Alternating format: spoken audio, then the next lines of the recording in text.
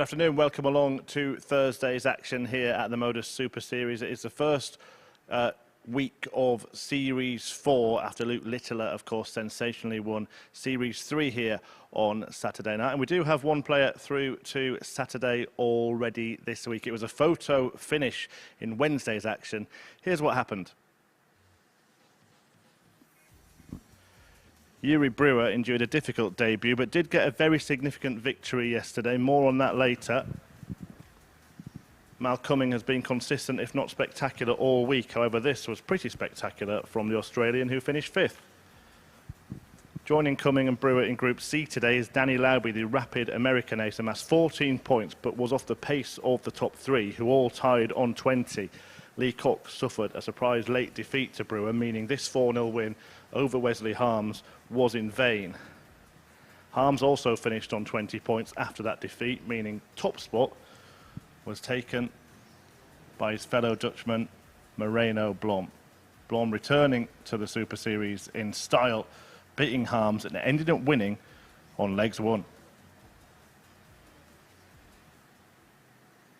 Yeah, Matthew Edgar was here throughout Group A and is for the rest of the week as well. A real sort of grandstand finish to that group.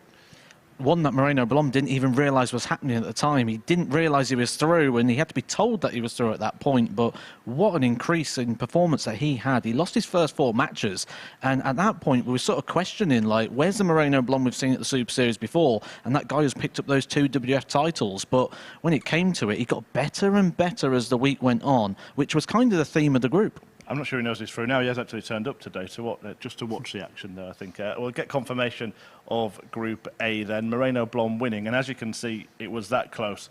Legs 1, Wesley Harms in second. He will feel hard done by, but the one I want to just draw your attention to here, Matt, is Lee Cox, because the last 3 times now he's played in a MODUS Super Series group, he's missed out on either legs difference or legs 1. And he's aware of that as well. He spoke about that to myself as I was leaving here yesterday. But one of the things with Lee Cox, I would say he's probably been the best player of the week so far. But he wasn't the best player of the week when it really mattered. When that key moment came, his performance completely dipped off. He lost to the man bottom of the table who had only had 1 win up until that point. On paper, that was a one-sided match. It didn't go that way. He lost that level of performance, and that would just be a slight concern for me with Lee Cox. Yeah, he'll be in Group B this evening, but we'll take a final look at Group A by the stats. Here are the numbers from what happened overall in that group. 100 breaks of throw, nice round number. Lee Cox there showing the 164, check out his ability, but what really stands out for you? For me, it's the overall average, 86.63. That is a good overall average, because after the first day, we was on 82. So for the amount of games that we've played, and we did have a performer in that group that was pulling down that overall stat, to have an overall running average of 86, that is a really good number. It shows the consistency that that group had. Well, let's see if we can carry that on then into the next couple of days. Of course, double headers here at the Super Series on Thursdays and Fridays, and we'll take a look at which players are now in which groups. So as we said, Moreno Blom, he's safe. He's in Saturday's session. Tonight, we're going to see Lee Cox and Wesley Harms joined by Ryan Palmer, Rob Collins and Keelan Kay. But the group that is about to get underway is Group C. The 18-year-old Charlie Large Lakeside boys finalists last year, Lauby, David Evans, Cuming, and the return of Robert Rickwood, along with Brewer, who had a tough time on debut, but did get that win that effectively stopped Cox winning the group. He showed moments as well, which is really encouraging. When you have a week like he's had so far, you need something to build on. You need some positivity. He's got plenty of them. He's got a couple of wins. He had a couple of good performances. And he certainly, at points, was starting to really back up those big power scores. He had plenty of opportunities at the double. It wasn't like he was completely getting outscored and outbossed. He just didn't make the most of those sort of setup plays. So, fresh start today, and I expect we're going to see a little bit more from him. Yeah, and Lauby was kind of the best of the rest. And the bookies have got him favourite to win Group C. Do you agree with that? I think they're probably right in the fact of the 2 players that have come out of there in Lauby and Cuming probably being the top 2. For me, Cuming's been the better player of the group so far of the players that are coming into this. He's been running around an 88 average. I think he's probably a little bit of value in there at 9-4. But I think realistically, any of those top 4 players could be a winner of this group. I know you're a man who prides yourself on your predictions, Matt. We're going to see your tips as well. So here's what Prime Time has come up with. Just talk us through these selections. I think it's really hard to find some value today, so I've gone completely the other end of this, and I've gone for an absolute crazy, nearly 14-to-1 shot here in this prediction. Now, there's a lot of value in terms of the handicap markets. I think that's where we've got to look today. We've got to have a good look at those sort of handicaps, 180s, big finishes, because when you look at the head-to-heads today, there's a lot of 1-to-5s, 2-to-9s, due to what we've seen so far from Brewer, and obviously the capturing with Charlie Large. They're looking at the factor of his age and his lack of experience. So they're looking at these top 4 players. So if you are having a play today, I think you've got to dig a little bit deeper. Yeah, and of course, gamble responsibly. 18+, begambleaware.org for more information about safer gambling. Right, I'm going to let Matt get down to the commentary box, and we're going to get today's action underway. The first of our 15 matches this afternoon is Robert Rickwood against Danny Lauby in the company of Henry Deacon. Thank you, Chris. Hello again, everyone. Welcome to day 4 here in week 1 at the MODUS Super Series. And we've got some way to start. 2 continents going toe-to-toe. It's England against the United States. And it's the kind of battle where we're going to see the fast, the furious, the entertaining, brilliance, and a little bit of fun as well, because we've got Danny Lauby on stage up against Robert Rickwood to kickstart our action. There we are, Rickwood, who is one of the true characters of the game. The 51-year-old from Burnley, now a Premier League town is Burnley, the smallest town to have ever played in the top flight of English football. Up against him, Danny Lauby, the 30-year-old from Terre Haute, played in 2 PDC World Championships. And it's fair to say we saw glimpses of his best and his brilliance, but we'll want a bit more consistency going into this 4th day's worth of action. So, lights out and away we throw on day 4. I'm Henry Deacon. Alongside me in the commentary box, hello, Matthew Edgar. Morning, Henry. Morning, everyone joining us today. I think we've got a really good day of action here. We just set up on the balcony. I think we've got at least 4 runners in this one. It's going to be quite a frantic run to the finish line here. Bookies find it hard to split them. So, game 1 of our day, really interesting group. There's a little bit of everything here. We've got players that have been there and proved it on the biggest stages. We've got the likes of Danny Lauby, who've played at World Championships. We've seen lots of Mount Cuming playing at World Championships recently. Then we've got talents like Charlie Large, who we've seen play at the Lakeside Youth World Final, beat Leighton Bennett on that Lakeside stage. But this is going to be a totally new experience for him, this. Beating Leighton Bennett. That is the key thing of all of that you just mentioned there about Charlie Large. Doing that on that Lakeside stage, a very iconic venue and an iconic stage, and to get that result against someone like Leighton Bennett, who, let's be honest, is one of the best youth players in the world. That's going to make it interesting to see what we see from him up in game 2. But this is all about Robert Rickwood and Dan Lauby. 2 players that will play the game at a completely different pace. Robert Rickwood likes to be a little bit more steady. Dan Lauby, as we've seen throughout Group A, 100. He will throw the darts like they're hot. There's a brand new feature regarding Robert Rickwood this time out, and that is something that you cannot see. You're going to see some brilliance from him. 123. But missing is the famous Robert Rickwood bracelet, which has adorned him pretty much throughout the course of his career. 140. Apparently he went to the Challenge Tour in Germany not too long ago, and he lost the bracelet, put it down for a couple of minutes, and it came and went. Apparently, he's had it for 30 years, and he told me jokingly it's the longest relationship he's ever had. I don't believe that for a second, because I'm pretty sure there's probably some £5 notes 64. That he's had for that long as well. Matthew Edgar calling people tight. You've obviously not met Robert Rickwood, have you? First thing he said to me, came up, shook my hand, said, good to see you. Are we going 40. For a drink after the show? I says, I can't today, maybe tomorrow. He says, good, you're buying. 99. Nice to see you, Robert.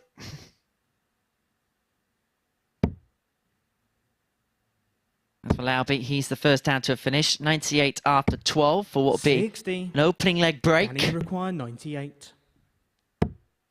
Down we go for double 19. That's and he'll take that as a solid enough start to proceedings. 15 dart, breaker throw, and Danny Lauby is on the board in Group C. And it's fair to say, Second leg is Danny to throw his Group A first. campaign, Game on. you may just feel there was a little bit of opportunity passing him by when you consider there was a couple of times 140. when he was put in good positions in the group. He started off days well and then petered off towards the end of it. And maybe if he just picked up 1 or 2 more victories, he could have been in that equation along with Moreno Blom. I don't think we saw the best of Danny Lauby, and statistically that backs that up as well. Danny Lauby, just shy of an 83 average over his 3 days of play. That's about 4 points down from his sort of seasonal stats over the last 12 months, and certainly down on what we'd expect from him. I really highlighted at the start of the week how impressed I was with the fact of him sort of having this level of focus and determination. 60. But as the week went on, he sort of became that same distracted Danny Lauby that you tend to get with the quicker players. It's very hard to stay in that sort of focus. Had a really interesting chat with Danny earlier on this week, and we're going to publish that at some point over the next couple of days on the Super Series YouTube channel. He feels like this is now the point of his career where he's got to make that kickstart. Well, he's kickstarted in this particular match. In the second leg, it's 81 after 9. Potential 11 if he finds a double 12. 69. But he is going to have the luxury of time with Rickwood all the way back on 3:13. I think for a lot of people, they assumed the kick-on point for Danny Lauby would be that World Championship game with William O'Connor, because he backed up the previous year with that game against Ryan Searle. Danny, you require 12. And it hasn't quite materialised yet for Danny Lauby. He's always a danger, he's always a threat. And he's 2-0 up against Robert Rickwood in another 15 dart leg. That's back-to-back 15 dart legs for Danny Lauby. He's making a bit of a statement early on in this one. Third leg, it's Robert to throw first. Game on. Laying down the gauntlet, which in a 2-day group, which Group C is.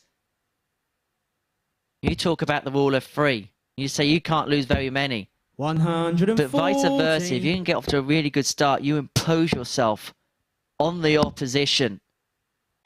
100. Create that element of fear. And if you are new to us at the Super Series, this is game 1 of 25 we're going to show you today. Up until around about 1 o'clock 140. in the morning. We'll have a little bit of a break at around about 6 o'clock until 10. And we'll then bring you Group B action. And if it's anything like this start from Danny Lauby, we are going to see a day of super tungsten action.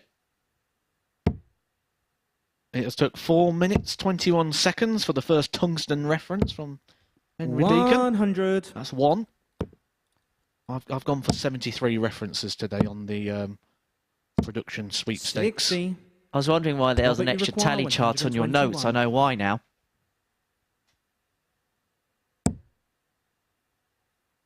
Treble 17. Would have given her a poke at the ball. 57. Danny, you require 161. So a good response this from Rickwood when you count for how 60. Danny Lauby's come out like a whirlwind here. Robert, you require 64. Back-to-back 15 dart legs. Rickwood got a chance to respond with one of his own. Double 16. 32. The way Danny Danny, you Lauby's playing, you require won't write off 101. this opportunity. He only needs 1 treble to get a dart at the double. Can't find that treble. 49. Robert, you require 32. Is this those little mini opportunities that you mentioned in the Group A that he wasn't able to take advantage of? Game shot in the third leg. Robert Rickwood. And the Rock. Rock solid there. Good leg from the Rock. We're going to smell Fourth what leg, he's it's cooking Danny at to any throw point today. first. Game on. I haven't been in a commentary box with you for a while. I forgot that the wrestling puns will be coming in 10 to the dozen. 100.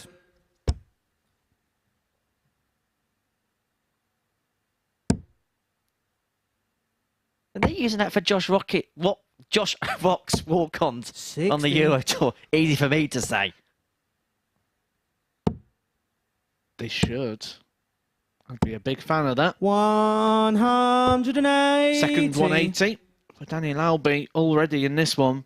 He managed to hit 12 in his Group A campaign.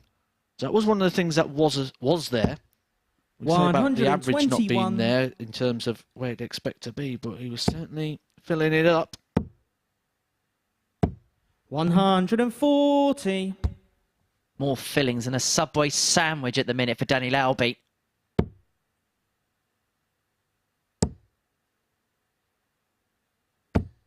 On for another 60. 11, potentially. Danny, you require 81. He did leave double 12 a couple of legs ago for an 11 dart leg. 12 will do. But of course, doesn't have to chase the bullseye with Rickwood back on 260. Yeah, good sensible play that from Danny Lauby. He's a multiple champion. He's won many 41. titles, certainly in America. Oh, a lot of them came in 2022, just last year. I think that's why he's probably expecting a little bit more when he's come over here on this occasion. But there's a bit more. There's a bit of pressure. There's a bit of urgency. Danny, you require 40. From Robert Rickwood. Game shot and the fourth leg. Danny Pressure? Lauby. What pressure? Danny Lauby says gets it with the first dart. He's winning legs 15, 15 and 13. Fifth leg, it's Averaging Robert to throw first. over a ton. Game on. As Robert Rickwood would say that 85.63 is a solid enough start to a group, but it just hasn't been enough. Well, just cast your mind back not too long ago. We had the graphic on the screen. 140. I was up on the balcony with Chris Murphy, and the average for Group A was 86. Robert Rickwood with that 58. 140 now surpasses that, so he's playing better than the standard of the group of Group A, which is where Danny Lauby's come from. So, by that sort of context, you should expect that 140. he can get back into this match.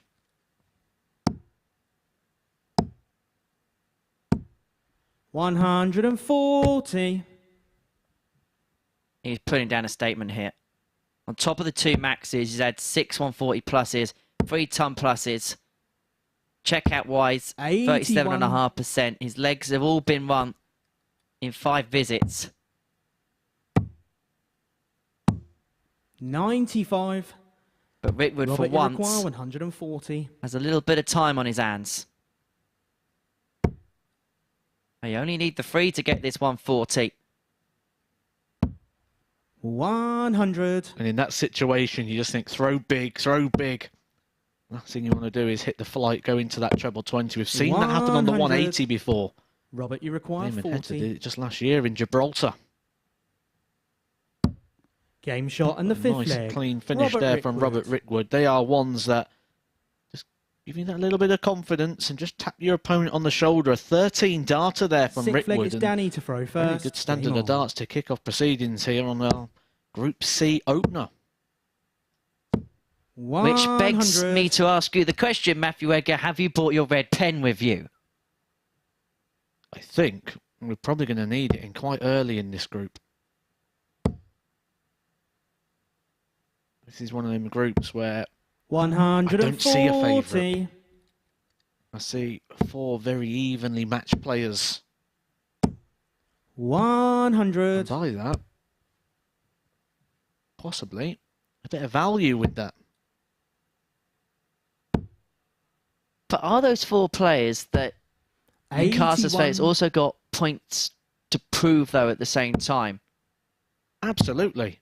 They've got a point to prove because they're not a favourite. 58. If they didn't have a point to prove, they would be the clear favourite. And the fact that we don't have a clear favourite here, and I think that it's a contested favourite, I think kind of makes a point to prove for all those players because they'll all assume that they are that. 140. I mentioned earlier on in the week, if you go into a practice room and you look around it and you go, right, who's the favourite here? And you can't identify them with your eyes, it's you.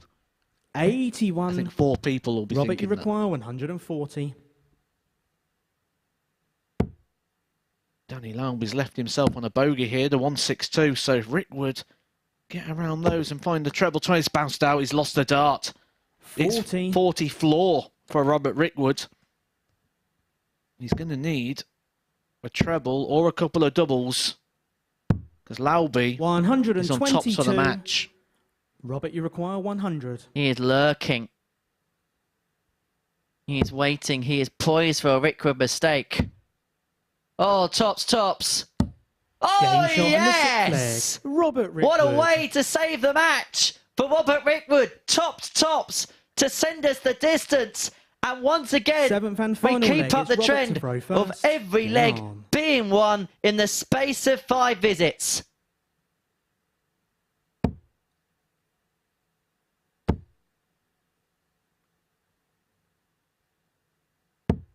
$60. Safe to say you enjoyed that one. It's good to be back in the commentary box. 57. And Dan Lauby did everything he could there. It was a fantastic setup from Dan Lauby, the double treble shot to leave himself tops. When the first dart misses in that situation, as a player stood behind, you think, here we go. He's got to be perfect from here. And it was. Really good from Rickwood. 42. And Lauby, who's had disappointment already this week. He'll be disappointed that he's playing in Group C. That means he's finished in the bottom half of that Group A table. That's not somewhere Danny Lauby wants to be or expects to be. So the fact he's even playing this match is kind of a negative from what the projection would have been before he came here. 180. Class. Came up dry in his first 2 visits of the leg. It looked as if he might be out of it. And then he conjures up his third max at the most perfect time to pile the pressure back upon Robert Rickwood. 125.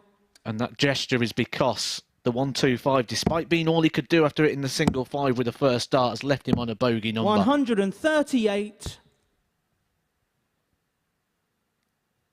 And so he can only go large and then hope that Lauby can't convert. Well, he's done the large bit, but will Lauby do his part of the bargain? Well, that's 79 left. So think about his options. Went treble 13 to give himself a dart at tops. And he grazes the wire for the match. 40. And so Robert Rickwood, who has had to survive the Lauby onslaught, finds the win. And the match, Rickwood wins in his first match at the Super Series. He gets the better of Danny Lauby in a high quality contest by 4 legs to 3. Next up is a debut for Charlie Large up against Cuming.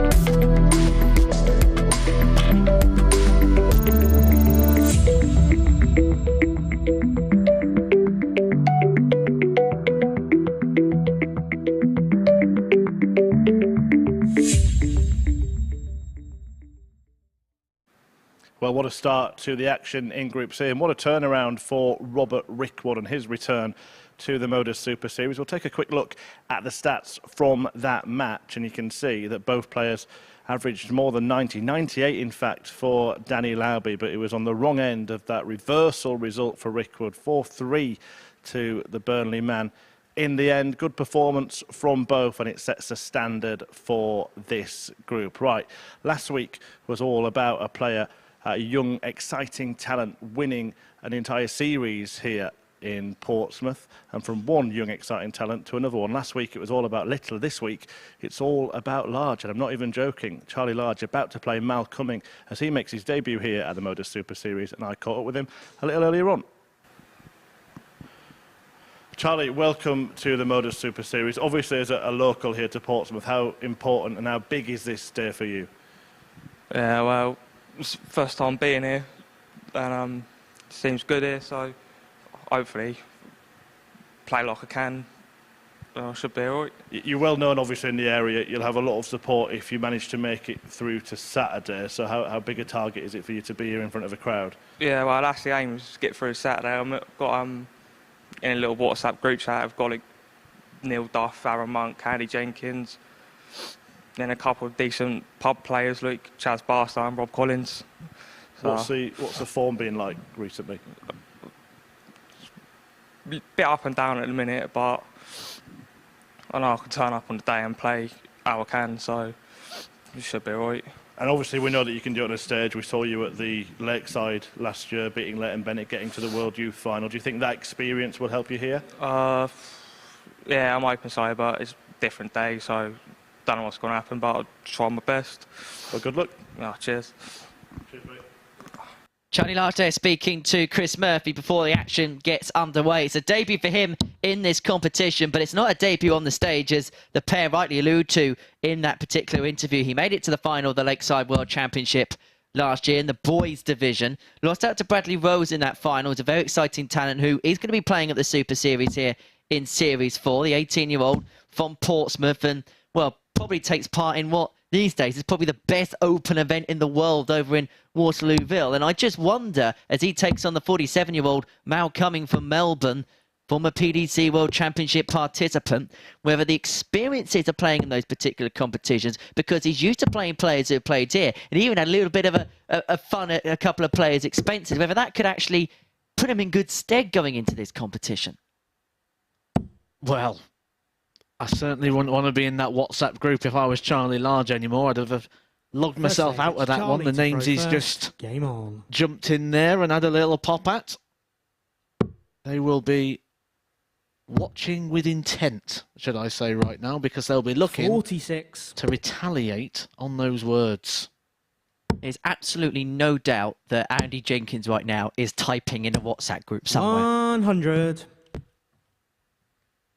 But what about Mal Cuming, Matt? Because he could count himself a little bit unlucky, can't he? Because he played well in patches, but everybody seemed to play their best against him. It was almost a backhanded mark of respect towards him.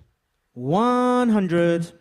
He averaged, on the worst day, an 86. His best was near enough a 91. He only managed to win one match on the day where he averaged 91, but there's always 58. a reason for that.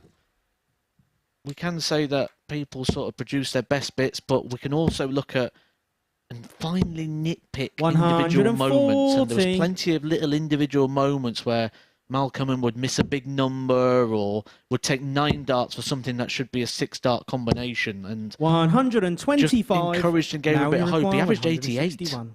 across his Group A campaign. 33% on the doubles. The numbers are fine. 81. But Charlie the required numbers aren't the 143. results. You've got to be able to turn them into wins.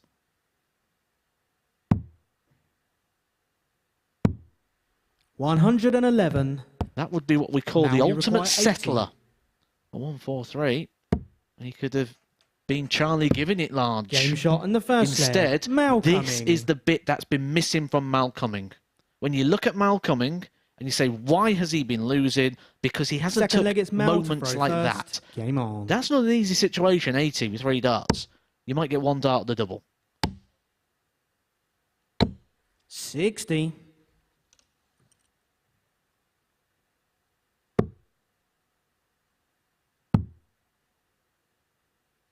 Just going to have a look at 93. the players' side on start. So we can have a little bit of a better look at how they compare and contrast. This is the action of Mal Cuming. What do you make of that? It just feels like a traditional 41. kind of stance from him.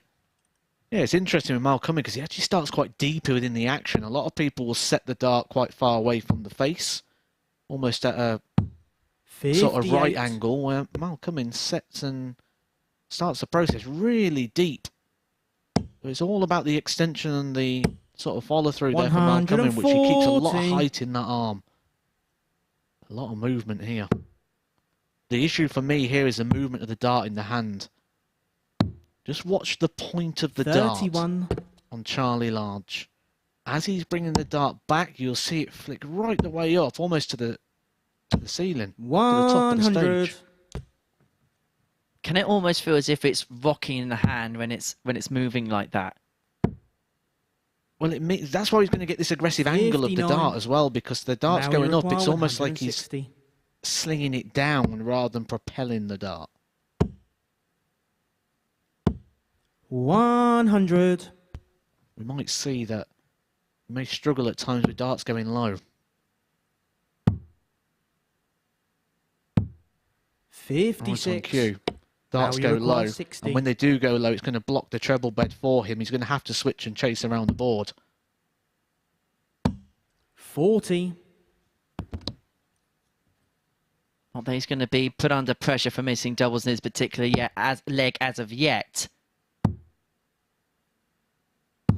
96. So Now for we a 2-0 require lead. 20.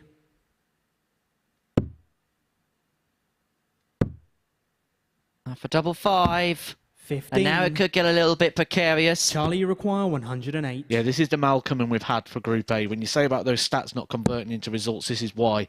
Offering that encouragement and that hope. And it's double 16 again. He missed it in the last leg shot for a in the second 1-4-3. leg. He takes it Charlie in this one Large. for 108. Large finish early on. And don't worry, I'm not going to do that all day. Third leg, it's Charlie to throw first. Game on. I'll have to get my own tally chart now. So at least you didn't put tungsten before it. 40.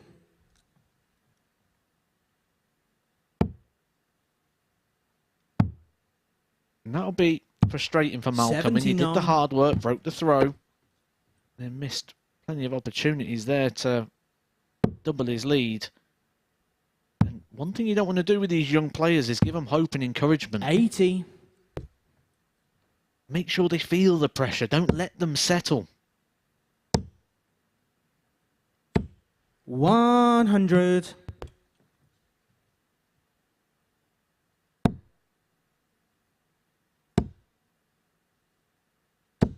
Now, I don't know 100. if Mal Cummings saw Charlie Large's run to the Lakeside final, but he actually has Charlie tattooed on his arm. There it is there. 100.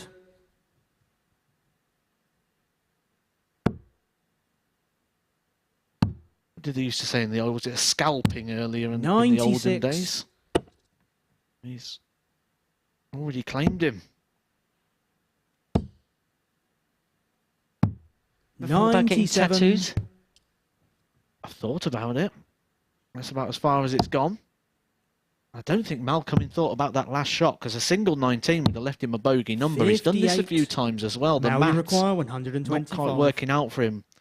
Just lucky that the application was so good. I 105. think this is everyone's Charlie favourite finish, require the 127. 1-2-7 and game. 127?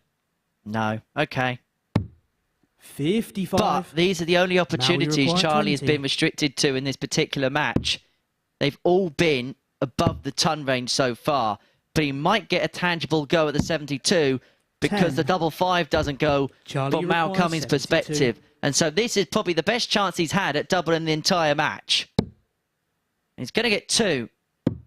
Game Only shot needs in to the win a third double leg. 6 Charlie to take a Large. 2-1 lead. And Mal Cumming, who's been in full control of the game, but 1 from 9 on the doubles, has opened leg, up it's Mal to the throw door of first. opportunity Hang on. for Charlie Large. And when those opportunities have come to him, he has taken advantage of them. 2 out of 3 on the doubles, and the one he missed on the back of a 42. 1-4-3 combination.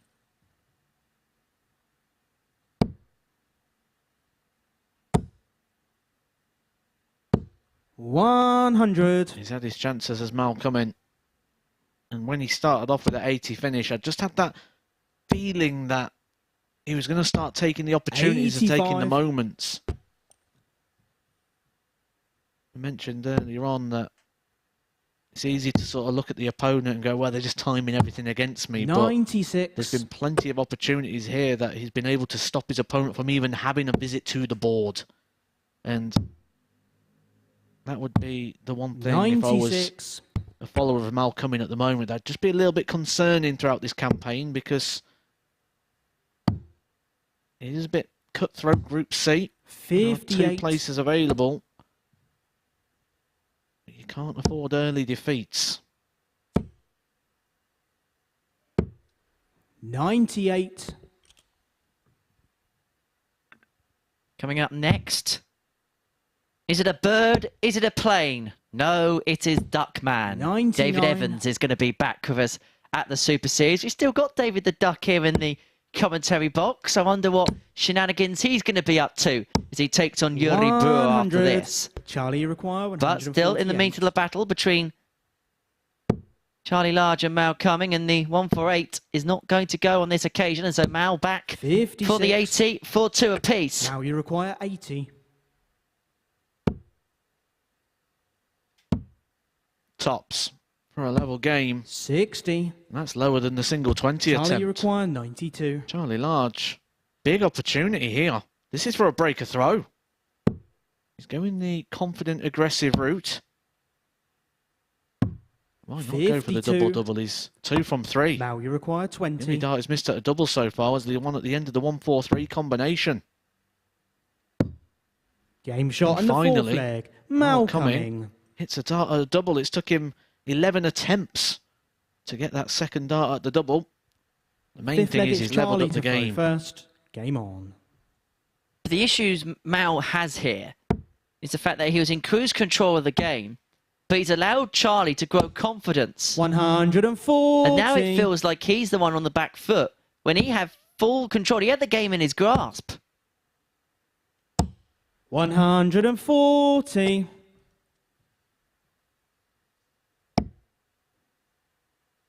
Allowing Large to make a bit of a noise in this match. 100.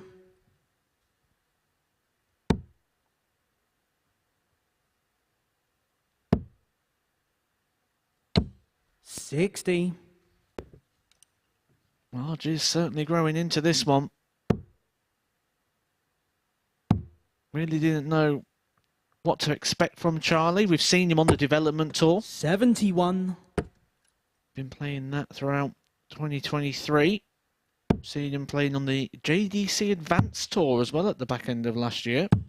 58. But when you just look at the raw numbers, you'd have thought he may find things a bit tricky, but there's something about lights and stages and cameras that just 60. make you come alive.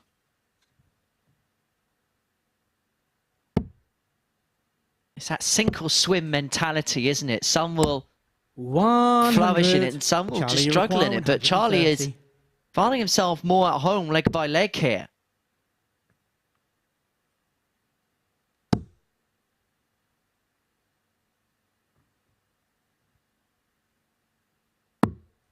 $50. Mal, Don't you mind that require switch. 143. Don't mind that one at all.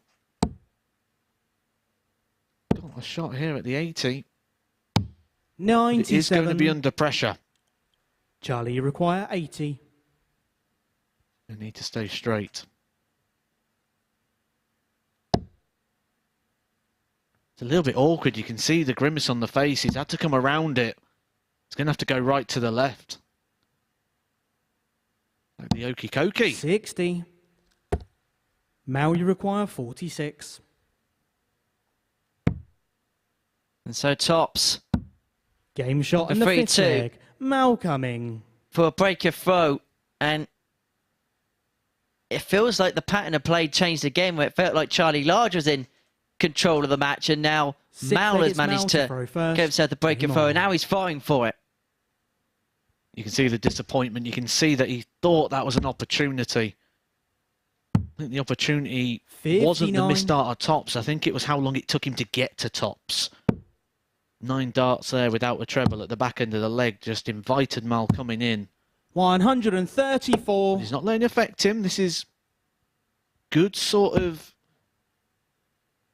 experience play from someone who's very inexperienced. 59. And a big recovery there for Mal coming. After scoring 2 single ones with the opening 2 darts. This is something I'm liking about Charlie Love. 96. This switch to the 19 seems to be very profitable for him at the moment.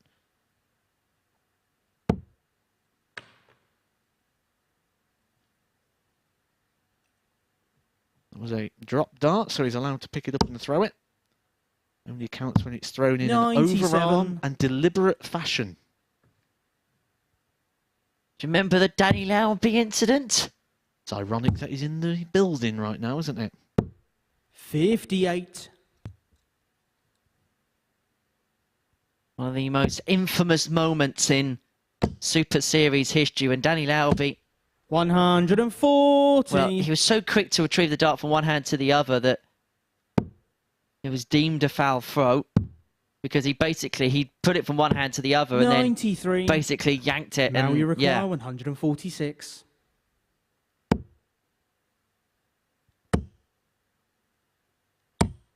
43. Now that's an opportunity for Charlie require Large. 120. As Mal Cuming can only get one dart of the double. Just got to set this as handy as he can. Again, recovers well on the 19s. 72. However, could Now you we argue require that you've got to make sure 103. by hook and by crook you've got to go with the second dart? But Large is going to return. 4:48 for a level game, and it'll be our second game in succession here. 67. That will go to a deciding Charlie leg. require 48. 2 16s. Doesn't like the angle. It's awkward the way that dart went into the board. As you can see, he's only really got that top bit to aim at, 32. and he's adjusted too high. And so Mal is back 36. for double 18 for the match. Following a miserable campaign in Group A where he wasn't able to win the big moments, he is able to win the biggest of and them the all match, there for Mal Cuming. Cuming with the last start in hand. He wraps it up for a 4-2 success against Charlie Large, who was impressive in moments. It'll be interesting to see how his day goes as the day goes on. Coming up next, David Evans, Yuri Brewer.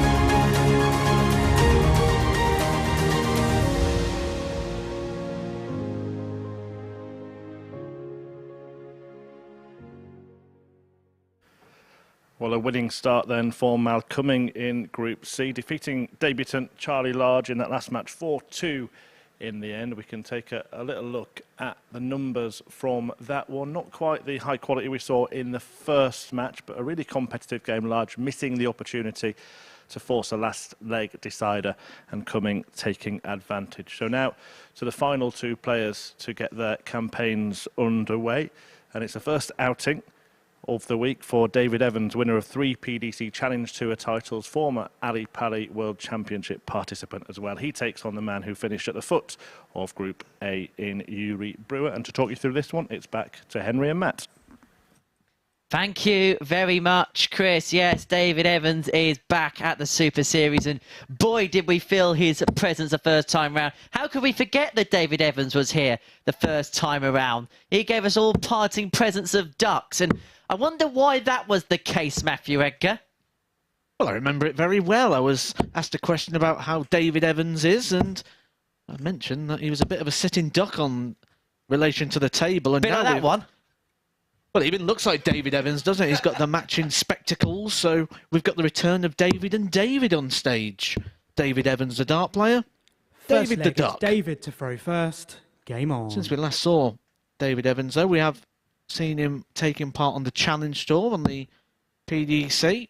he's not had massive levels of success on there, but one thing he is doing is he's really starting to find his feet again after losing his PDC tour card. It did appear to hit him quite hard. That's where he wanted to play his darts. He wanted to be at the very top level.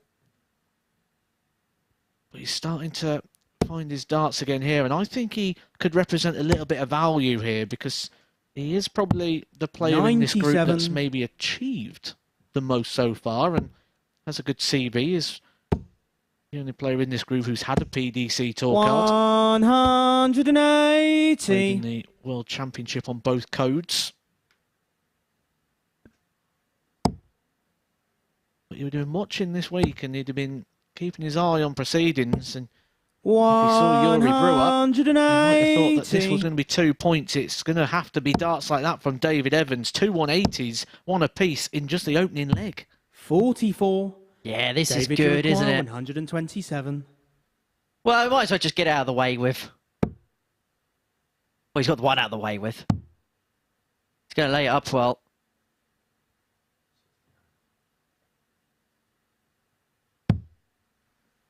$77. That's for Yuri Brewer. Fresh group. Fresh perspective today. 60. Every player starts on 0, and that's the way that he's got to look at things. 50. Can't get consumed by days 1, 2, and 3. Fresh group, but not a fresh mind. That last dart. Game shot and the first finish, and that just David Evans. Makes David Evans, who won't know too much about him, just think, I'm playing an inexperienced player here.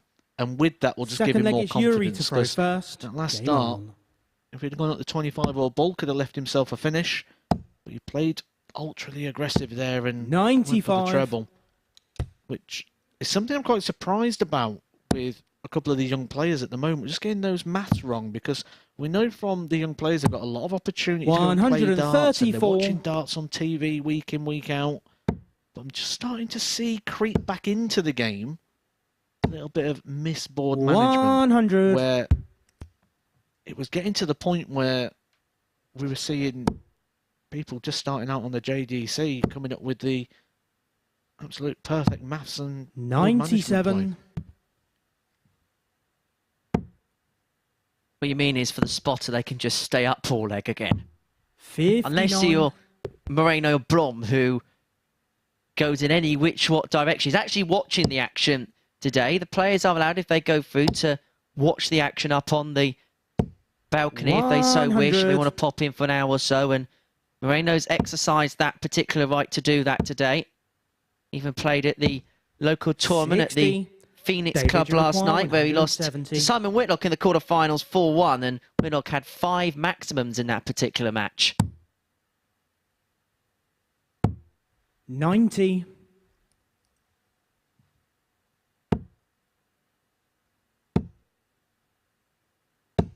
100.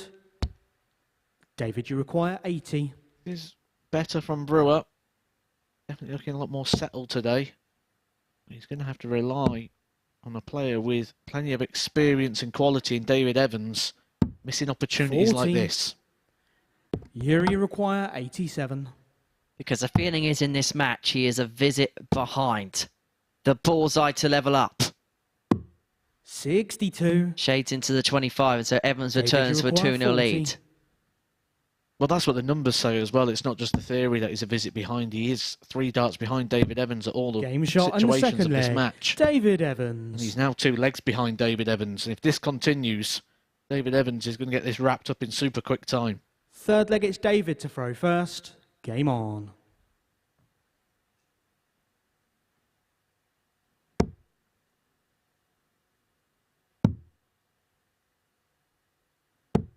$93.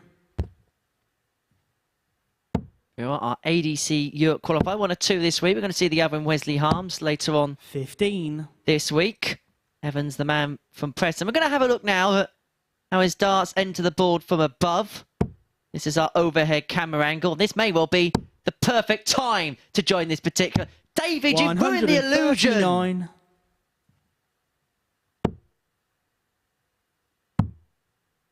One of the interesting things you'll see from this 96. angle, though, is the fact that Yuri Brewer's darts going at different angles. just shows just a little bit of lack of control of the dart, and he does lose the dart a little bit in the hand. You'll see he starts with a point very pointing down to the floor. 134. Causing that bit of lift and just not got that same level of control over the equipment. 137. Ignore dart 2 because it was a David, you deflection, require but you see with dart 3 there 135. how it sort of kicks over to the side. You mentioned he's a visit behind. He's a visit behind again. David Evans dominating this game. 49.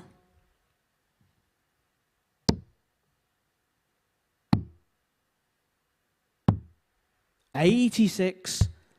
David, you require almost 86. Justin Smith-like the Yuri Brewer action as Evans returns to 86. Has a little glance over. Brewer's on 167, so he is going to chase the bullseye. 53. But he doesn't find the bullseye. You require And so, 167. well, this is what he's been restricted to here, Yuri Brewer, and he's not going to take out the 167. And so, for 97. 3-0, in the flash of an eye, David, you require it's 33 for 33. Evans.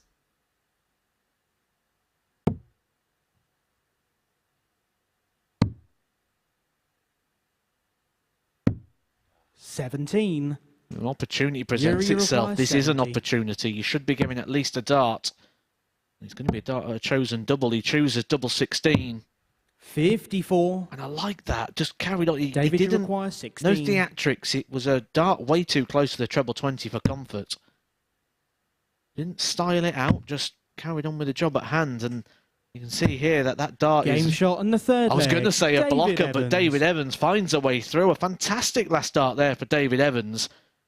And he makes it a hat-trick of legs here. Fourth at the leg, it's start of his Yuri Group to C throw campaign. first. Game on.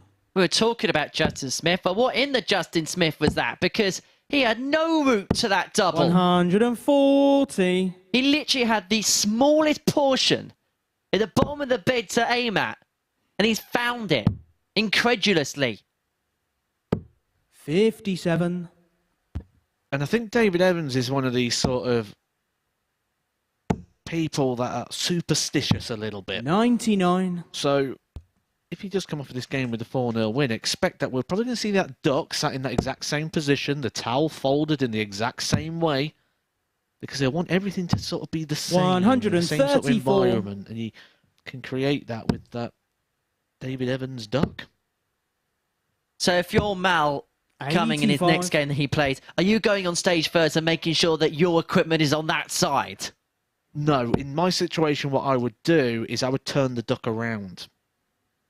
Because then you'd notice that I've turned the duck around, and then you'd be thinking about the duck. Well, there's always ways to 60. win games.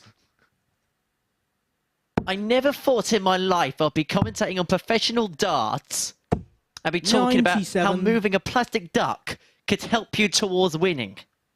Go on, Yuri, move the duck. I think he did. He must have heard you. 180. Yuri, you require 80. Tops.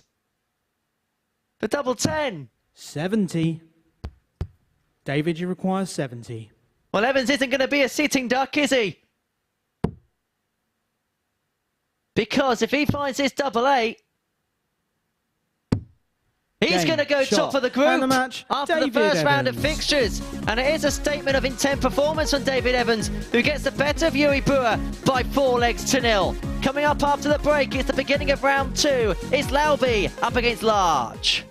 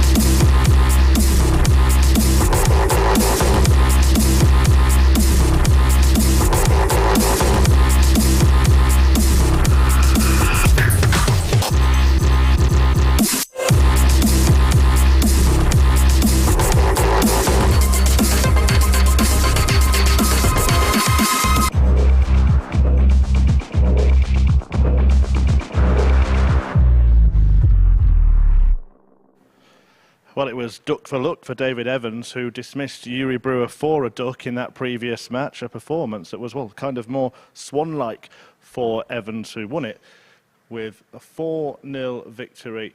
Brewer missing 3 darts at double in the game, but Evans just cruised to victory in that one and is the early pace setter in the group. Right, game 4 then features 2 players who lost their opening fixtures, but in truth, both of those bouts could have easily gone the other way. It's a Lauby large liaison, and it will be described by Henry Deacon and Matthew Edgar.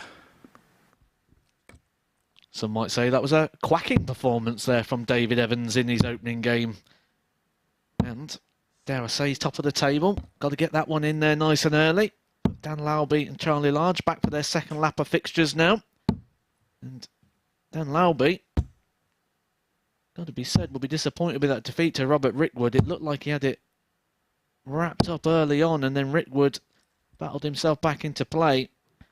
Charlie Large went down 4-2 to Mal Cuming. So both these looking for their first victory of the day.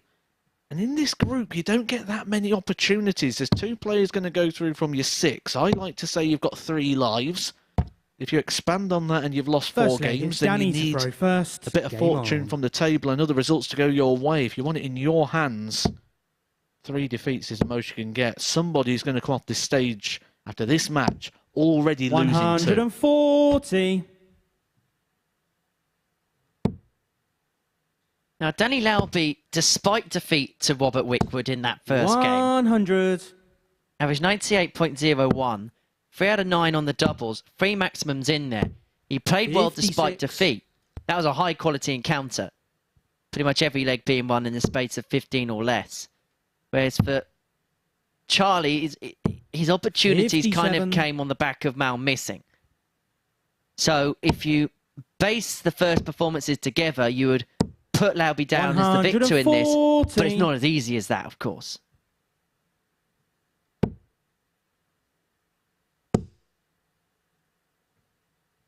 And also, this will be a new experience for Charlie, playing 100. this kind of group stage darts, that when you lose, you come off the stage, you've got to try and get yourself back up again for the next fixture. You can't allow 95. despondency to creep in.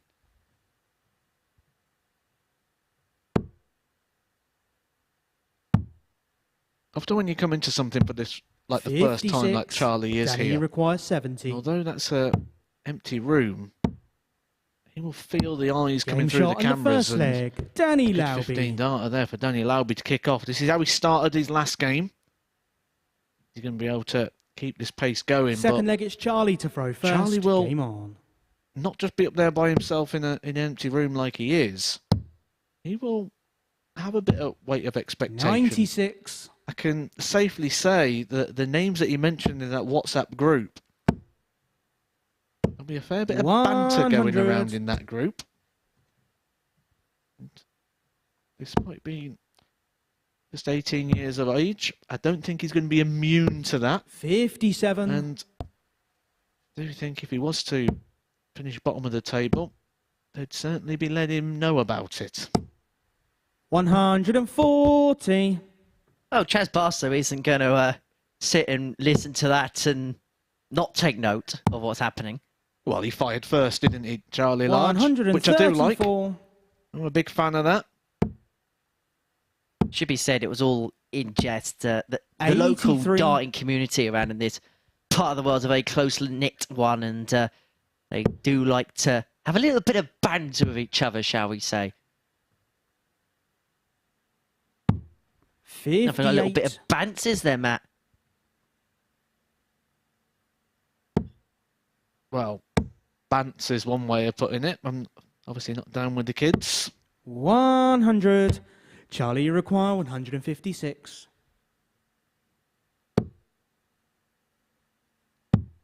Sure, there'll be plenty of bants 56. on the commentary box when Danny, you Robert require Rickwood comes back. 78. Plenty of Robert Rickwood stories to share with you. 38. Charlie, you require There'll be no 100. rubber wings around Robert Rickwood, that's for sure. Charlie Large, ton for a level game.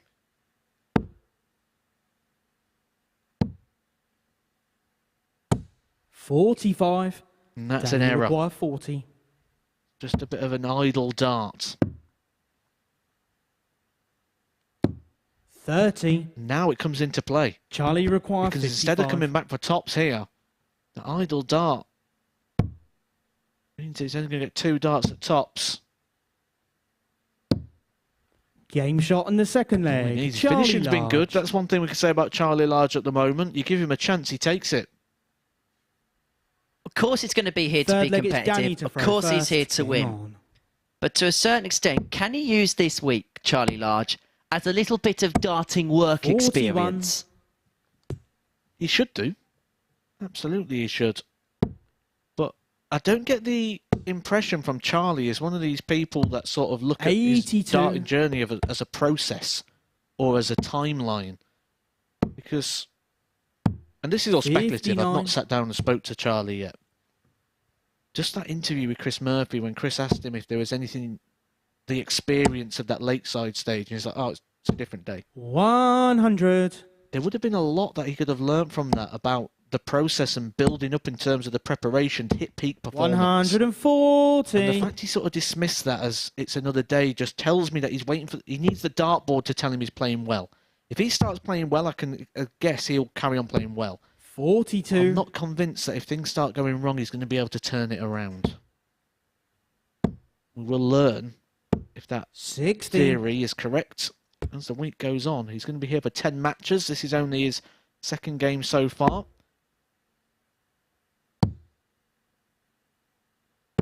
57. Now, it was a special moment for him. He was picked as part of the Untouchables lineup at the end of last year, playing in front of his home crowd at the 100. Portsmouth Guildhall. The event's going to be back at the beginning of December. Tickets available via dartshop.tv. Good lineup this year as 60. well. The Power and Danny Barney be Require, going toe-to-toe.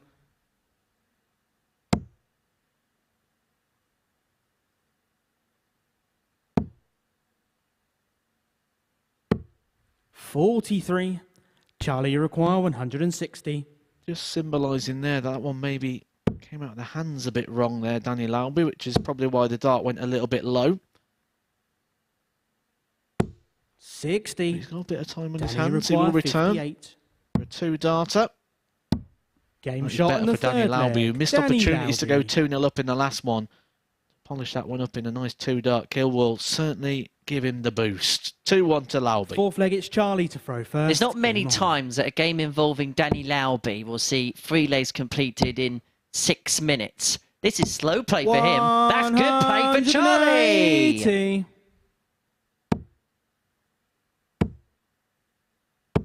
$140. Maybe the blue touch paper's being licked. Maybe we're going to see something a little bit special. 180. He's 141 points away 80. from being Charlie the second require man 141. to hit a 9-darter in this venue. Conor Heenahan has 2. What a fine effort that is there from Charlie Large. This is where the audience would be giving him a round of applause. 75. 7 darts in the treble 20. But now the job and the task moves on. Now it's about winning the leg. 48. Charlie, you require First 66. things first, get it in the leisure. Forget it's even happened. Class Game from shot on the Large. fourth leg. 2 apiece. Charlie Large. 12-dart leg. And a statement and signal of intent. And that was appreciated by Danny Lauby. There, Fifth just a leg is little Danny nod of to throw first. appreciation as Game on. Charlie went past. He's one of those people, Danny, that's very appreciative of good darts. Of 140. course he wants to be competitive. Of course he wants to win. But he can also be very respectful of what his opponents can fire in at the same time. 60. Charlie Large will be hoping to put together the Charlie Large highlight reel 56. at the end of the week. There's a leg for it, a 12-darter. Really good positive signs. I mentioned not too long ago, I feel when things start 140. going right for him, he's going to know how to keep that run going. He's continuing that in this leg. 100. Danny Lauby is going to just sense a little bit of urgency at this moment. The switch has been flicked. 60. 3 really well thrown darts there with no reward, right on the wire. 45. This is an opportunity here. When you're looking at this sort of international level. 96. The opponent hits Can he a require 45 from 160? 205. Potentially leaves himself at least 6 away. And he's 23. making an absolute Charlie mess of require this. 145.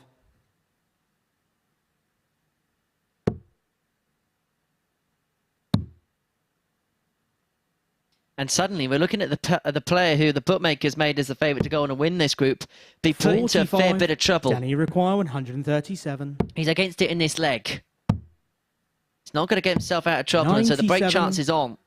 Charlie require 100. And if the break is accrued, he's fine for the match, Charlie Large. Tops is what he wants, 2 in hand. He's been quite good at the doubles today, although that was pulled quite low, and the facial reactions Game shot showed in the exactly fifth that. leg. And so Charlie Large Large. now is throwing for the win. A win which would put Danny Lauby in a sea of trouble. Would put him into murky waters here at the Charlie MODUS to Super throw Series first. Game because he'd on. already be 2 defeats into what Matthew Edgar likes to call the rule of 3, where any more than 3 defeats, you can probably count your chances done. 100.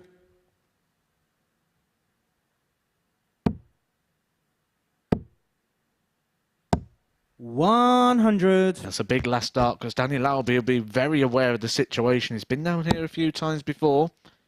He's an experienced enough player to know that this is a vital 100. leg of darts here in terms of his campaign. And Large is doing the job here. Treble or visit. 93. All you need to be doing in this situation. Forces your opponent into 2.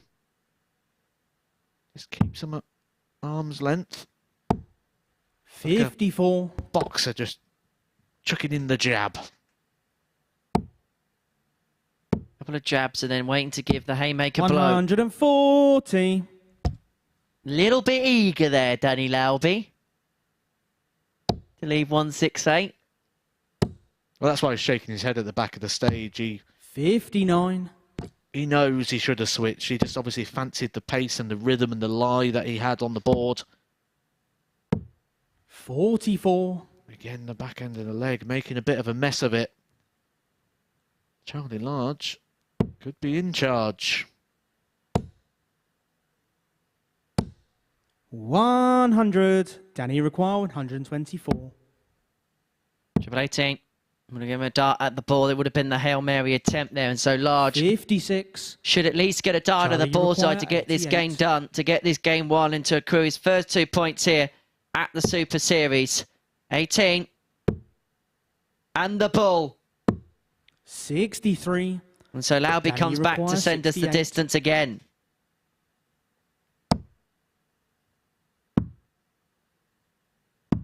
$64. I think Charlie you'd have require expected 25. there, one right on the wire. 2 darts missed to save the match. Going to be 2 darts for Large to win it.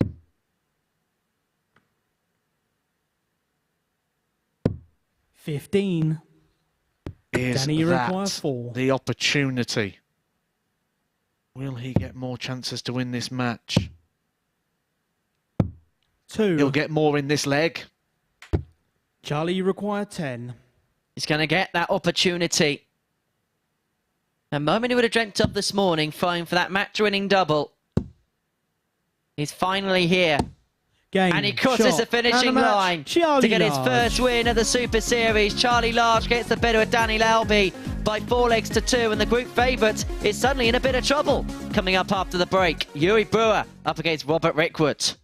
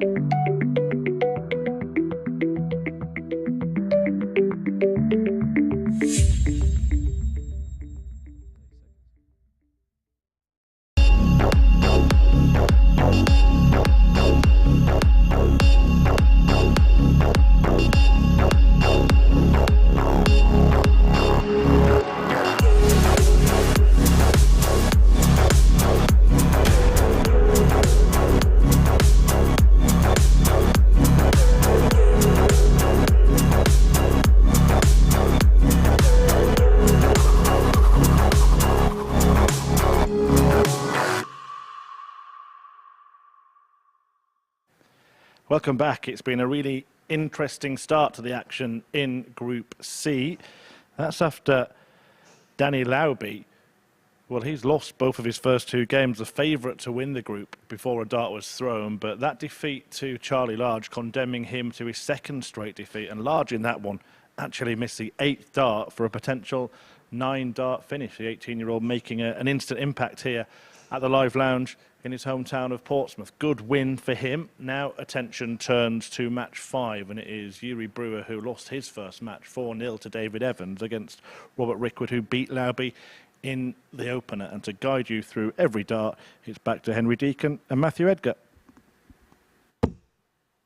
Thank you very much, Chris. So it is game 5 of our afternoon session. It sees the return of Yuri Brewer and Robert Rickwood to proceedings here at the Live Lounge in Portsmouth. For Rickwood, really good victory against Danny Lauby in a high-quality opening affair. As for Yuri Brewer, there was moments in that game against David Evans, but as we've kind of spoken about for the lot of the week, he's still finding himself a visit behind in First leg, it's Yuri certain to matches. throw first. Game on. Be interesting to see what happens in this one. Robert, who's had a good time of it, really, hasn't he, of late? I was speaking 85. to Scott Mitchell, obviously our commentary colleague, over the first 3 days' action here, and said he played him at the Challenge Tour at the weekend, and it was impressive what he saw in response. 41. I think it was a Challenge Tour event where I first met Robert Rickwood, actually. So I've got some stories 41. for you. It was actually, we'd gone up to the bar and he'd ordered a Pepsi. And it wasn't quite filled up to the very top. And he says to him, "Can you fill it up to the 43. top, please?" And there's a line, isn't it, that goes around the top of the drink, and you don't actually fill it up to the top of the glass. So they was trying to explain that to him, but he weren't having it. 59. And he insisted that he wanted the glass filled up to the very top. It was, however, one of those plastic ones. So when you picked it up anyway and squeezed it, it all poured out anyway and went back to the same sort of space. But he wanted what he paid for. 100. He thought he paid for a Pepsi to the top, and he weren't moving till he got one.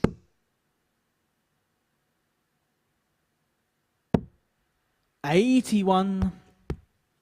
You'd hate to buy a packet of crisps from a service station then. Well, he went out for breakfast with Steve Brown as well when we was in the old Southampton venue, and let's just say their interests and tastes and their choice of 140. cuisine are slightly different. So he's gone in and sat down, looked at the menu, gone to walk straight back 100. out again. Steve had to buy it for him. He weren't paying that. I said, "Robert, what do you think's a reasonable price to pay for a breakfast?" He expects it for about £3. 60. Yuri, you require 135. There are certain establishments that will partake in that. So Rickwood then 57. 117 for the break and Robert, throw you in the require opening leg of this encounter. 117. Goes downstairs first. Last time he was here, he was teaching me a couple of 93. interesting ways. He's been listening to a Yuri lot of Dutch requires players, says 78. Robert, about particular routes he likes to go for. It's a double 6 that Brewer's going for here, 66. but to no avail and no success. Robert, you require 24. And so for the opening leg,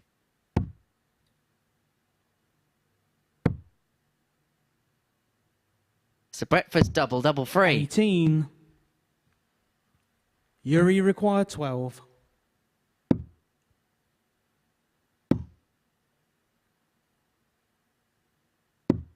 Game He shot worked on the across first to that leg. one really well there, Yuri Brewer. Brewer. Building towards a double and hits it, but you see Robert Rickwood disappointed with that one. He certainly Second will leg feel is that he Robert should to have throw first. got the breaker Game throw in on. the opening leg.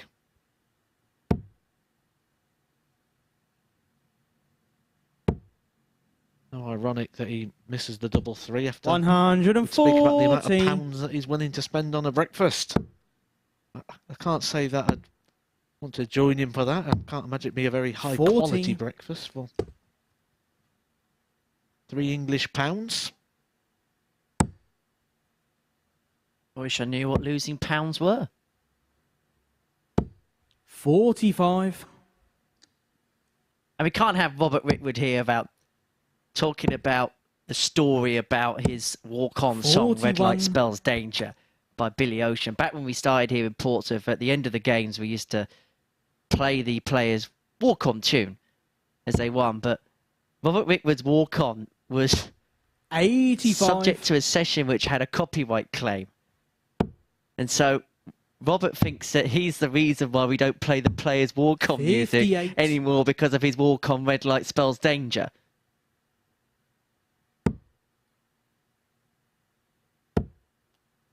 One of his sort of go-tos, his catchphrase is, 26. says he can't speak. I think that'd make a great interview if he gets through to Saturday. If you ask him a question, Robert, how does it feel to be? And he just stands there saying nothing, just doesn't say anything.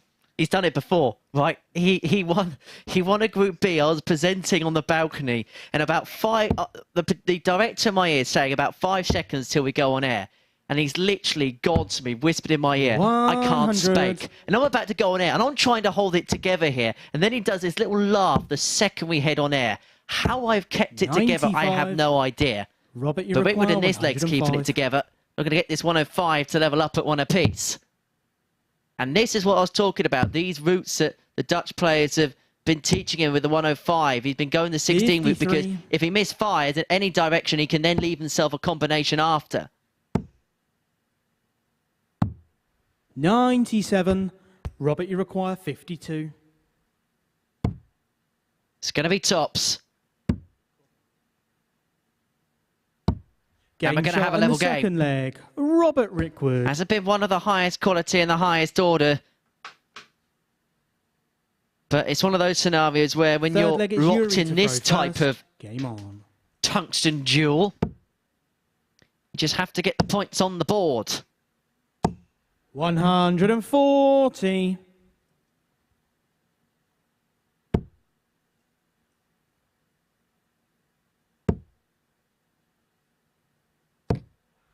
$95. Well, we're going to have a look now at the players' actions, beginning with Yuri. 45. Robert Rickwood just hasn't changed, has it? Since the dawn of time. But the roots have. I've been quiet for a few because I've just been trying to work out this 105 breakdown from the 16s. I've never seen that before. That's an interesting one. But I think I mentioned earlier in the week the issue that 59. Brewer's got is just losing that dart in the hand. You don't want that point to be sort of flickering and wavering. You want it to be stable so it can go on its natural arc. When you put that propelling onto it, just going 60. to have to have a bit of unnecessary lift. 60.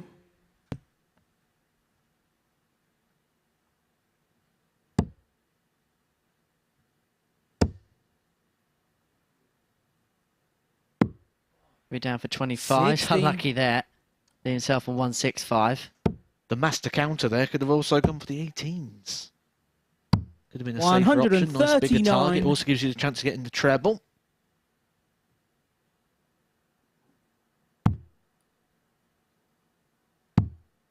See, this is a nice way. Another one of those will leave in the double 16. 95. Yuri Who says require you can't 58. teach an old dog new tricks. Game shot in the third 2-1 to leg. Yuri Brewer. Yuri Brewer. I'd rather it be that than having a two-dog horse fight as we did yesterday on the presenter's chair. Fourth leg, it's Robert to throw first. Game on.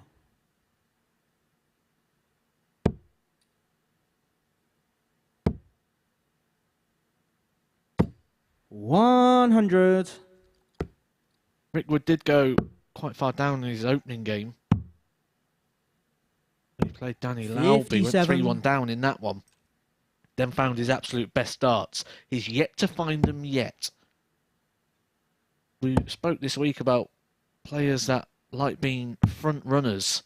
Is 35. Robert Rickwood going to be one of those players that seem to play their best from behind?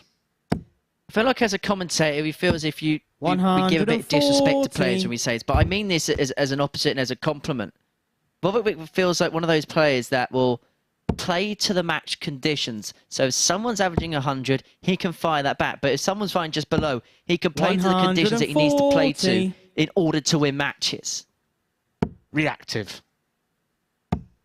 When you tend to find that the very best players in the world are very proactive, because when you do get reactive and you get drawn into one of these sort of games, these are sort of games that can just bite you and you can lose points or get knocked out of a tournament against somebody that is probably below your talent grade.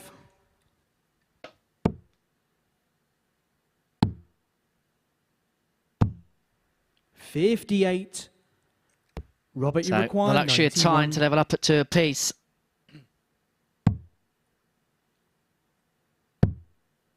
He's looking at the double-double there.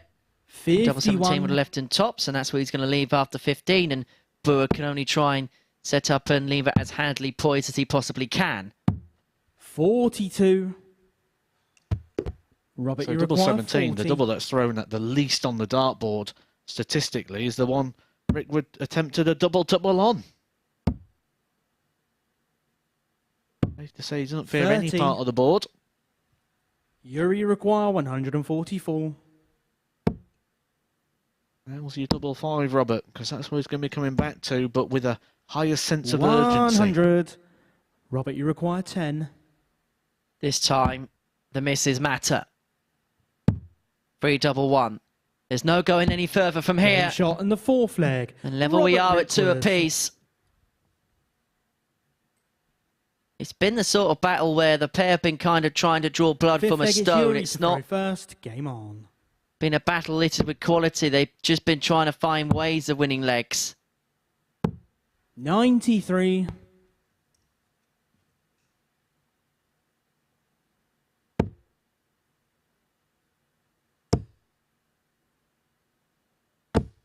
Coming up after this, we're going to see Mal coming in action up against David Evans, and then we're going to have a little bit of a break before we join our friends and colleagues 140. at Sporty Stuff TV. The coverage will begin there from 3 o'clock. We'll be with you until around about 6, and then we'll be back at 10 o'clock for Group B action here at the Super Series. 140. That'll be the case for today and tomorrow before finals night on Saturday.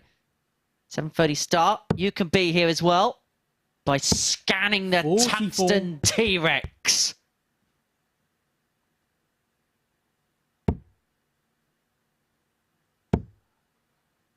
You love the T-Rex, don't you, Matt? Yeah. 92.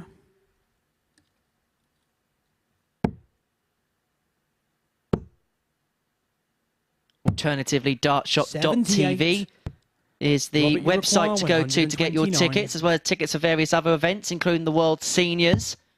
So 129 for Rickwood here, up for treble 20. Would have given him a poke at the bull. Not going to happen this time. And so Brewer here, 75.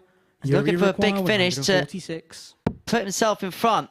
Another one of them, or is he going to move across to the 18s? It's double 13 for Yuri Brewer. 120. And he wasn't too far Robert away. require 54. That would have been a big moment for the Dutchman. He may not come back for another dart. 34. Yuri require But Rickwood misses, a 26. crucial miss it could be. And the opportunity now for Yuri Brewer on double 13 Game shot and the to 5th find leg. his way in Yuri front. Brewer. And he's a leg away from victory against Robert Rickwood. You mentioned the 6th leg, it's Robert World to throw Seniors first. there, somewhere that Come on. Robert Rickwood also applies his trade. He's actually won one of those events not too long ago, just last month. And it was quite a good run. He beat Mark Lawrence, Dennis Harbour, someone we saw at the World Championship, Vince Tipple, Brian Dawson, 115. Mark Dudbridge, who's been playing some fantastic darts. And then he won the final against one of the real shining lights recently of seniors darts, Colin McGarry, with a 103.33 average. That's what Robert Rickwood can do. That's what he's got in the locker. Can he find the keys to that locker? 60. Because this is a long way off of that 103 average. But when you look at Robert Rickwood here at the Super Series, it's not something that's out of character. The last time he was here, 41. he had 3 really good days and then tailed off towards the end of the week. And on the Friday, he I remember speaking to him as he left the building, and he was really disappointed with the way that his week kind of petered and trickled out.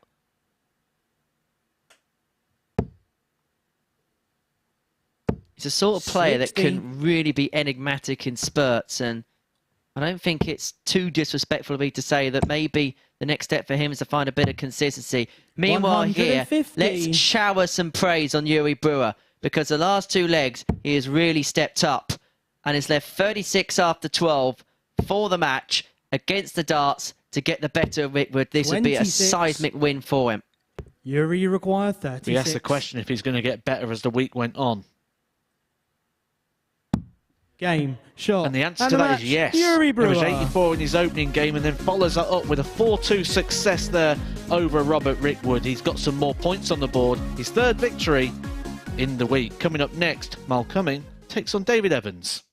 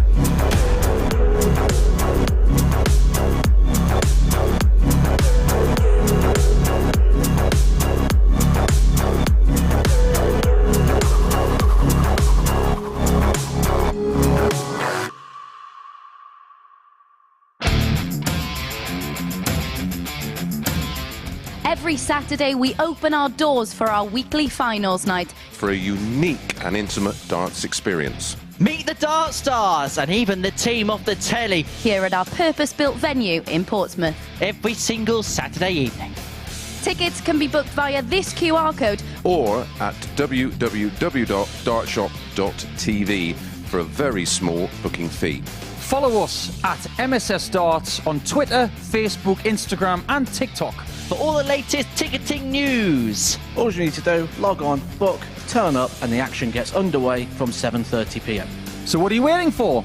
Get your tickets to the darts. We look forward to welcoming you to the MODUS Super Series very soon.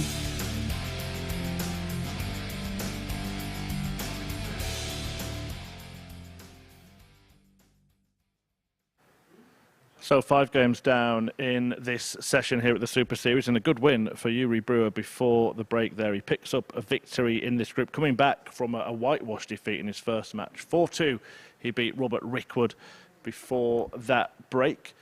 Brewer producing a decent display of finishing 40% in that department. Rickwood missing 10 darts at double in the game. So now attention turns to 2 players who have won their opening matches, in David Evans, who reeled off 4 unanswered legs against Brewer, and Cuming, who beat Charlie Large in his opening match. And to talk you through this one, it's back to Henry and Matt.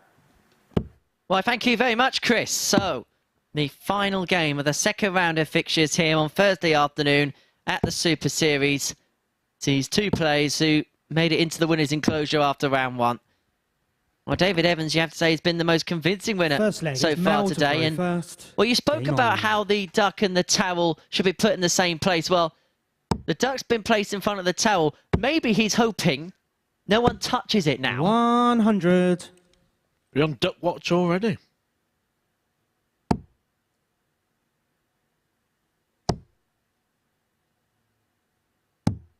I've had 99. a couple of messages from people of that week that was playing with David Evans, sending them in. Enjoying seeing both Davids back on stage. 96.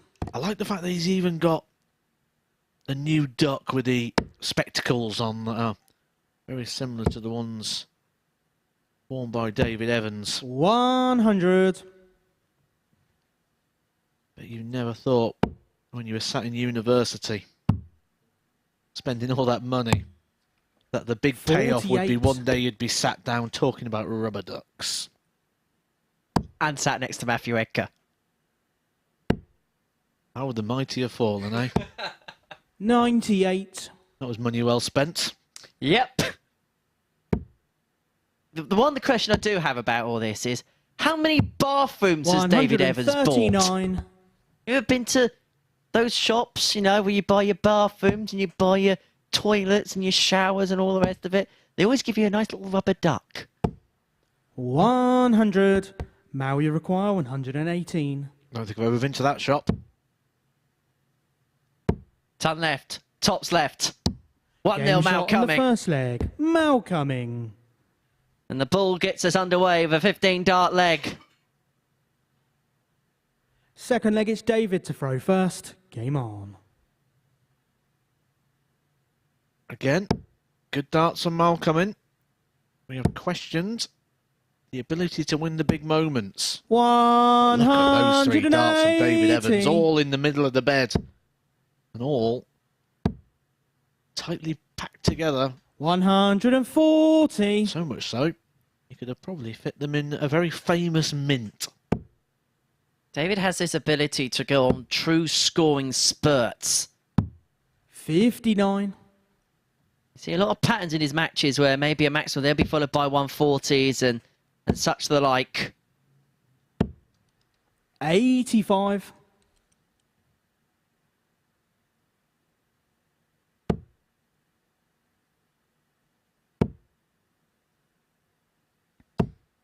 What would you say the perimeters are for 138. David Evans now? Just dropped off the Pro Tour. Will it be maybe to win one of those ADC Open Series this year and maybe try and dominate the, 60. shall we call it second tier of David, you darts? require 124.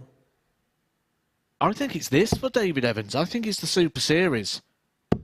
Because if you think back to David Evans' pre-tour card, 56. back when this was played at Holmes, David Evans was the main event player of that. He played every week and he was winning every week. 180. I think he wants to return back to this David, you format require and try and 68. re-establish himself as one of the top players in it. Game shot in the second leg. David That Evans. is how you do it. Well, Cummings hits a 180, applies all the pressure. David Evans, Third leg, it's Mal to throw first. Steps up. Game on. 2 darts. Thank you very much. High quality contest. 100. Next one in 15 and 14 thus far. 93. And Mal Cuming must be thinking, not again. He's played some good stuff, and yet his opponent is firing something similar back at him. 140. Yeah, Mal Cummings' average going up to the 110 mark in this one. Maybe everyone's getting the 46. red rag courtesy of the bull. Mentioned earlier in the week, that's a 140. very tough nickname to have, the bull. We have seen it in a few different sort of carnations. We've got the Bully Boy, our world #1 and world champion at the moment. We've had the 24. Raging Bull. I think David Evans might be a bit raging after that one, because that was in the treble 19 and it's sort of just got rejected. It's a dart of the bull, for the bull. 96. He's one of them players that will go for it.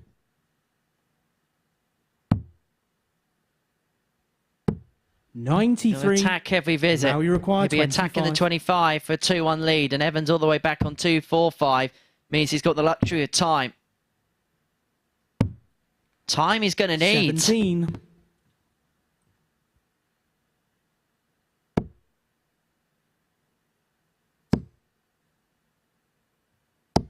$100. It's some Now pressure, you but require nothing 8. surmountable. Not a bad marker. It's not a bad guide. No score. The David, you story of require Malcolm 145. writes another page. That's been the story of his week. Missing opportunities. 65. And this is how, with an average Now like you 97, require he 8. can still get beat because he's giving opportunities to David Evans.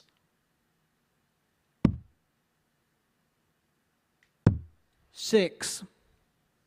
Losing David, those you key require moments. 80. Which is something I'm a bit surprised at for someone who's been dominating darts in Australia as of late. He's still on here for David Evans, but it's a dart at the bull to break the bull. 55. Well, he's already Mal, you require 2. missed 9 darts if you include the bullseye to win this leg. 1 left in his hand, No score. and this has become a bit of a mess. David, so you Evans require can step 25.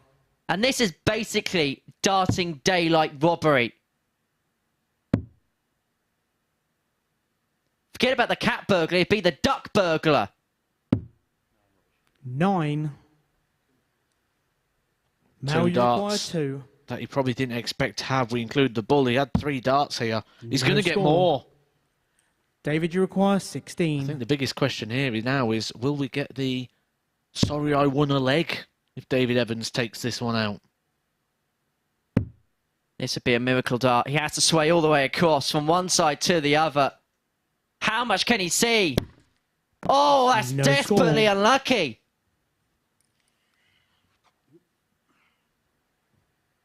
Mal, Yeah, you both require darts, 2. I think, there with that bounce out. It was like a Tony Yeboah goal. Will this be a stanchion dart? No score. No, it's just going to dip below. David, you require 16. You can see the outtake of breath there from David Evans. This is now a bona fide opportunity. That gets to the point now when you've had so many darts, despite your opponent having many himself, that you feel like you've got to take ownership of the leg. No But score. for the 3rd time today, he's finding a Mal, true you blocker on the require 2. double 8. And so Mal Cuming is back for the madhouse. Going for the old one up, one in No approach. He score. got the up. Then he's bust it. We are David, you require approaching 16. the longest leg of the week territory. We saw one earlier in the week that I said wouldn't be beaten.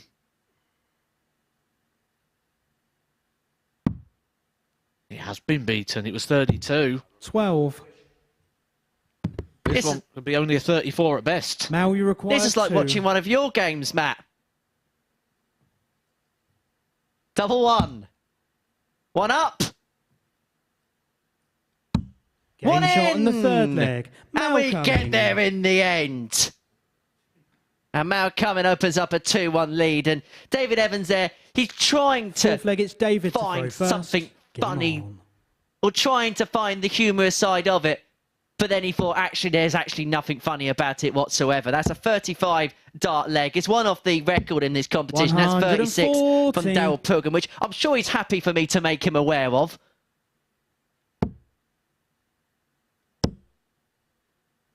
Put it this way, that's not making it into the 60. highlight reel.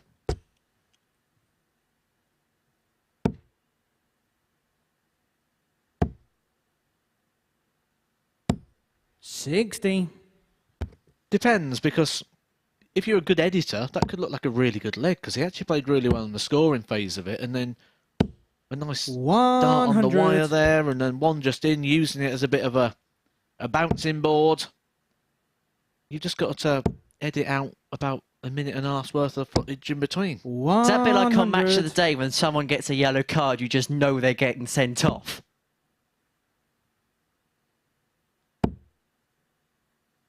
33 100. darts between them. They have had a double in this match so far. They are what we will call stat-busting moments, because it's not just the 60. average in this one. That's going to be hard to recover in terms of the whole day. When we look at their stats, we're really going to have to think about that moment as well, because the stats are going to be lower than expected. 100. Just due to that one leg. David, because you it require was 141. a sizable amount of darts missed. This would be so ironic. Total darting irony. Game shot on the fourth leg. They David couldn't find a Evans. double in the last leg, and now David Evans has pinned the 141. It's a funny old Fifth game leg, at it's Mel to times. throw first. Game on. It's like rain on your wedding day. Or a free ride that you've already paid. 100. You said ironic, you see. Yeah. So, yeah. Don't you think? We could probably describe that as another 90s song, that leg as well. Don't impress me 96. much.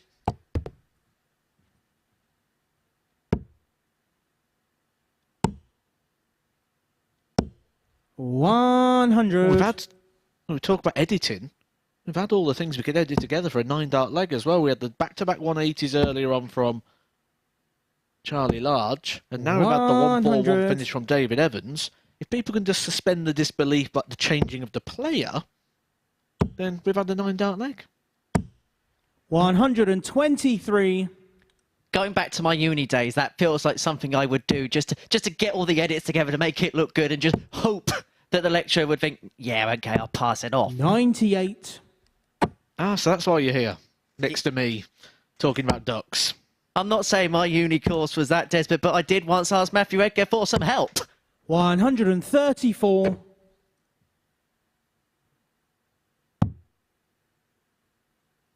Must have been struggling.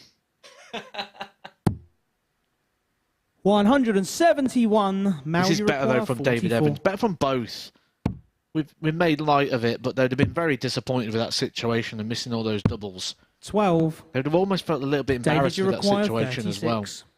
But David Evans not letting it feel like an opportunity that's passed him by. He's actually Game carving shot on out the more. fifth It's a leg. 13-dart David leg there Evans. from David Evans. On the back of the 141 he took out to win the last leg as well. This is how you respond Sixth to leg, things. it's David It's to not throw about what first. happens to Game you, on. it's how you respond to them. And all credit here to David Evans.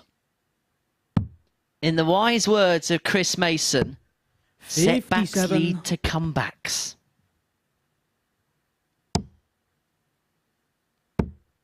And it has been Evans that's recovered from that situation the best. 95. In fact, actually, when you consider what happened in that particular leg, the fact the averages around 78 and 81 actually represents 96. the portions of the game away from that moment have been really, really good. 43. Reminder, following this game, we're going to have like a 5-minute break. We'll speak to the boys up on the balcony. Then we're going to join our friends over at Sporty Stuff TV from 3 o'clock. And then we're going to see 60. round 3 and onwards come to a conclusion here in Group C. We'll be back tonight for Group B from 10. Joining our friends again on Sporty Stuff TV and on the MODUS Super Series YouTube channel. Don't 41. forget to subscribe, because we've got a really, really good bonus bit of content coming out this week. Spoke to Danny Lauby on Monday, took him for a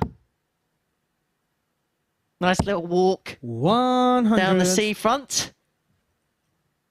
We'll be releasing that very, very soon. 100.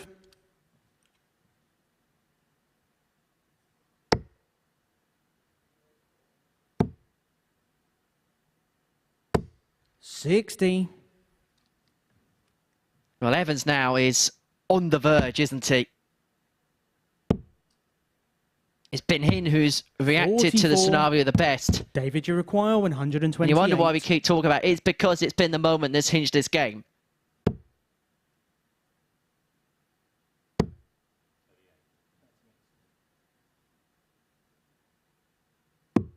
$63. And so all Mal can do here is try and set up as handily as he possibly can. 58. He's left David, you require 65. 120, but is he going to get a poke? Because it's going to be 2 darts at tot, so David Evans to make it 2 wins out of 2. 55. But match darts have come a-begging. Mal, you require 120. And so, to save the game, he needs to climb the ladder. He needs a top-rung Hail Mary. 80. Which isn't going to be found. David, you require 10. And so Evans returns to double 5 to complete the job, but he's going to split. He's going to go 2 double 4. Game, and he gets shot, the job done and the match, by 4 David legs to Evans. 2. There was somewhat a lot of apology there from David Evans, but he wins 4-2. It was a game that, well, it had its moments. Evans a 4-2 victor. We're going to take a short break. It's Lauby v Brewer coming up on the other side of it. This is the MODUS Super Series.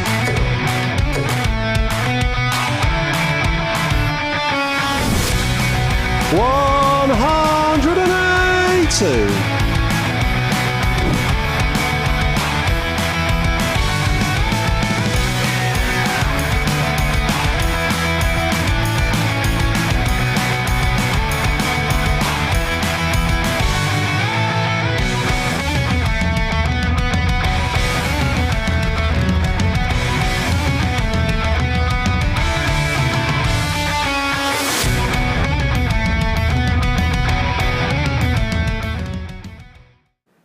Well, that brings an end to the first 6 matches. Everybody's played twice, and David Evans before the break, getting the better of Mal Cuming.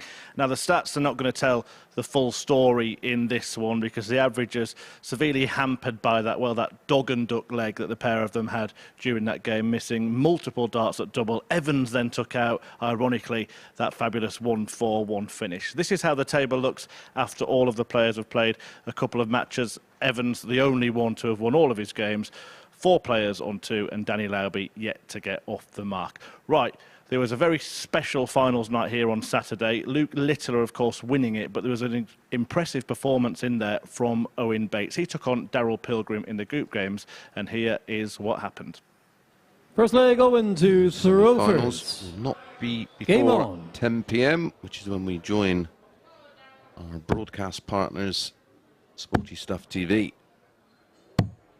86. Owen Bates, as we mentioned, after that defeat, can still go through after this match if he wins it 4-0. I mean, if it wasn't for missed doubles, he was dominating the early stages of that match in the scoring phase.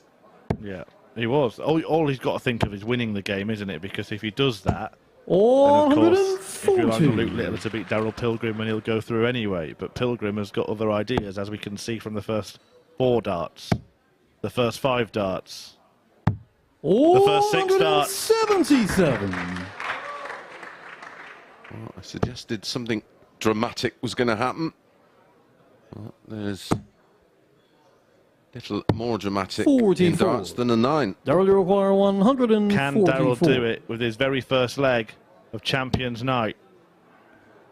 Boom. Yeah, he wasn't particularly close, but we'll forgive him for that.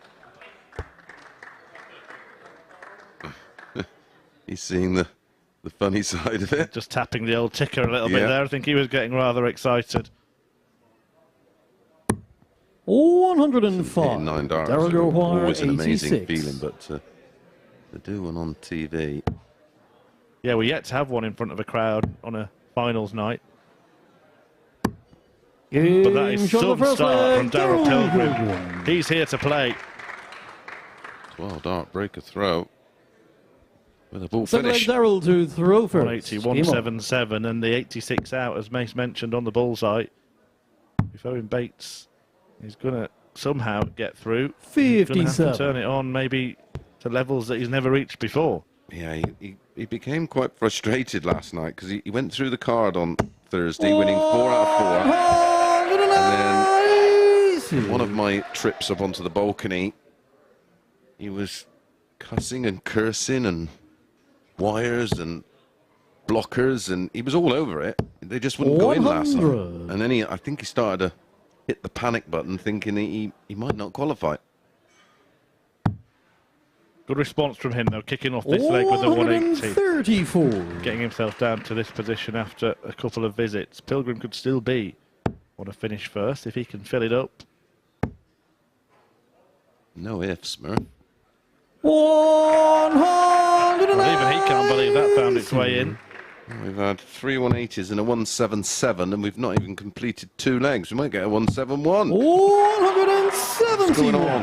That'll do for Wow. 164. Bates on double 8 after 9. Might not even get a go at it. 116. Strange time to lay up, Daryl. Owen, you require 16. Yeah, it was a pretty bad dart at the bullseye, wasn't it? Not many bad darts in this match. This could be a 10-dart leg. It is a The 10. second leg, Owen Match Bates. is the best we've seen this week. That's a third 10-darter. Wow. Third leg, Owen to Look at What a that. way to break back. Look Game at on. that. 2 legs in, I know, but those numbers. Shows you the start they've made, though. Well, it's not going down, Chris. 139.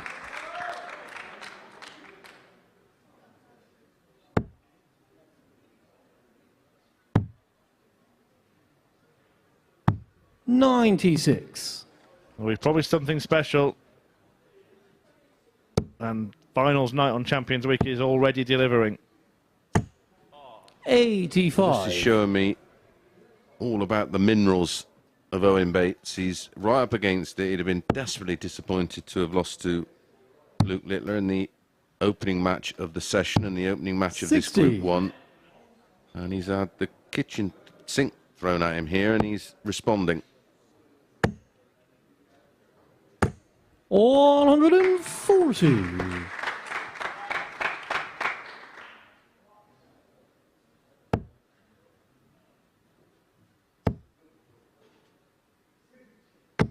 $50.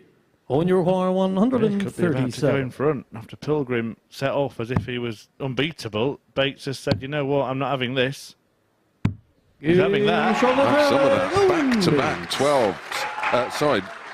12 darter in leg 1, a 10, and now another 12 Fourth leg for down Bates. to throw first. Game on. We said he might have to reach levels that he's never reached before. After 3 legs here, he's averaging 121.5, Mace.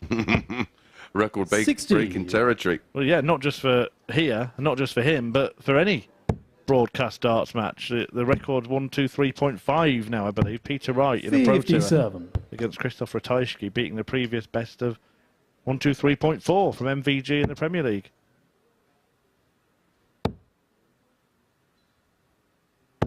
So the 123.4 is still the highest TV average, Unless you watch a Pro Tour on your telly. which I do. 125. It was against Ratajski that Wright did that in, and I remember it was actually Ratajski was pointing him towards because they used a Dart Connect system on a tablet which shows the average, and he was much more enthusiastic about what had 68. happened than Peter Wright, even though he'd just been whipped 6-0. Of course, MVG was a double 18 away from a 60. 130 something. Yeah, remarkable. It was actually against Michael Smith up in Aberdeen. Computer darts, that is. There is recorded averages of around 130 on the Pro Tour now since we started 100. putting that system in. But the highest here at the Super Series, 118 and change. 139. The highest one I ever had against me was Mick McGowan. It was 96. I don't think I'd have been far off that, and I don't think I got a dart at a 59. double. It was, I'm On sure your it was 120 odd. 120. Wow. Well, this is what he wants. Not the odd, just 120. For 3-1. The flatty. Even on a 120. Love it. That's bold, isn't it? What a shot that is. Look at that. Yeah, Oh, and it's worked. An absolute treat. Yes. Terrific tungsten this from Owen Bates. It is class. Fifth leg going to throw. Well, the first. average has dipped, Game despite on. going out in 15 with a 120 out, to 115. Useless. Well, it's going back up now. Oh, Carry on, Owen. oh, Well, now we know why they call him the master. is a masterful performance. Wowzers. 44. We are in that territory of record-breaking stuff here at the MODUS Super Series. Murph. 44. He can't hear me. The darting gods can. They're tuning in. Well, it's darts from the gods from Owen Bates, isn't it? This? 60. In a church. And it's a win that will actually put him back on a level leg difference if he does get it done 4-1. 123. And puts a prospect of a potential 9-dart shootout in this group. Yep. And if he does get over the line here and wins 4-1 and then Pilgrim beats 95. Littler On your 4-1, 154. exactly what we got. Can you remember back to leg 1 when Daryl Pilgrim was on a 9? What's gone on? Well, part of what's gone on 96. is absolutely flawless finishing from Owen Bates. Yeah, 137. The 120. And then the other one, he only had 1 dart double because he 57. was on it after 9 darts. On your Yep, double 58. eight for the 10. 18 for tops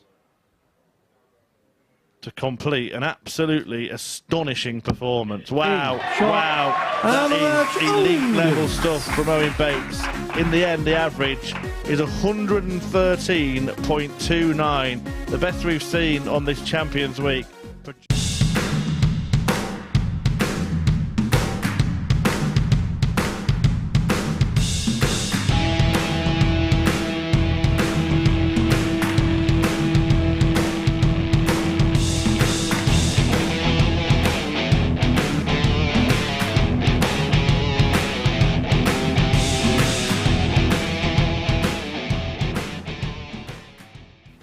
Hi there, welcome to the MODUS Super Series, ready for Thursday afternoon's coverage live here on Sporty Stuff TV, and of course those YouTube viewers who have stayed with us and watched the first 6 matches of today. Matthew Edgar is alongside me. He's been watching in commentary with Henry Deacon and will be for the rest of the day. We've had 6 games so far, Matt. We'll have a look at the league table after everyone's played 2 to paint the picture.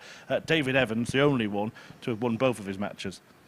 Yeah, and surprisingly, Danny Lauby was one of the favourites to win this, not won any of his games so far. It's been an interesting morning so far, and it's been a little bit sort of the games, like one player's run away with it and then they've been clawed back. No one's really making a stamp on this group so far, which is something I kind of expected here. I couldn't pick a winner out of 4 players, but the 2 players that I didn't include in that were Yuri Brewer and Charlie Large, who actually have really acquitted themselves really well this morning and got themselves a win each. Yeah, the maybe most significant result came in the very first match. We can have a look at the results of those 6 matches now. And Danny Lauby was actually 3-1 up in that opener against Robert Rickwood. And that's one of them games when I said about someone going ahead and then someone really coming back. Robert Rickwood really found some great darts at 3-1 down. And you've got to say, rightly so, the winner. But then you start looking at Robert Rickwood and you think, is this going to be the guy that can move forward and win? And then he went and lost 4-2 to Yuri Brewer, who we've seen in Group A only pick up 2 victories. But new group, new attitude for him, and he looked good in that game. Yeah, well, 3 of the players in this group have been playing already this week in Group A. We are going to look at some of the sort of special stats from that group as well now, top-tier stats from Group A. We're seeing it by the numbers here, and Lee Cox, he's playing tonight. He took out a 164 checkout. Wesley Harms also in action this evening. But the players in this group, particularly Mal Cuming and Danny Lauby, certainly contributed to Group A, didn't they?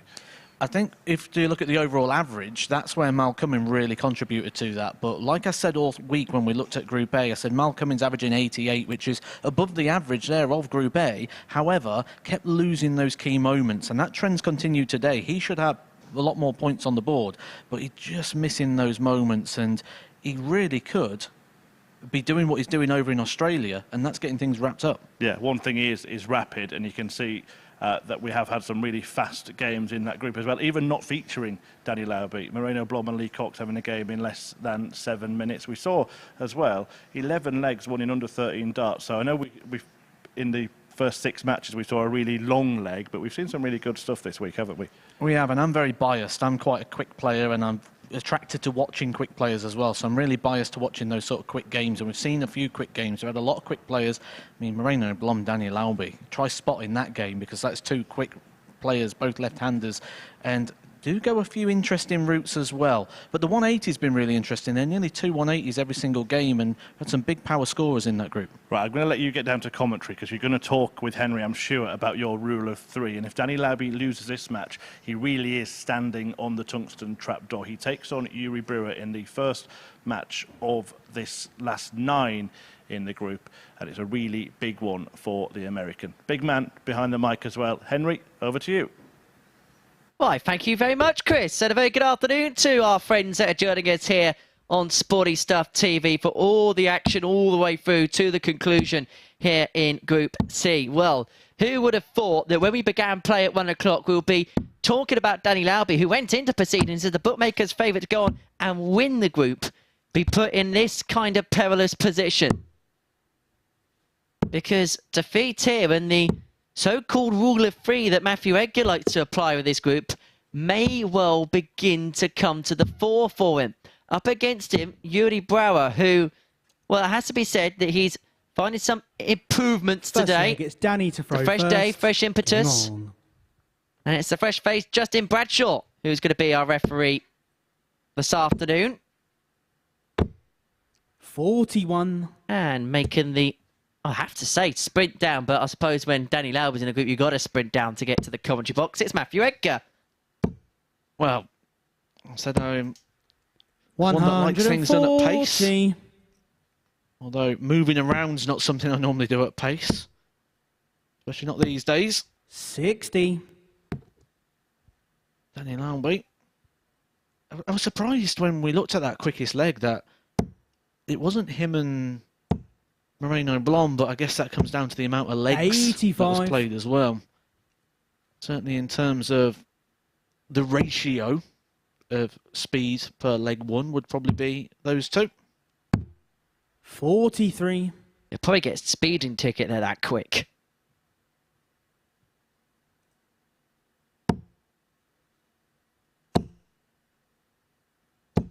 I am really impressed with Yuri Brewer. He has been beaten 59. all week long. Yuri required 96. Not just losing matches, he's been beaten. And he's turned up today. He's already won 1 game. That was a 4-2 success against Robert Rickwood. And now after 12 darts, he's left himself tops to break the throw of Danny Lauby, who, may I remind you, was the favourite to win this group before the darts were thrown. 121. Yuri require 40. This says a lot about him between the years and the quality that he has. It's beginning to come to fruition. 20. And he is going to come back because Lauby hasn't left himself on a finish after 5 visits. 99. Yuri requires So this 20. time there is going to be pressure on this double 10. Pressure? What pressure? Leg. Yuri Brewer. Well, before a dart was thrown this morning, when I took a look at the sports book, Second leg is Yuri to throw you could first. have got Game on. 4-1 on Yuri Brewer just to win this game of darts. To give you context, Dan Lauby was 2-1 to win the entire group. Well, you can double those odds just on this individual 56. game, which on the early offset, Danny Lauby has not settled into in the slightest. It's all about Yuri Brewer at the moment. 54. Whereas right now, and of course, carry out the fact we're a leg in, you can get him at even money. 140. And the thing was with Danny Lauby was, yes, he lost that first game to Robert Rickwood, but the numbers were quite good. And then we saw a decrease of his average by about 18 60. points. Decrease in the doubles ratio quite dramatically as well in that match against Charlie Large. 43. The trend's actually heading downward. The numbers don't always mean something to the player, though. some players are able to look at the numbers and the situation and go, well, I played well there. If I can keep that level of performance going, I'm going to be fine. I'm not going to be too far away. Where some people only deal in win and loss, and it doesn't matter how it comes. 180. And those numbers certainly didn't give Danny Lauby any confidence on that opening game, but a good reaction here. 84. He was just starting to... Danny, you require 82. Send up the flares and the distress signals. He's reacting well here, Danny Lauby. He wants 66. Trying to work out the maths. Game shot on the second leg. Danny Lauby. It wasn't the way he intended to go, but it was a successful way there for Danny Lauby. He's got his throw back, a nice 82 finish. He'll be happy. Third leg, it's Danny to throw first. Wrapped up Game with just on. one dart at the double.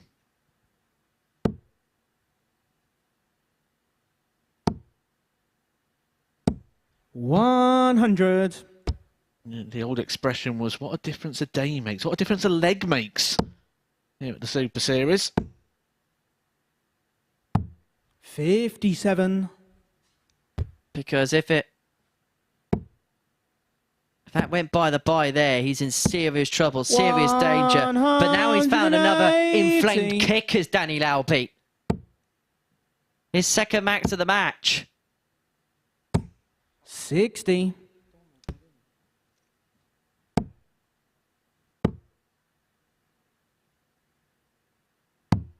$91. I think we was getting concerned for Danny Lauby as well, because we're looking at this as a continuation of the day. We're looking at the story and the journey. The fact is, bottom of the table at the moment with 0 points. 130. You can't be affording to lose more than those 3 games in a Group C. Especially if you want it in your own hands. But what a finish from Danny Lauby. He has really turned it on here. A 130 finish, a 12-dart leg. 2 from 2. It's all green again for Danny Lauby. It's all positive. Streaky stuff from the American.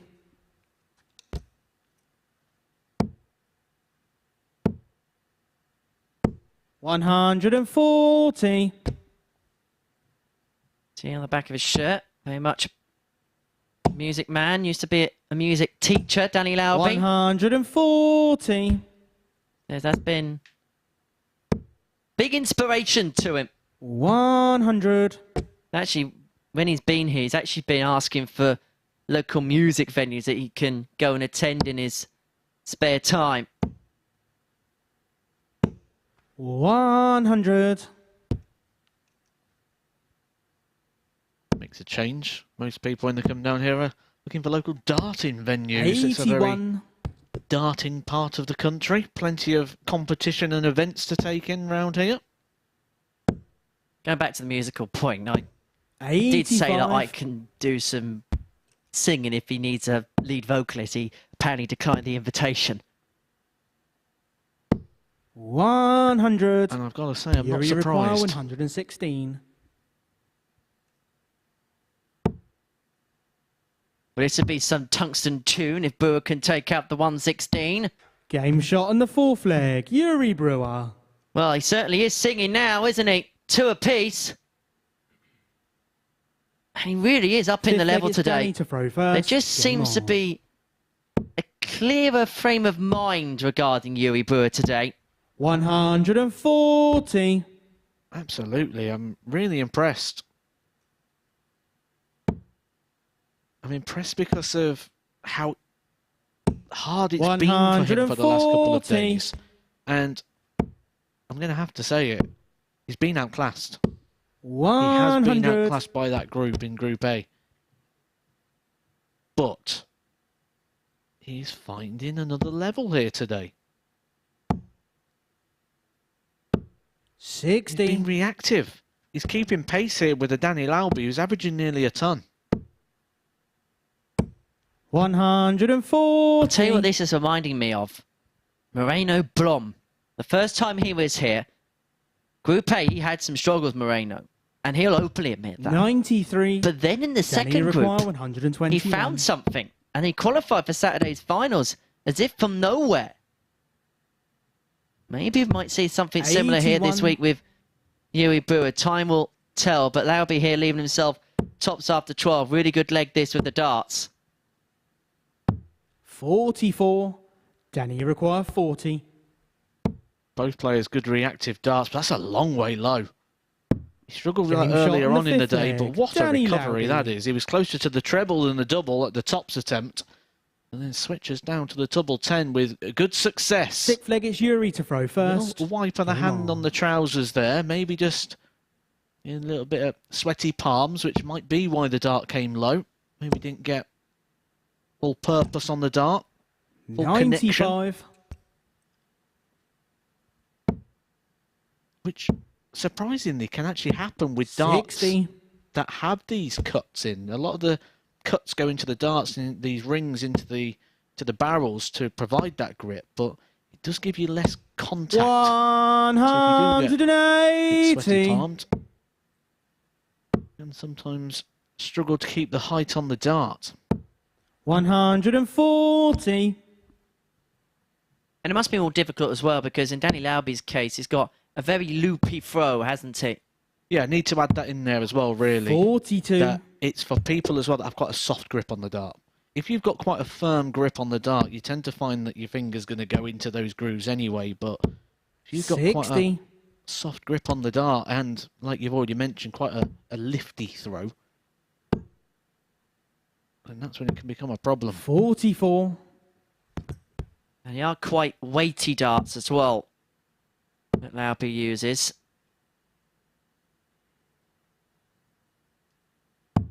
91. Yuri require 140. Sets himself up on the 3 bullseyes. I don't expect to see him go for that, especially with Yuri Brewer. No Busted! score. Is it the treble? Danny, you require He 150. turned me into Henry. You couldn't, could you, Danny? Because that would have been ultimate punishment. But he's going to lay up quite nicely. 90. And so Yuri's going to have Yuri to require 140. start all over again. And this is for the match. 40. That Danny could have been the requires severest of 60. severest punishments. It's going to be 2 at tops for Lauby. 40. But he's not over the line yet. Yuri require 100. But he's had 6 darts from 140 and he's still on 100. He's going to get a dart, though. Nearly recovered 80. the situation. Danny, you require 20. For his first points on the board, Game, Danny Lauby shot, gets over and the the match, line. A little Danny bit of Lauby. fortune at the end of that game, but that's what he's needed in this to get his first points on the board and give himself an opportunity of getting out of this group. Coming up next, we've got Large taking on Stretch.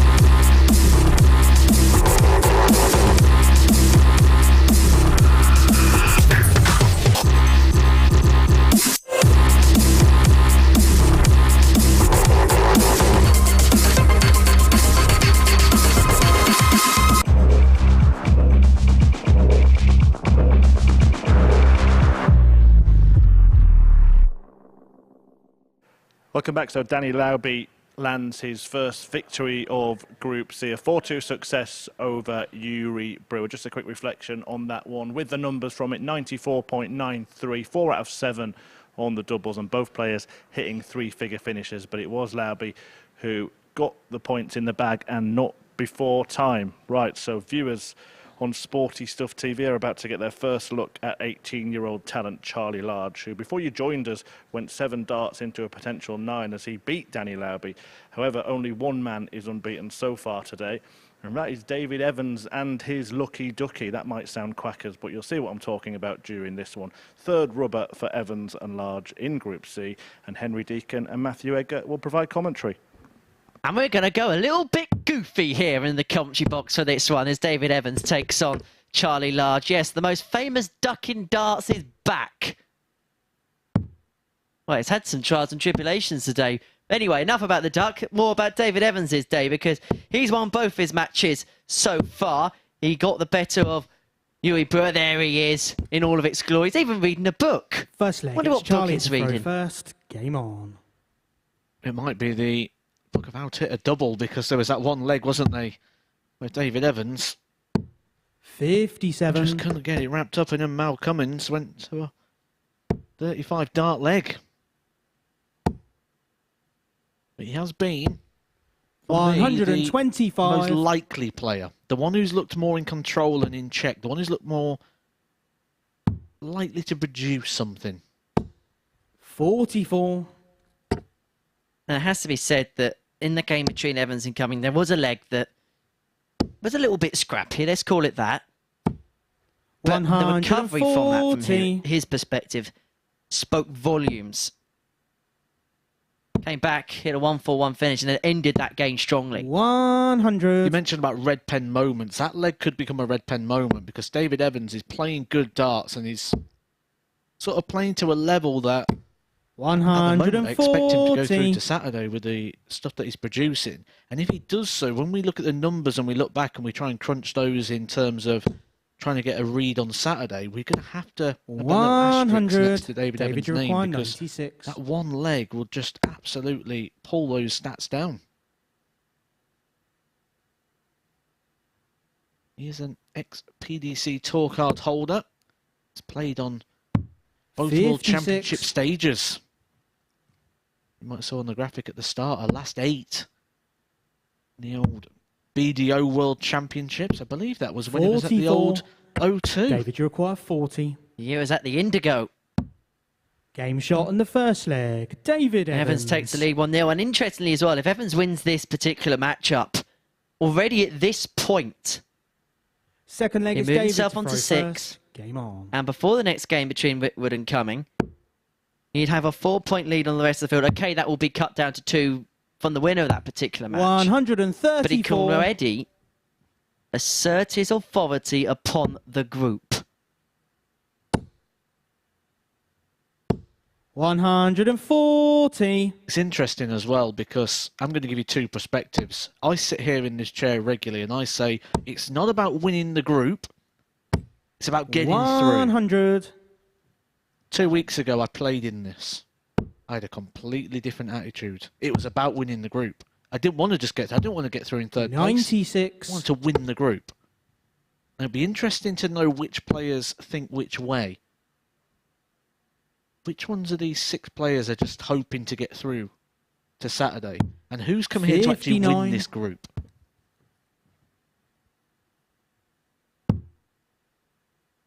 To be fair, I don't think many players are coming to this tournament with the same attitude as you have. Quite often I say, do as I say, not as I do, 58. because I can give great advice and I never follow it.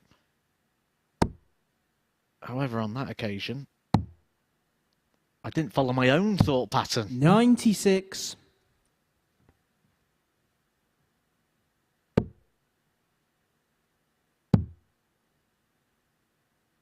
I think Chris Mason's still going to 57. bask in the David, glory you of only require player of the Super 112. Series who has commentated, played and won a week.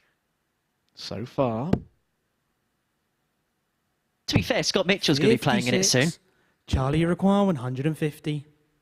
And to be fair, Charlie Large does have a Chris Murphy hairdo. 96. David, you require 56. Tops are 2-0. 46. And these have kind of been the breadcrumbs that Charlie has been fed today. He's had to sometimes have to lurk around and then take the chances. 34. But he can't on this occasion. David, you require 10. He likes the split. Game He likes shot on the the hit. second leg. David Evans. And he likes winning darts matches, and he's halfway towards winning a third. A lot has to go right, though, with this action Third of leg is Charlie Charlie Large. We to saw throw there first. on that Game shot on. where the camera was sort of zoomed in on the hand. How much movement is in that dart in the hand? You watch the point and you see 93. it waver in the hands, and there's so much extra timing that is needed. Darts is a tricky game as it is, and he's sort of making it doubly hard for himself. 57. I think it's always going to lead to a touch of inconsistency. 93.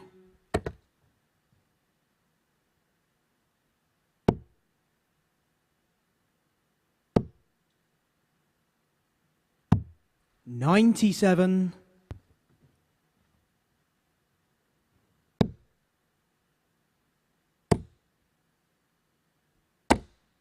85.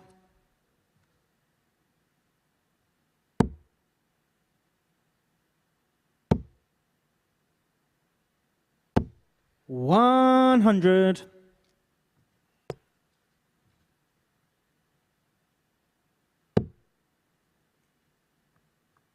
Awkward lie there for Large. You see how he's hit the barrel, but he doesn't have much choice here. He has to stay on the 20s. The maths don't break down 60. for a switch. 60 leaves in the 170. Anywhere else he went, he would have had to have hit a treble. A lot of power on that last start for 59. David Evans. Just trying to Charlie, you force require past the barrel in the 170. way. There's 6 darts here for Charlie Large for the largest shot on the board, the 170. 56. Okay, so go large or go home. Oh, a nod there from David Evans. He likes that as he's looking to stretch Charlie, his require lead in this one. 114. He's going to need Charlie to miss this 114 if he's going to have a poke at the 48. He does. 98. So it should be 2 David, darts at a require double of 48. choice. He chooses tops. 28. Charlie, you First require dart was a 16. little bit of an unsettler if you watch his facial expressions. He sort of reacted to Game that shot one. in the third leg. Charlie Large. Whose strength has to be said is those doubles and those checkouts. Steps up Fourth and leg says is thank David you very to throw much. first. Game on.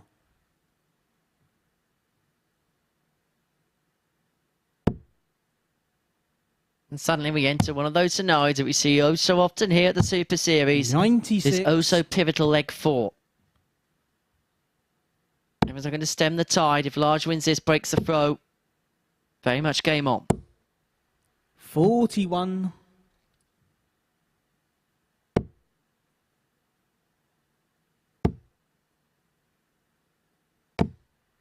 140. David Evans has been on the PDC Pro Tour. What that does is you're so aware of match play.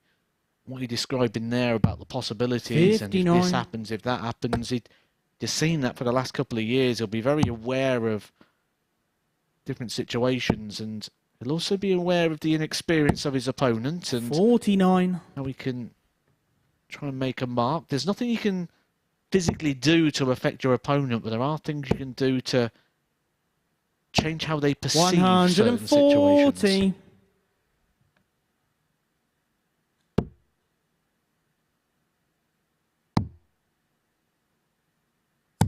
58.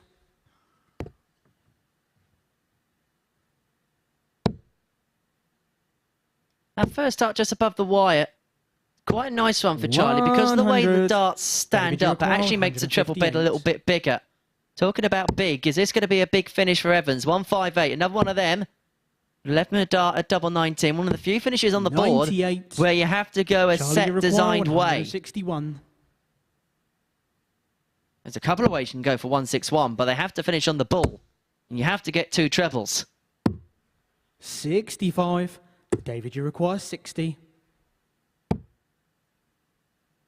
Tops a 3-1. Not the worst lie in the world. Game shot in the 4th leg. 3-1 it David is. Evans.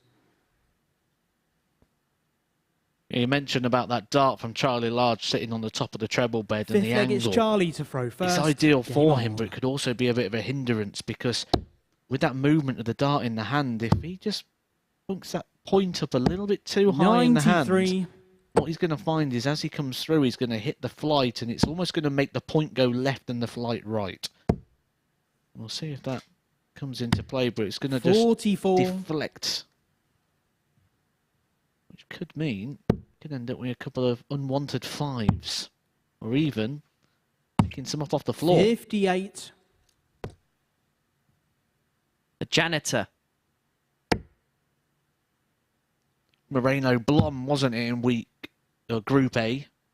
Who his flight 58. kept popping off and he sort of got plenty of squats in.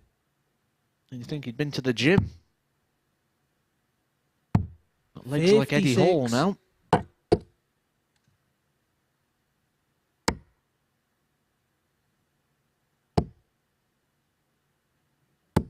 $180. Could that be the score that breaks the camel's back?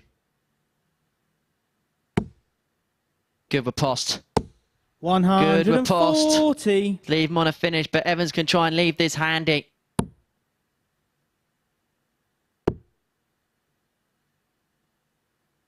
Has a little look across at the scoreboard. 55. Charlie, you require 154. Well, this would be some way to get the job done for David Evans if he can notch up the 96. 1-6-4. He's already had a David, you require 1-4-1 today. 164. Another. The bullseye to win in style. 131. Charlie, you require 58. He felt like he wanted that more for the Game shot in the 5th moment leg. rather than Charlie the leg. Large. And Charlie Large continues to do what he does. You don't give him too many chances because he takes them. David Evans. 6th leg, missing a it's dart at David the ball to for the throw match. first. Game on. I feel like that was one for the highlight reel for Evans rather than just trying to get the job done. 59. Instagram darts.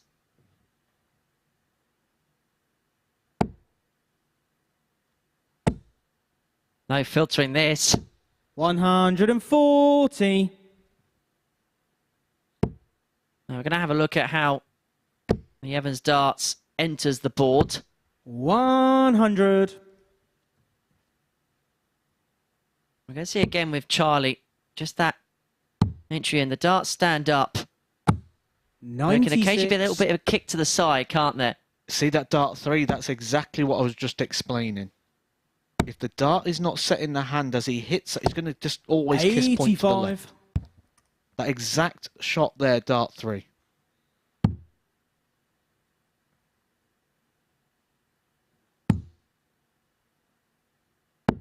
$98. Good thinking there. Good control. Went up for the open target as well. I like all that play there from Charlie Large. 100. Charlie, you require He's probably got the 167. advantage here, despite not throwing first.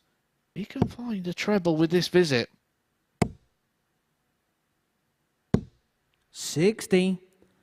David, you require 157. Saw the bit of frustration on the face, but Evans missed a 164 in the last leg to win the match. 97. He's facing Charlie, a you require 107. 107. Oh, this is going all the way.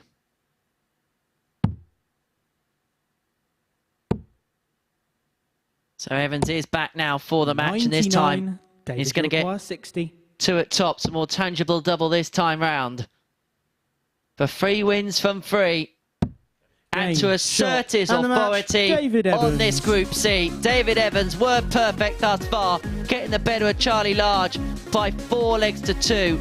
And so next up, Robert Rickwood and Mal Cuming on the hockey to see who's going to provide the best opposition.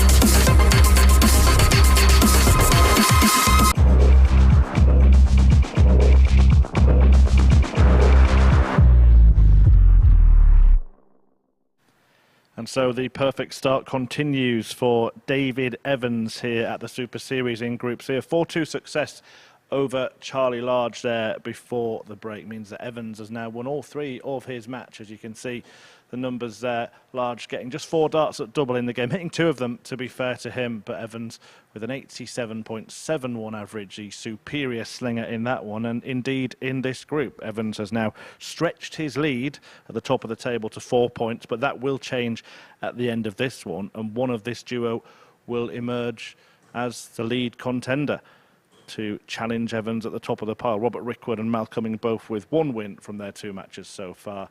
Who will make it to 4 points first? Let's find out in the company of Matthew Edgar and Henry Deacon. Thank you very much, Chris. And, well, I suppose there's only 2 words to say before this one gets underway. Contenders, ready.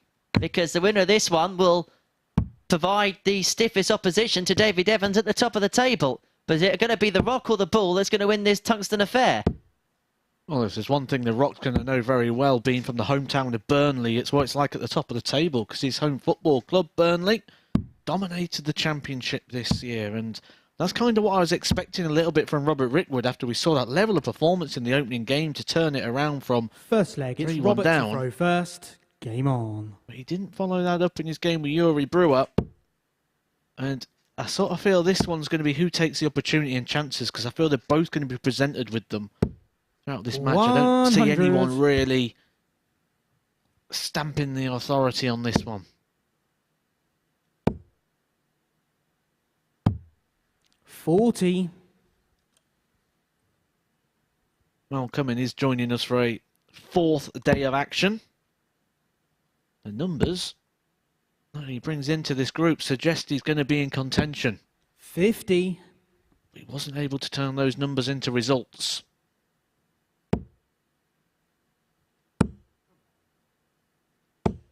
81.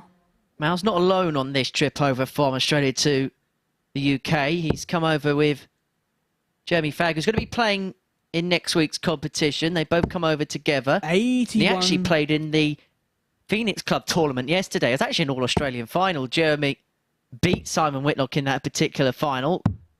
I think about 4 or 5 players from the Super Series came over there last night who are playing this week, as well as our regulars like Adam Lipscomb and the like. Andy Jenkins is usually over there. Colin Hammond as well. 45. That's what you want in your local area, some good quality competition on a weekly basis. Look what it did for Simon Whitlock. He was tumbling down the rankings and then started going to the local events again. Chris Murphy has ranking points in that league.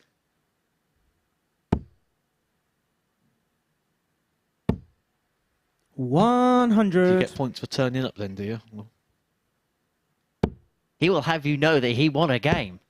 I thought it might give participation points out when you mentioned that one. Robert, you require 125. This will be starting on the bullseye for Robert. 25 would have left him the ton. 85. But there's no gimmies really with Malcolm, and you never feel fully settled with him at the moment because he's let a few opportunities pass him by. Game this shot won't on be the one first of them leg. though. Malcolm gets a breaker throw in the opening leg. I said there's going to be opportunities come and go for the players. We're seeing evidence of that already in that opening leg. It's Malcolm that converts. Now, he's had a little bit of time to stew on what happened in that previous game 100. with David Evans. If you were in his shoes, what would you be doing in the intervening period? I'd probably get some tissue and put them in because I think his feet are bigger than me, so I'd need to fill the shoes. But in all seriousness, I don't think you can let a negative result hinder the next game. You've got to get on with the task at hand. You don't have time to dwell, and that comes with experience, and experience of this format. I can vouch for this. In the old format, when it used to be in Southampton, if I'd have lost an early game, you'd probably let it affect and dwell into others because you're playing it as a continuation. What you've got to do is split them down into what it is. 43. 5 individual matches and play it as 5 individual matches, not as a day or a continuation.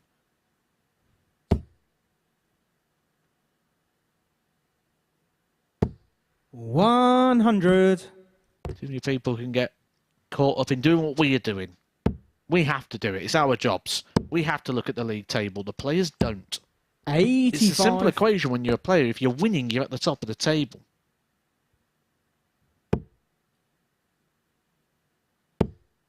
I mean, if you win every single match, you don't need to worry about the league table.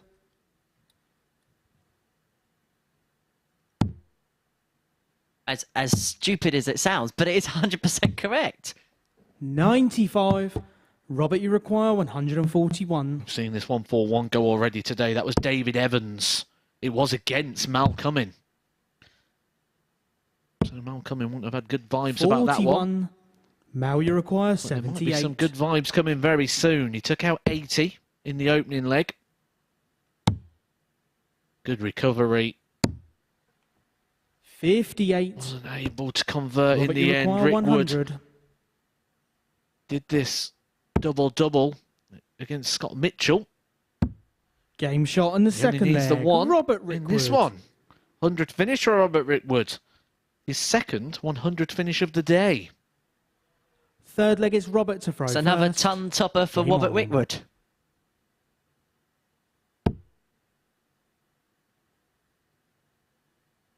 Yeah, I was just going to tell a story there of the challenge tour this past week. 140. Robert Rickwood beat Scott Mitchell, who was joining us in commentary for Group A. And Robert Rickwood hit him with the old double-double. 45. Scott Mitchell did depart us yesterday evening. He's off on tour with 100. Phil the Power Taylor and Glenn Durrant. Like the Super Series on tour plus 60. Phil Taylor. When are you taking me on tour, Matt? When I can find somewhere cheap enough.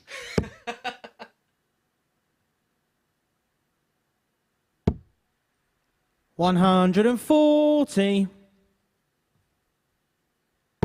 Maybe one day we'll take the Super Series on tour. 100. Like to see that. Robert, you require I would like to see that. 121. See whether we'll get a Vegas residency or something. 97. Robert Rickwood will like everything he's seen here. They're losing that opening leg with a bit of a whimper. Got his 48. throw broken. Robert, you He's took require full 24. control of this match. Double 6. 18. Inside. And this could get precarious. This is a little bit similar to that squiffy leg that Cuming had against Evans, where he was in a good position. Then he left himself on an awkward double 5, and it kind of unravelled from there with Evans all the way Robert, you back. require 6. It could be a similar situation here for Robert Rickwood. He's on it again. The double 3. It has significance because this is the amount he thinks you should pay for a breakfast. Game shot on the third leg. Robert Rickwood. Robert Rickwood seems to get in that area more than others. It's not a double we tend Fourth to leg is find Mel to people throw first. ending up Game throw on. out, which tells me his breakdowns are more towards the 12s. Obviously, what double that you get left on 140. throughout a match will depend on sort of how you switch and move around a board. Like a couple of other people are a thrower at the double 16, 140. which means the switchers have to be over to the 17s and the 18s if you're going to utilise a breakdown that makes it simpler to come to the 32. 41. Colin Hammond will tell you they're all the same size and you should be able to hit them no matter what the breakdown is. All the same size, but they're all in different places. 100. Naturally, some places will suit more than others for different types of throws. And if you're left-handed, just go for double 10. 84.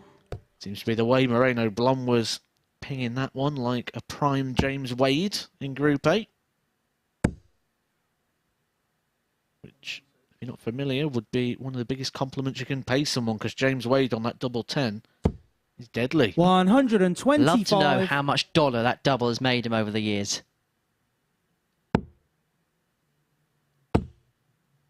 Could it be a big money shot for Robert Rickwood? That would be quite 60. ironic. Robert, you require 136. Not to be, but he is going to return. However, 36. it isn't going to be the cleanest at all. Ironically, he's left the ton, which seems to be his favourite finish on the planet at the minute. And it may have to go. 136. That's a superb setup for Mal Cuming. 100. Rickwood has plenty of positive vibes on this. He's done it two ways. This was the way he did it recently, and he did it in this match. Game And for the shot on third fourth time leg. today, Robert Rickwood takes out a ton. However, that one is probably the most important one, because that one breaks the throw, and he is Fifth now leg, it's Robert throwing to throw for the first. match. Game on. Well, let's have a look at the match statistics as far as Robert Rickwood is concerned, because it's kind of as par for the course as you can get. 86.65 the average. That is about, 100. as we've seen on our top tier stats over recent times, around about the par for the course. You look at the finishing. 3 out of 9. If you have a look at our top tier stats, that's 100. about the par for the course. And then, if you add in the fact that he's had 2 checkouts of 100, you're probably talking about high finishing again, that's par for the course. So what you're saying 125. is Robert Rickwood is the standard bearer of the Super Series Week 1, Series 4. 100. What I'm saying, this could be really good winning darts from Robert Rickwood.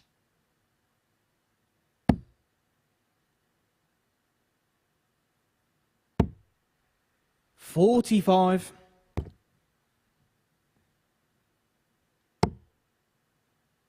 Little bit of a mini chance here for Mal just to keep himself in this game.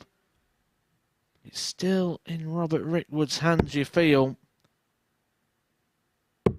Provided he doesn't do this. This is a mess. He cannot leave a finish. 66. Recovers it well. Now you require 161. He has given Mal Cuming 6 darts at the 161. He's going to need all of them. 85.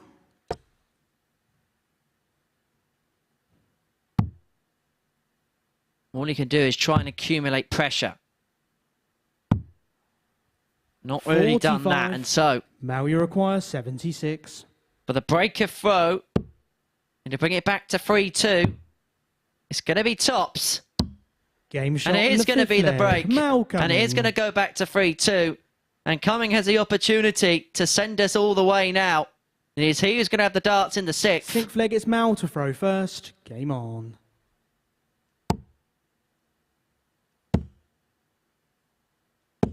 $100.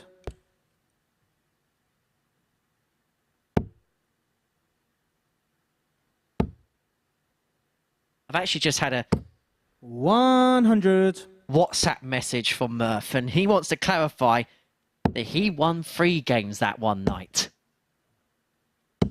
180. That could be match-winning darts for Mal Cuming.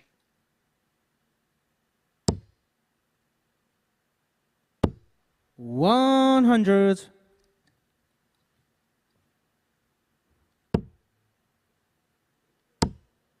Is he timing his run here to perfection? 100.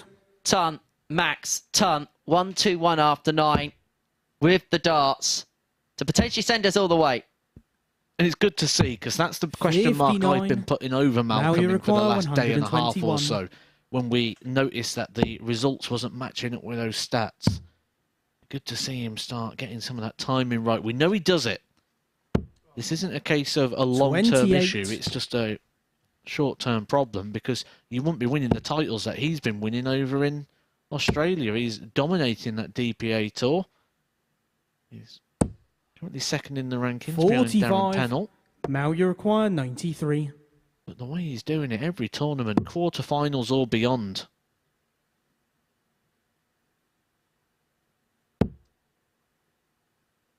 He went the bullseye route and then opted against it. He's ended up leaving himself on quite a tricky double. We may see him split this depending on what Robert Rickwood can do. 133. Now you require 38. Game shot on the 6th Prerogative leg. was to go straight for it, and he finds it, and he sends us all the way. From 3-1 down, he takes us to it to side, and just a little bit of a shake of the head there for Robert Rickwood. Maybe he feels his game should be done. He should be back in the practice room with 2 points in his pocket. 140. Confused about last shot by Mal Cuming. It's like he's second-guessed himself. There's no need to second-guess this, though. He's picked up the pace. And when he did this earlier in the week in Group A, you tend to find that he got a much better result. Robert Rickwood completely turned the opening game around. He was 3-1 down. 140. And he came back to win that one against Dan Lauby. Is he going to get a taste of his own medicine? 83.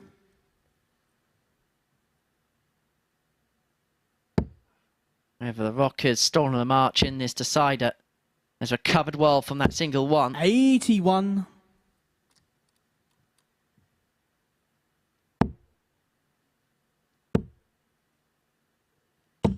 $100. It will be 6 darts Robert, for you Rickwood. require 140. We needed to find a double-treble combination there.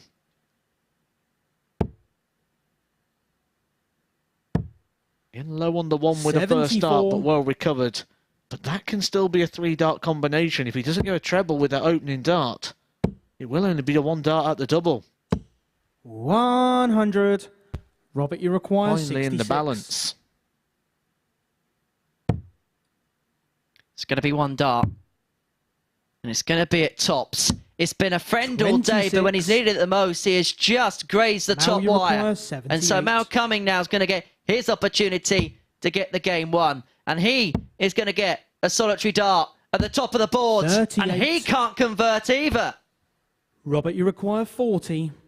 This is where all the drama of that situation where you both had darts just seeps out and you can just step up, get the job done, and Robert Rickwood, nearly blown a 3-1 lead, ends up going over the line, a 4-3 success that sees him go second place in the table. Coming up next, with Yuri Brewer taking on Charlie Large.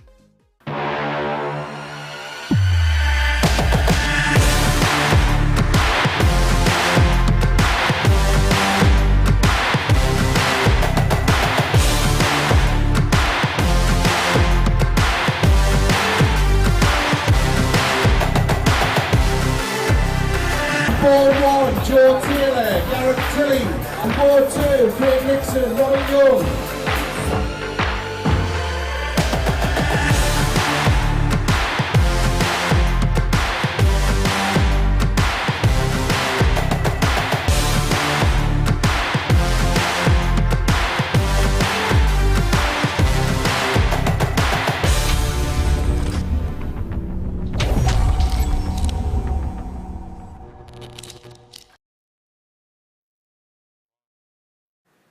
Welcome back to the MODUS Super Series, where we saw before that break there Robert Rickwood just getting over the line against Mal Cuming.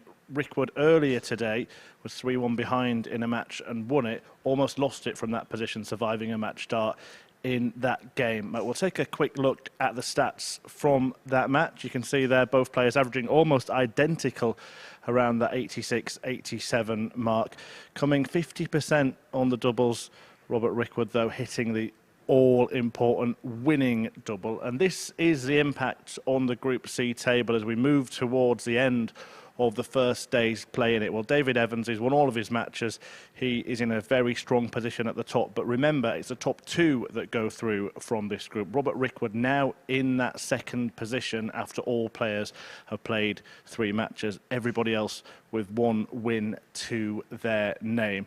So now we go into the next round of matches, and we see Yuri Brewer, who got a victory earlier today against Charlie Large, who has promised both these players debuting at the Super Series this week. And we saw Large actually throw 7 perfect darts earlier on. He got a good win earlier as well, but looking to build on it. And whoever does win this next match, of course, will find themselves level on points with Rickwood in second place. So a really important match, really important end of the day. Remember, Matthew Edgar in commentary always talks about the need to only lose 3 matches at worst on day 1.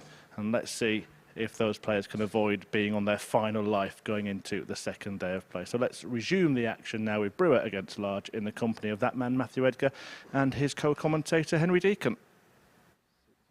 Thank you very much, Chris. And the wall of 3 is a very good indicator, but may not always be the parameters. And sometimes there's weeks, isn't there, Matt, where the group could be so conjoined together, you may be able to lose a 4. Is this Group C one of them, or do you think it's a wall of 3 week? I'm thinking 14 points is probably going to be that top end of the table this week. Potentially, we could have a couple of players battling for that if David Evans continues the form that he is at the very top of the table. But this is a big game for both of the players on the screen right now. Charlie Large and Yuri Brewer would probably, when they saw the fixture list come out, have eyed this game up as the one to get the points in. Both players will be Yuri to throw first. Really feeling that this is a must-win, but also want to really get in the bank. 57. Brewer joining us from the ADC, 20-year-old from Holland. Charlie Large, a bit of a 59. Local lad, making his debut here, just 18 years old. So when you combine the 2 players on stage, it's nearly my age. 180. Still not as bad as Owen Bates and Luke Littler last week.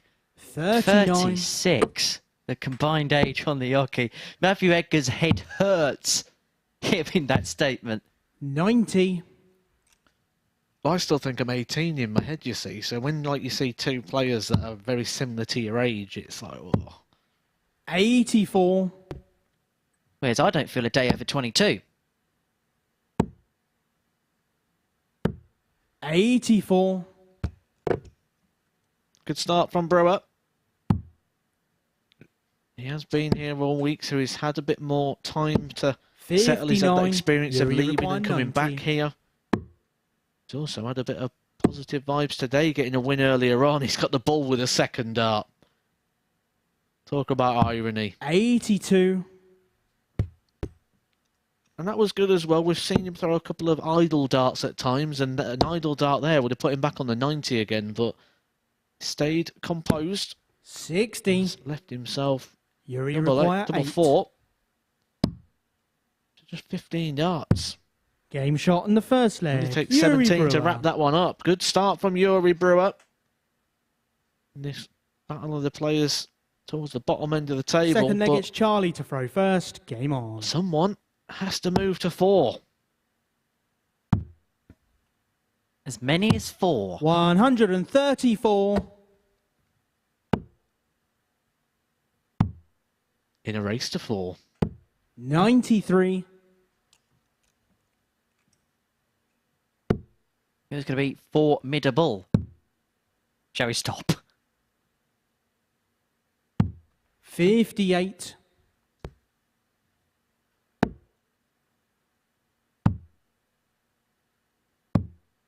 46. Well, we already have a Dutchman through to finals night on Saturday. Moreno Blom qualified in, well, just incredible circumstances. He needed Lee Cox to beat Wesley Harms 4-0. He duly did. 78. Moreno didn't actually know pretty much until that final dart went in that he went through. And if you want to come and join us at any of the action at the 94. Super Series, scan that QR code, or otherwise known as the Tungsten T-Rex, to join us for all the action every single 99. Saturday evening. It takes you over to dartshot.tv, where you can claim your tickets for every single Saturday evening. 180. Charlie require Second 132. maximum of the game for Yuri Brewer. To leave the 88, the shot that Luke Littler 92. found successfully to Yuri win require Super Series 88. 3 and make himself £20,000 richer. Double 7. 74.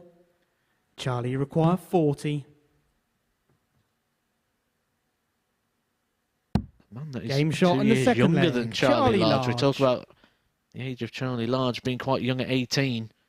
Our reigning champion, only 16. He's Third currently leg out is in Yuri to Benidorm throw at the first. moment, Game enjoying a on. bit of relaxation and a bit of the old sunshine. 85. I believe that Luke Littler has kind of been encouraging 81. you to wear the old T-Rex costume. Yeah, I'm getting mugged off by a 16-year-old. 59. The problem is he's the defending champion, so I might actually have to do it. And he's bigger than 100. you.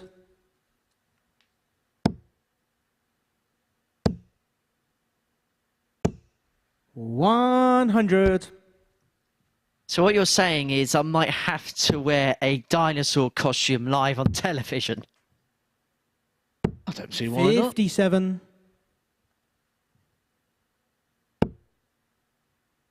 I mean, I ain't got much dignity as it is, but I think whatever's left will probably go at that point. 97.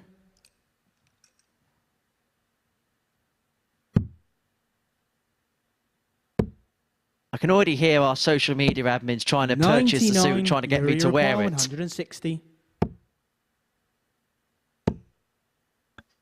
So 164. 140. The large is going to have to go after Charlie that ton require 40 for Brewer, applying the 164. pressure amongst this prestigious Pompey talent. 56. Yuri required 20.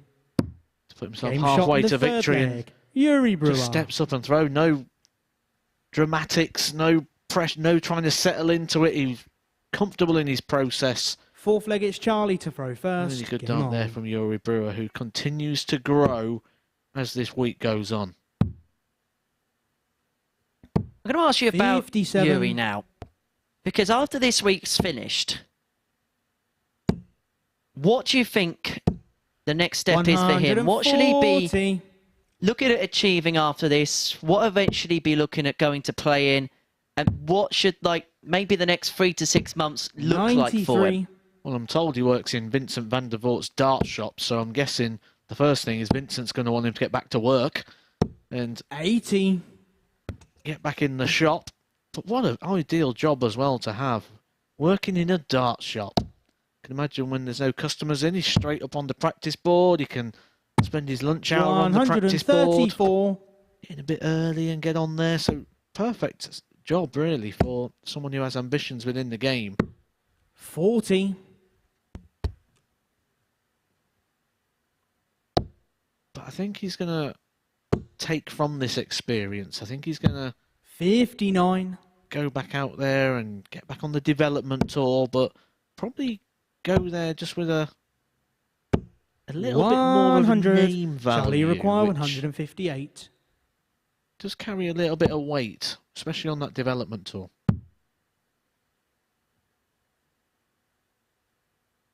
58.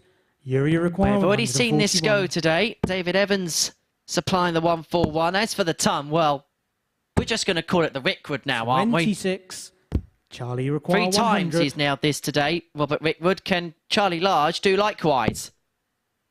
Well, if he's going to, it's all about the 19s. It's going to be the double.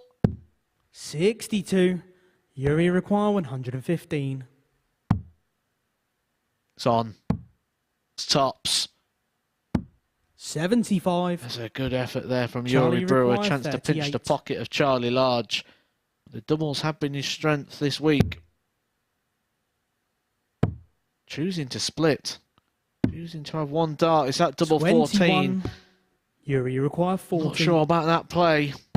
Game shot on the He's fourth now leg. 3 legs to Yuri 1 Brewer. down. Yuri Brewer now becomes strong favourite after that breaker throw to move himself onto 4 points Fifth to leg, join it's Yuri Robert to throw Rickwood first. in that Game second on. place position. And have a look at this performance from Yuri Brewer as well, because today he is inclining and inclining and inclining on what we've seen 58. throughout the course of the week. It's like the confidence is beginning to flow with him. 87 average, couple of maxes, 3 out of 6 on the doubles. This is more like the Yuri Brewer, which has 140. been given this spot from ADC Europe, has earned this spot from ADC Europe. And sometimes it's difficult, isn't it, when you've not 60. played on stages as much. And at the point of going 3-1 up as well, that was his best performance of the week so far. 134. A successful winning average, his best winning average so far is 79.95. He has recorded 70. an 88 average, but when you're not winning the match, and in that game he only had 2 darts at the double, there's more of a scoring average. It's not a full reflection of the 96. game. This one, significantly over and better, which again just shows maybe the confidence that these two are going to have 59. against each other as Charlie they will require identify this 131. as a clear opportunity.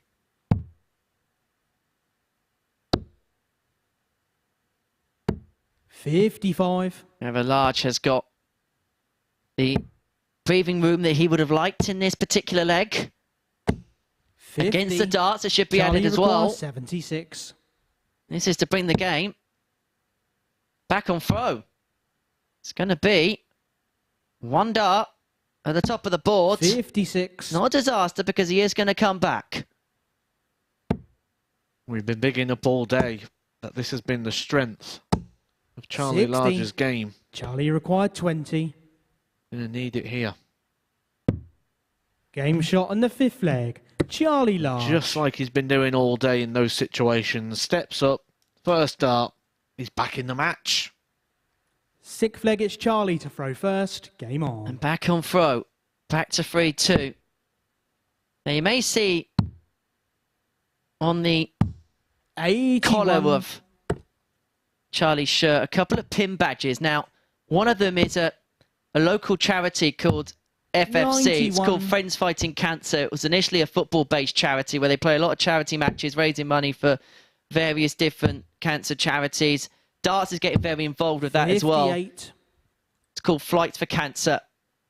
And they do a lot of events. They do like 1,000,001 dart challenges and things. I think there's been one recently over at the Phoenix Club. It's a very popular charity in the Portsmouth area. It's on the collar of his throwing hand. 96. And they do some excellent work in and around this area. 48.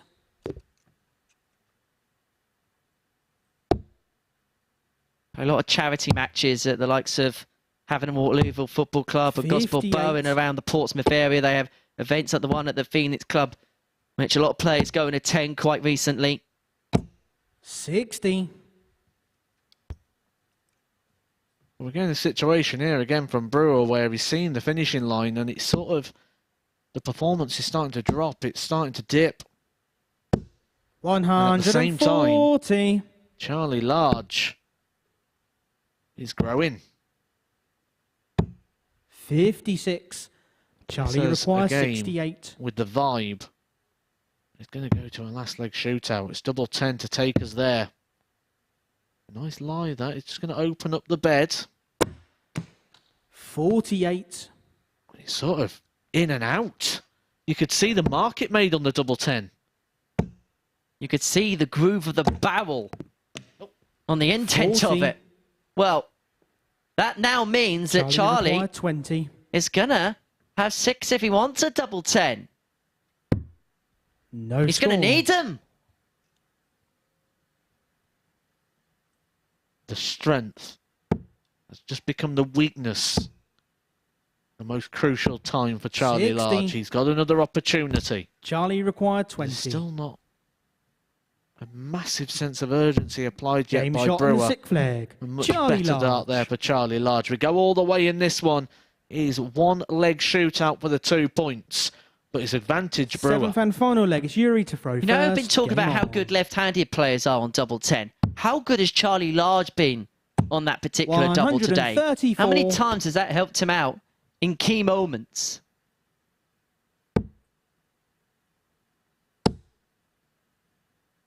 Two young players looking for 2 100. points in a tense situation. They both kicked off very amicably there. And again, Brewer 140. finding his best darts in a time when he needs it the most.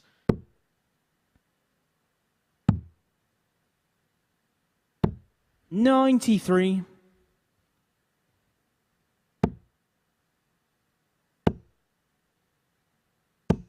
$100. In a deciding leg, 134, ton 40, ton, to leave yourself on 127 after 9. 93. Yuri Charlie required Large has hit a treble with 127. every visit. He's playing his part. But Brewer is just finding the very best. 95. And I like that play as well. He didn't fancy the 127 in game. He just wants to set up. 59. Yuri All about required being 32. pragmatic. Now he needs to be enigmatic on this double 16. Game. To win in shot, the game, and a to win in the match, and Yuri Brewer. Brewer gets the better of Charlie Large by 4 legs to 3. It puts him into the top 3 in this group. It means 2 wins from 4 thus far. Coming up next, it's going to be Mal Cuming up against Danny Lauby.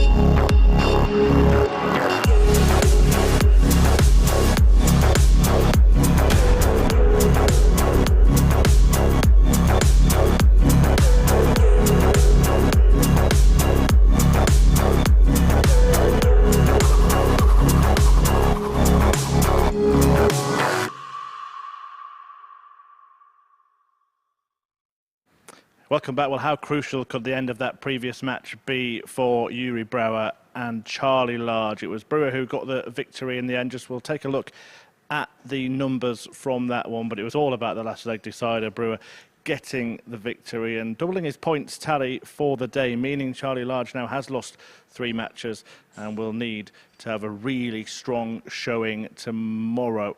Mal Cuming is on the stage now, the Australian about to take on an American in Danny Lauby, and those players in a similar position basically to the match that we've just seen. The winner puts himself firmly in contention, but the loser leaves himself needing a very good day tomorrow. So back to our commentary team to talk you through this one. It's Matthew Edgar and Henry Deacon. Thank you very much, Chris. And well, both players are kind of in that similar territory, aren't they, where they're on the verge of that rule of 3 being applied if they lose this particular encounter. And well, when we spoke at the end of yesterday and going into today's session, we expected these two to be perhaps the torchbearers in Group C, but they've had flickers but no sparks as of so far. For Mal Cuming, well, once again, it's been a case of players playing their better stuff against him at times. But this is a big game for him now. Big game for both. Lose this and they'll definitely feel going in tomorrow they're going to be on the back foot. Absolutely. In that rule of 3 we keep speaking about, which I think is going to come into play in this group, this is last chance saloon. You've got 1 life left First that you leg, can it's lose. Mal to throw first. After then, it's got to be perfect. Game on. In the red shirt derby. 180. Mal Cuming, who's got a lot of winning form recently. 60. In these sort of situations, should be able to start finding your best, because when you ask the question, you have to go and deliver. When you've got that winning confidence, 81. You tend to find that you can normally find the results. 39. Is it fair to say if he doesn't win this game, Mal Cuming could well be going? He'll still have an opportunity, but the opportunity is going to mean that he's going to have to win everything from now on in. There are 2 positions in this group, unlike the Group A that he's just came from. 44. And the top player goes through Group A. And I don't think at any point of the week did we ever think it was going to be Moreno 42. Blom. But he won that group.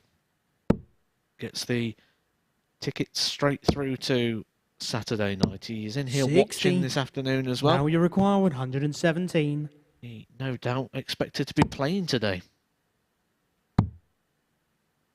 The next leg, I'll tell you a nice little story about 99. the reaction of Moreno Blom. But we'll see how this first leg culminates, because Mal's back on 99 after 15, and Lauby again. He's had a couple of slow starts to matches today, and it's been another one here.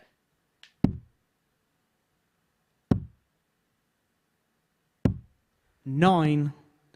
Danny require 158. It's been the story of Mal Cuming's day. Missed opportunities at doubles, and this would be right royal punishment. 120. Mal, that would have been the 9. most Mal Cuming's leg ever. Oh, he's just squeezed that one in the 1. He thinks that one's in. Reeling back in. 5. What they'll be doing down Danny the local, getting 38. the fishing rods out.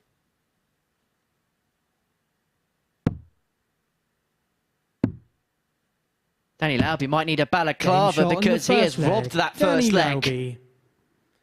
Mal Cuming should have had it in his leisure. He should have been 1-0 up. But Lauby has just hung in there. He's taken advantage. He leads 1-0. And 5 missed doubles in that opening leg has come back to cost Mal Cuming. And how many times have we said this about Mal Cuming this week? He's been in control. He could have won that Group A had he taken the opportunities that he earned himself, not opportunities that have been given to him. 100. Opportunities that he's carved out and created through his own good darts. 41.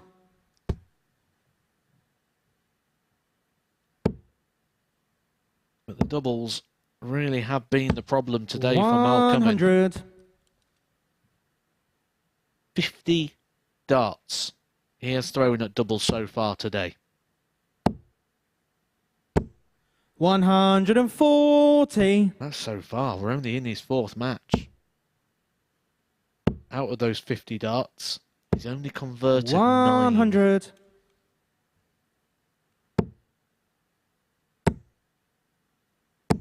100. And what he's got to worry about as well now is Lauby's kicked into gear. That stuttery scoring start has been and went. 60. Danny, you require 63. This is to get it done in the space of 5 visits.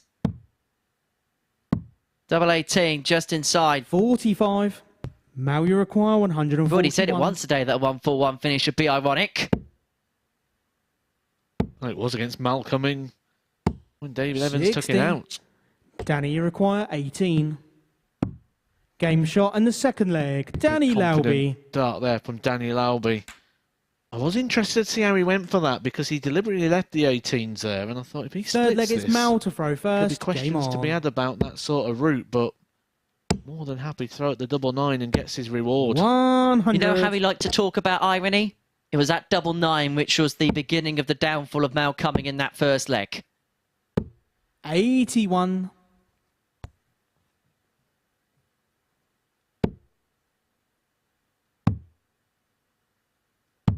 60. Renaud Blanc watching the action up on the balcony today. Now, he came up 60 after his last match and he just wanted to watch. He thought he's playing tomorrow night, so he'll come up and see what's happened, just have a bit of a cool down. And then Lee Cox went 3-0 up on Wesley Harms, and maybe more 60. in hope than expectation. He sadly asked, can I still win the group? And I said yes. 140. If Lee Cox wins this next leg, you will go through at the expense of Wesley Harms. And so only really when that last started double went in did he actually know that he was going through. And I'll tell you now how much 80. that meant to Moreno Blom.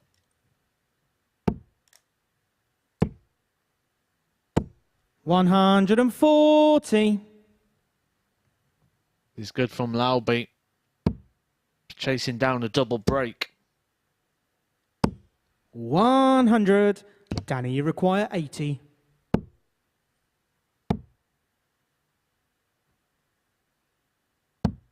Game shot on the third leg. Danny 15 darter Lauby. there to break the throw. And you could see the reaction when he left that tops. The nod at the board. That Fourth leg is aggression that Danny we to saw throw from him at the first. start of Game on. Monday that we haven't seen since. That level of focus and determination on the face. This is good from Lauby. 121. There's poise, there's purpose. And you know when Danny Lauby's in the mood because he plays with this 100. sheer aggression. When that first start's going right for him, he's just following them in. This is good from Lauby, his second 180 of the match. 7 his tally for the day. 95. Taking his total to 19 for the week. Paul Hardcastle. 60. No, 19. No, 19. 58. Danny, you require 140. For the match, another one of them. Gives himself double 10 to win in style. 130. He probably would have been hoping that would have missed on the outside if he was going to miss, so he'd come back for the double 10. 140. Danny, you Double require 5 for a 10. 13 darter to wrap this Game, up. What a shot, performance and the that was match, from Danny Danny Lauby. He Lauby. reels off a 4-0 success over Mal Cuming and keeps himself truly in the mix for Group C. Man top of the table coming up next, David Evans taking on Robert Rickwood.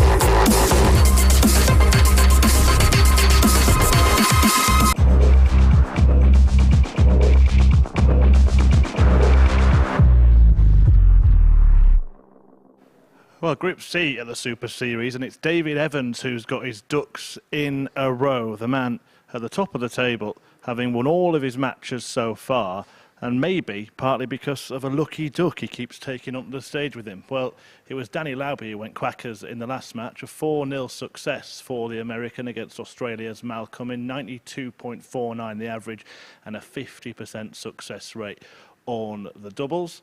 And it is Evans who is looking to carry on that perfect start. However, he takes on Robert Rickwood, who has had a couple of victories today, and that means, of course, that if he manages to win this match, then he will join Evans on 6 points at the top of the table. So to talk you through this really important encounter, it's Henry Deacon and Matthew Edgar.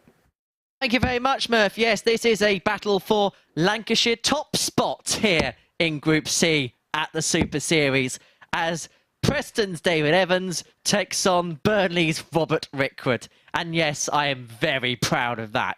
Right, so what we're going to see from this one, Evans, the only player to have been, well, undefeated over the course of the day. If he loses this one, though, he's going to be lurking very precariously over his shoulder, because an impressive victory from Danny Lauby has put him smack bang back in the conversation. But up against him, Robert Rickwood, 2 wins from his 3 matches. You can go level on points with a win in this one.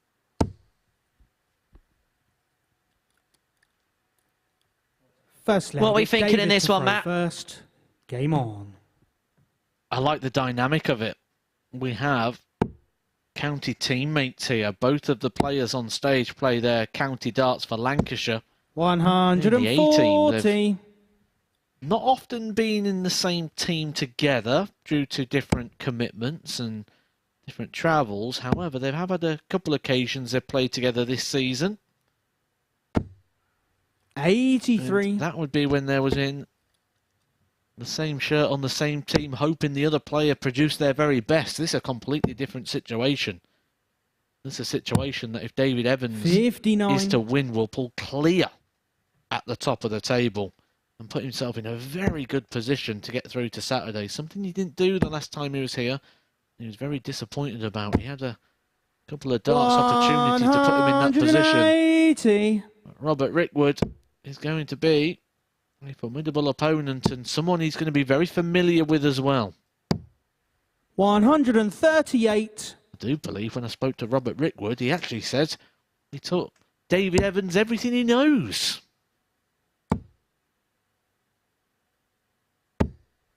$100.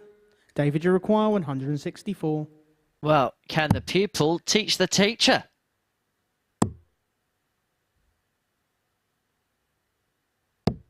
$56. Robert, you require 138. A shot that was once used to win a world championship many sleeps ago. 58. David, you require 108. Single. Double 16.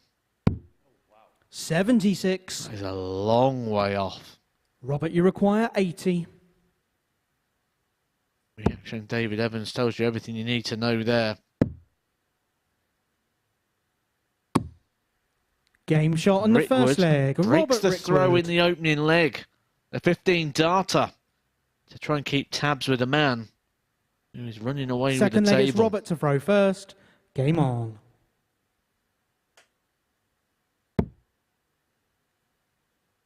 So both players play for Lancashire County. It is county weekend this weekend, and 81. Lancashire making the trip to Cornwall.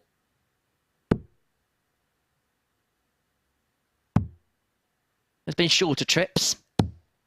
96. Cheshire taking on Hampshire, Essex v Glamorgan, London against Kent, Warwickshire, Staffordshire and Yorkshire against Lincolnshire in the Premiership 85. division of the County Championship.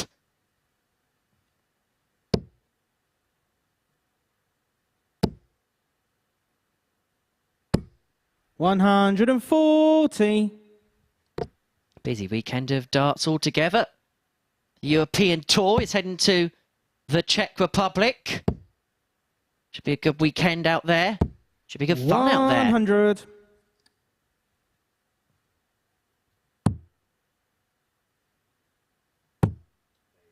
PDC Women's Series continues as well. 46. They actually play for the same team, David Evans and Robert Rickwood. They play for opposite sides. 100. Morden Town. Robert Rickwood plays for. David Evans, Atherton Halton. The one thing that is notable about their Super League stats is they're actually averaging exactly the same. 135. The averages, nothing between them.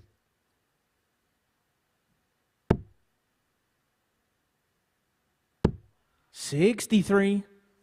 David, you require 124. Maybe nothing to split them in this match if Evans can take out the 1-2-4. Treble 18. And now the bullseye. 99. Not far away, and so Rickwood to double his lead. Robert, you require 72. The running average that they've been throwing today is not much apart either. So this is all going to come down to these sort of key exchanges. Game shot on the second Rickwood leg. Robert wins Rickwood. both of the key exchanges so far. He doubles his lead. David Evans may not be stretching away at the top of the table. Third And leg Robert is David Rickwood has had Game on. I'll start that again. Robert Rickwood has had this ring around tops. How many times today has he had a clutch 57. moment at the top of the board and he has come up trumps?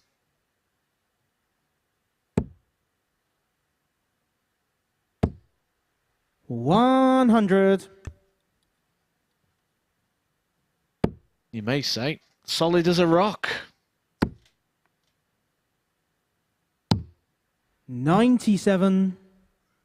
I suppose it's like that famous conundrum that we've always come up with. Who would win in a battle between the rock and a duck? 100. I do feel we may see David Evans adopting the duck a little bit deeper, maybe a change of shirt with... 60. I thought this was done the last time when David Evans... I thought that was it over, and he's turned up today with David the Duck, and we're getting caught back up in it again. But this is actually a very important game of darts in reflection of this table and in reflection of how this could look overnight. 60. Because David Evans could effectively just ramp home his authority in the group with a win in this one. But Rickwood is reeling him back in if he gets to win here, because he moves on to 6 points. So the pair will be tied there. Lauby will be back on 4 points, and he plays David Evans in the final game of the day. We're still at that point where there's 43. plenty of games to go that the practice room's going to want Rickwood to win this. If this was a game or two later, you'd say, okay, let's let Evans go off into the distance and we'll play for second place. Not yet. 93. We are not even halfway through this group yet. Another full lap of fixtures to come after this one.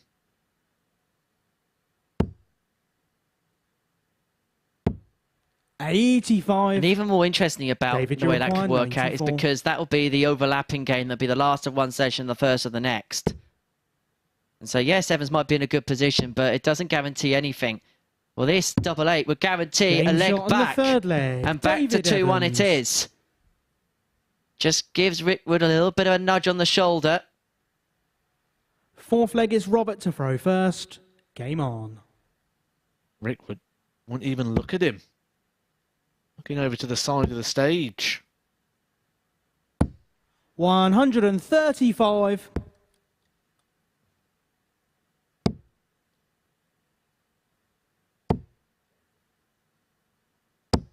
$100. Well, this is the part of the show where we're going to have a look at Stretch's stretch, because we're going to have a look at the side-on angle of the players throwing stances. 95. Analyse the stretch of Stretch, Matt. I never thought I'd ever be asked that in my life. 96.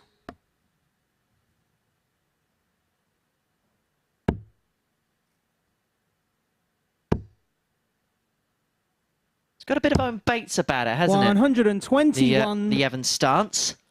I think you'll probably assume that due to the lean and the bend, because one of the things that's unusual about the Owen Bates lean, or in this terms the David Evans lean, is the break of the line of balance. The line of balance goes straight through the front end side of the body, through the hip, through the shoulder, through the knee. And you tend to find that that's a full solid line, but there's a break in that line of balance. You'll see as David Evans' sort of shoulder comes forward past the hip, retracting into the body. 140. What I can do is just cause a little bit of 50. Lift. David Evans, though, being quite tall, gets away with it a touch. He's missed the tops for the first time in a while. Shot on the fourth when leg. You love tops, you're going to love Rickwood. tens, because that's the most natural breakdown. Rickwood is a leg away. Fifth leg is David to throw first. In real contention here. Just holding on to those coattails of the man who's top of the table. So Robert Rickwood in a 3-1 lead. Evans needs a breaker throw in this one.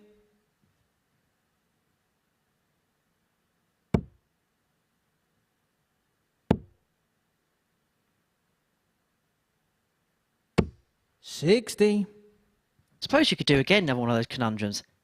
How much stretch could stretch if stretch could stretch? 100. What?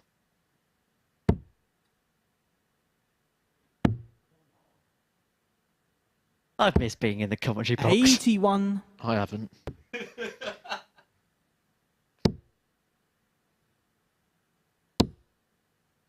What I can tell you is these visits means that Evans is stretching away with a leg. Bring it back to 3-2. And so again, give it with that little bit of a nudge as he would throw for the match in the next. 60. David, you require 121.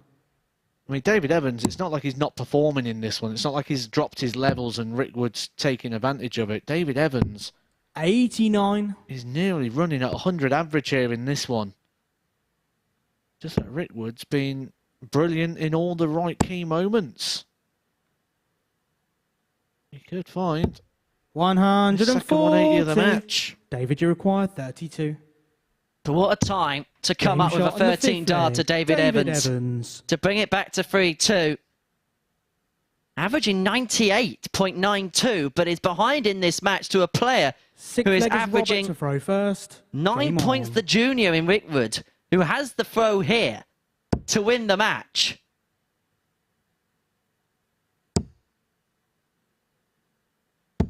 $60.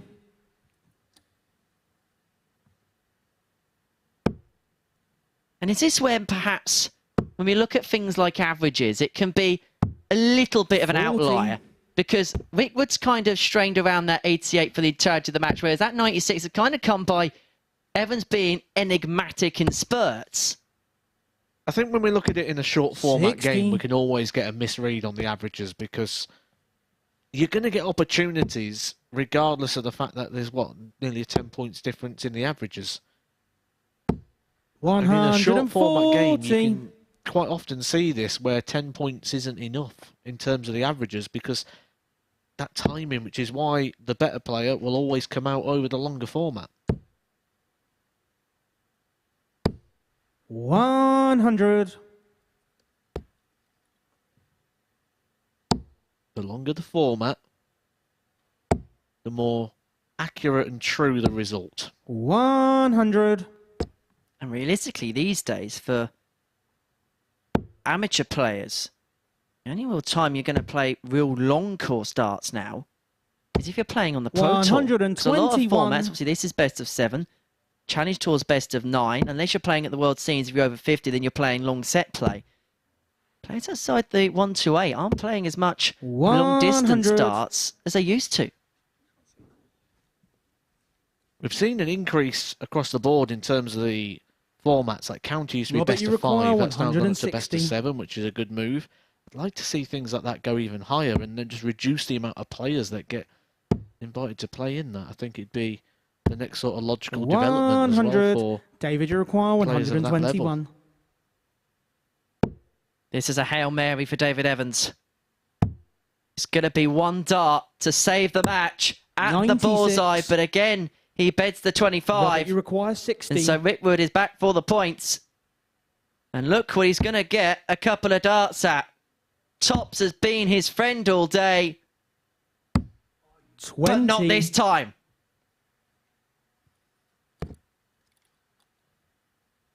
And so Evans is back to send us to a decider. David, you require 25. 25 is what he wants to send us the distance.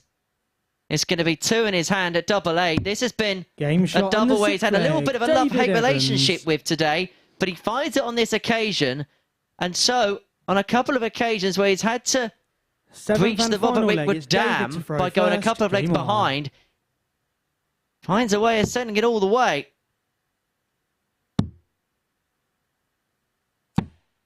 $77. Rickwood had a similar situation earlier on in match number 1. He was 3-1 down and turned it around.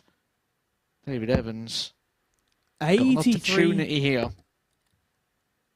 to revenge that situation and to show Rickwood what it's like to be on the other side of it.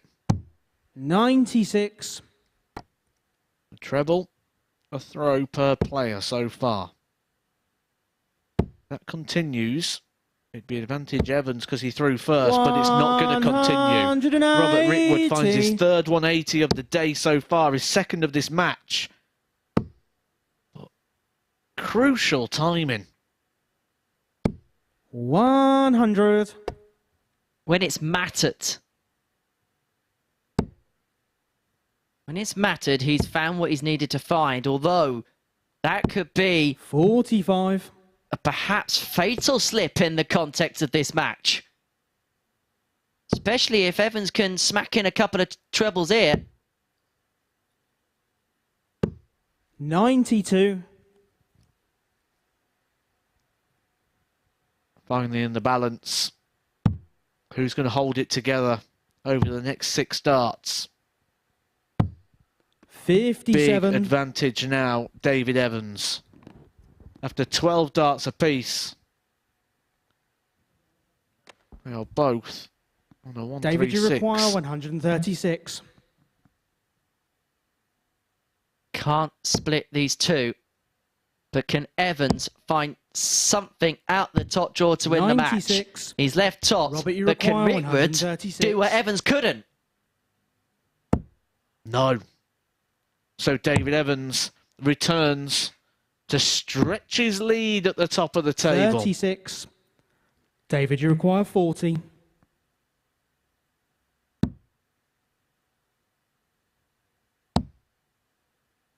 Double 10, one left in hand. Game, shot. And it is and the match, Evans who David Evans. extends his lead at the top of the table. He keeps Robert Rickwood on 4, courtesy of a 4-3 win at the end of round 4. Coming up after the break, the beginning of the final round of fixtures sees Mal Cuming take on Yuri Brewer. This is the MODUS Super Series.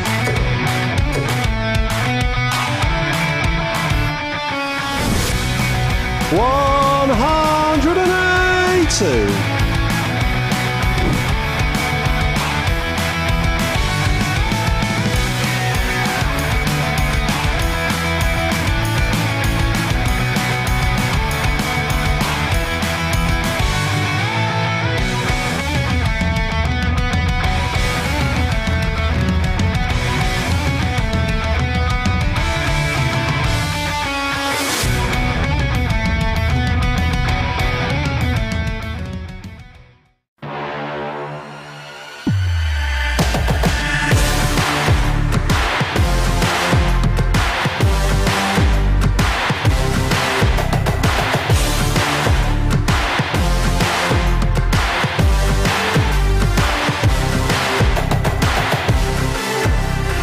Ball 1, Joe Taylor, Garrett Tilling. And ball 2, Craig Nixon, Robin Young.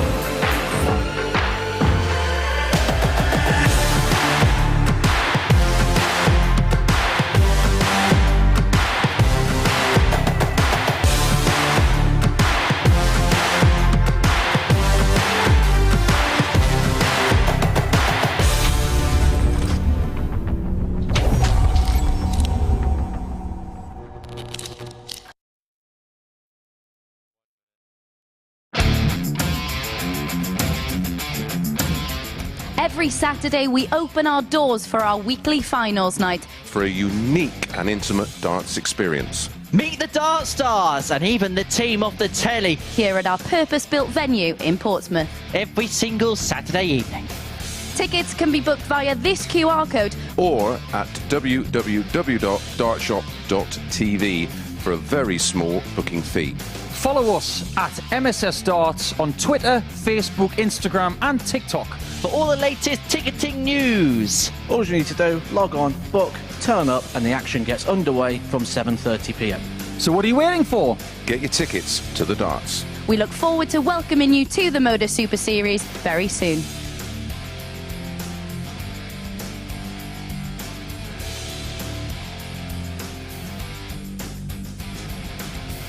Welcome back. Just 3 fixtures to play then in this session. But how important will that one before the break turn out to be? In the end, a 4-3 success for David Evans, but it looked like Robert Rickwood was going to inflict the first defeat of the day on the man who calls himself Stretch. And we can see the numbers from that game. Evans did probably deserve it on balance, as Matthew Edgar was saying in commentary, the superior player throughout the day, throughout the match as well, and the average reflects that. But he had to work hard against a man who'd already won a couple of last leg deciders. In terms of the league table, it's a good result for David Evans, a bad result for Robert Rickwood, but probably a very good result for everybody else. Remember, the top 2 go through, and if Evans goes away, the rest of them will battle it out for that second spot. So Evans will return in the last match to take on Danny Lauby, looking for a perfect day. But coming up next, it is Mal Cuming against Yuri Brewer, who could find himself in second position. Cuming, of course, may be given another chance with that defeat for Rickwood. So let's see which way this one goes in the company of Matt and Henry. Thank you very much, Chris. So we go down to the final round of the day here in Group C, but fear not. We'll be ready for Group B later on tonight from 10 o'clock on Sporty Stuff TV and on the MODUS Super Series YouTube channel. It kicks off with Mal Cuming up against Yuri Brewer, and we've been impressed in the commentary box, haven't we, Matt, with the way that Yuri's accounted for himself today. It's definitely been an improved performance from him, which is something we kind of expected to see anyway, which when you see a debutant, and especially a young debutant here at the Super Series, and sort of get used to this sort of venue, but also the cameras. It's a very different experience when you're playing with the camera on the board and everything First feels leg, so it's Mal to throw microscoped, first. and Game on. an okay dart can feel like a bad one because you know when it's zoomed in it looks like it's a mile away. And he's sort of settled into it a little bit better today. He's had 59. 2 averages over the 80, and he's had his highest winning average as well. That came in our very last game, an 81.76. 59. Can he now carry that into this game with Mal Cuming? Someone he's been playing all week. They've both been here since Monday, taking part in Group 8. So someone may 16. feel a little bit comfortable around as well in this final lap of fixtures today. 100.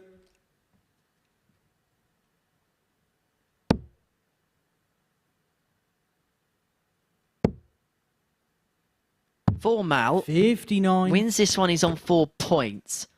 One in the first day. He's not out of it, but he'll know that he's going to need a real big day tomorrow to qualify for Saturday night. 140.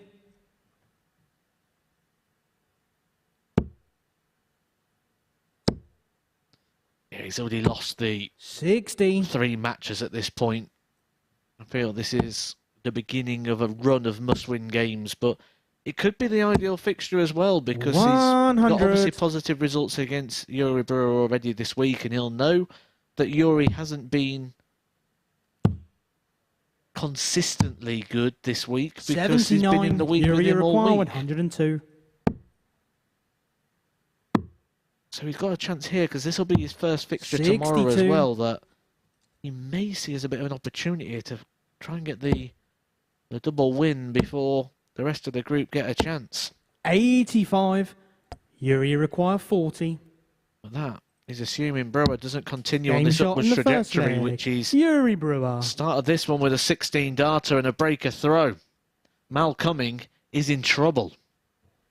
Second leg is Yuri. Serious trouble, and there's a fear here that what's been a positive week for the most part could begin to peter out here. Yeah. 60. He's in this unique position. So he qualified for ADC Oceania. That he's alongside Jeremy Fagg. They both made the trip over from 49. Australia to the UK together. They're spending a lot of time together.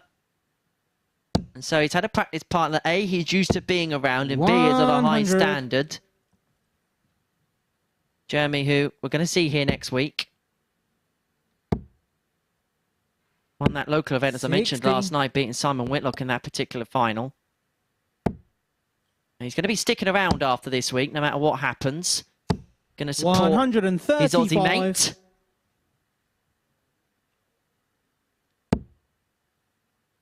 I think what Mal Cumming's getting here, though, is a crash course in 140. sort of TV experience and TV darts and the environment of a camera on the board as such, because 60. you mentioned he's played in World Series events, he's played in both codes World Championships on the WDF 140. Lakeside and PDC Yuri at require Alexandra Palace. 146. But his highest TV average is 81.60. That's significantly lower than 94. what we'd expect to Now see you from him require in any other 112. room or environment.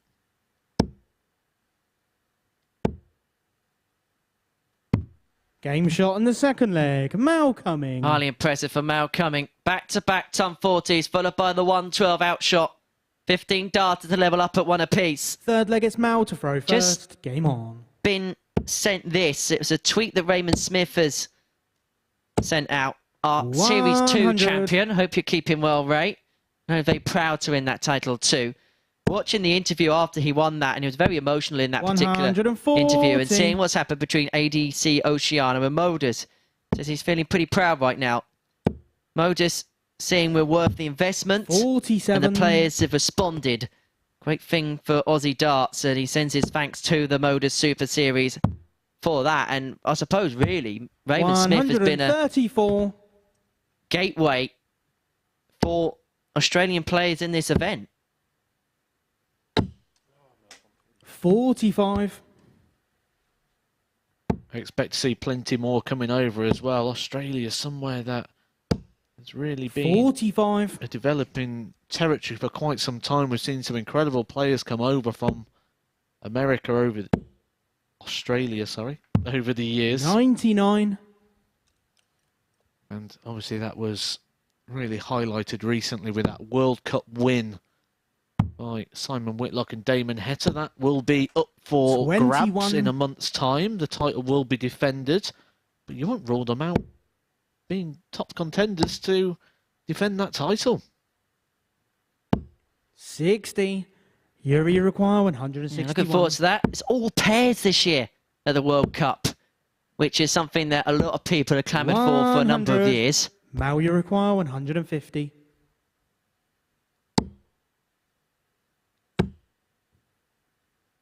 Now, if it was Luke Little, then he would have gone for bullseye, 134. bullseye, bullseye. Yuri require 61. And we would have loved it. Game shot in the That third is leg. a good Yuri finish Brewer. from Yuri Brewer, because the first dart was close and he used that dart well, which is a sign of not panicking and just being Fourth leg really is Yuri comfortable to up throw there once first. again. He's Game averaging on. nearly 90. I said that it's getting better all the time, and we're starting to now see what Yuri Brewer is capable of. 57. Sometimes it doesn't matter how long it takes to get you to that destination. Sometimes when you know what it takes to 60. do certain things, time doesn't matter. And look, if he qualifies or he doesn't qualify through to Saturday 41. night, he can take a lot from today. A lot from today. 60.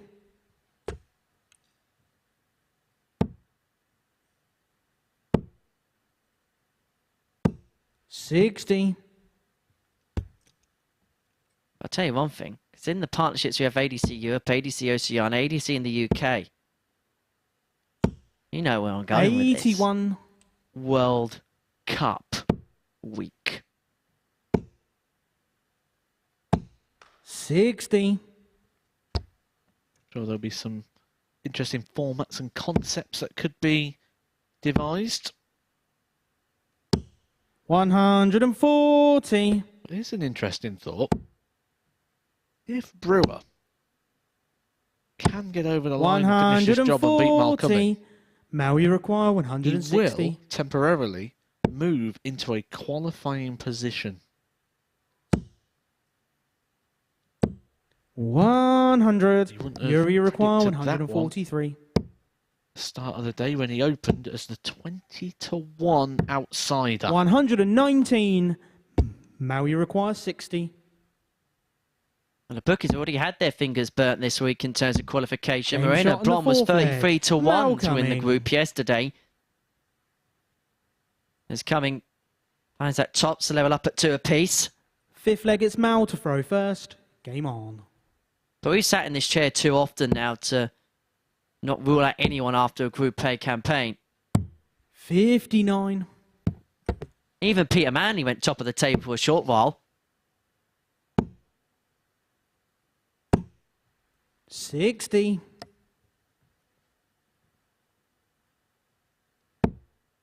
Yuri has done the hard work twice in this game, getting the breaker throw. Then he's not been 140. able to convert. That's his opportunity passed him by. 57.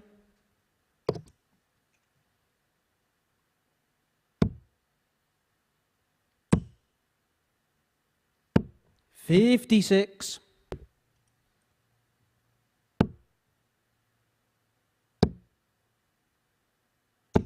100.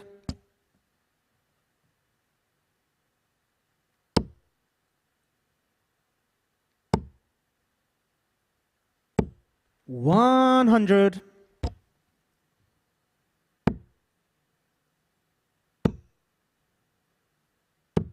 58. First time Mal, you Mal require Cuming having the throw is 146. controlling the leg.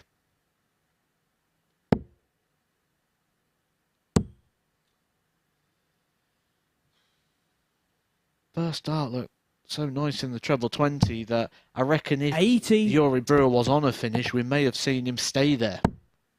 I think having that little luxury of time just made him want to set up a more idealistic 50. double rather than the Mal, you double require 13. 66. Some may ask the question, well, if you're trying to lead double 16, why didn't he go 2 treble 19s in the first place? Well, that's a slip.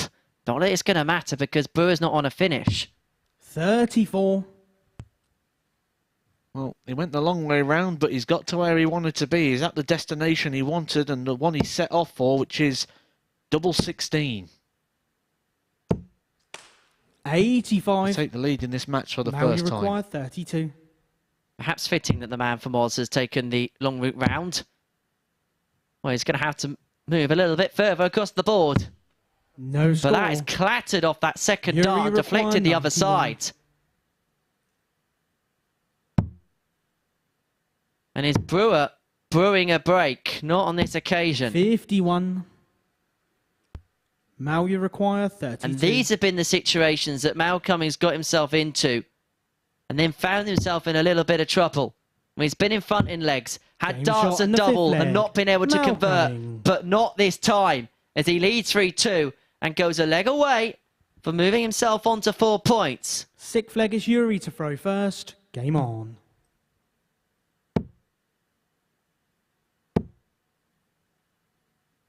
60. You can see just by the walk to the board, he's starting to doubt maybe the opportunity has come and gone and passed him by. 140. I say the opportunity, the opportunities. Because he broke in the opening leg and he broke in leg number 3. 85. Someone once coined a phrase, didn't they? Said a break's only a break if you hold. 45.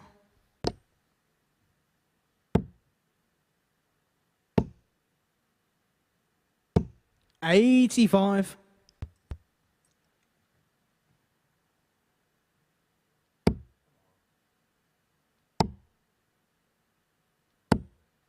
36.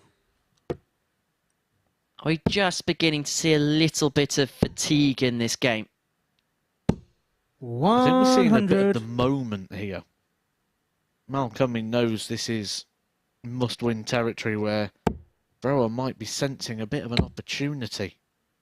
And that opportunity may have just gone. 180. Perfectly timed 180 there for Mal Cuming, his 4th of his campaign here in Group C. 139. The question's been asked. Now you The require man who's 100. lost all the big moments, can he convert at the end of the day? 80.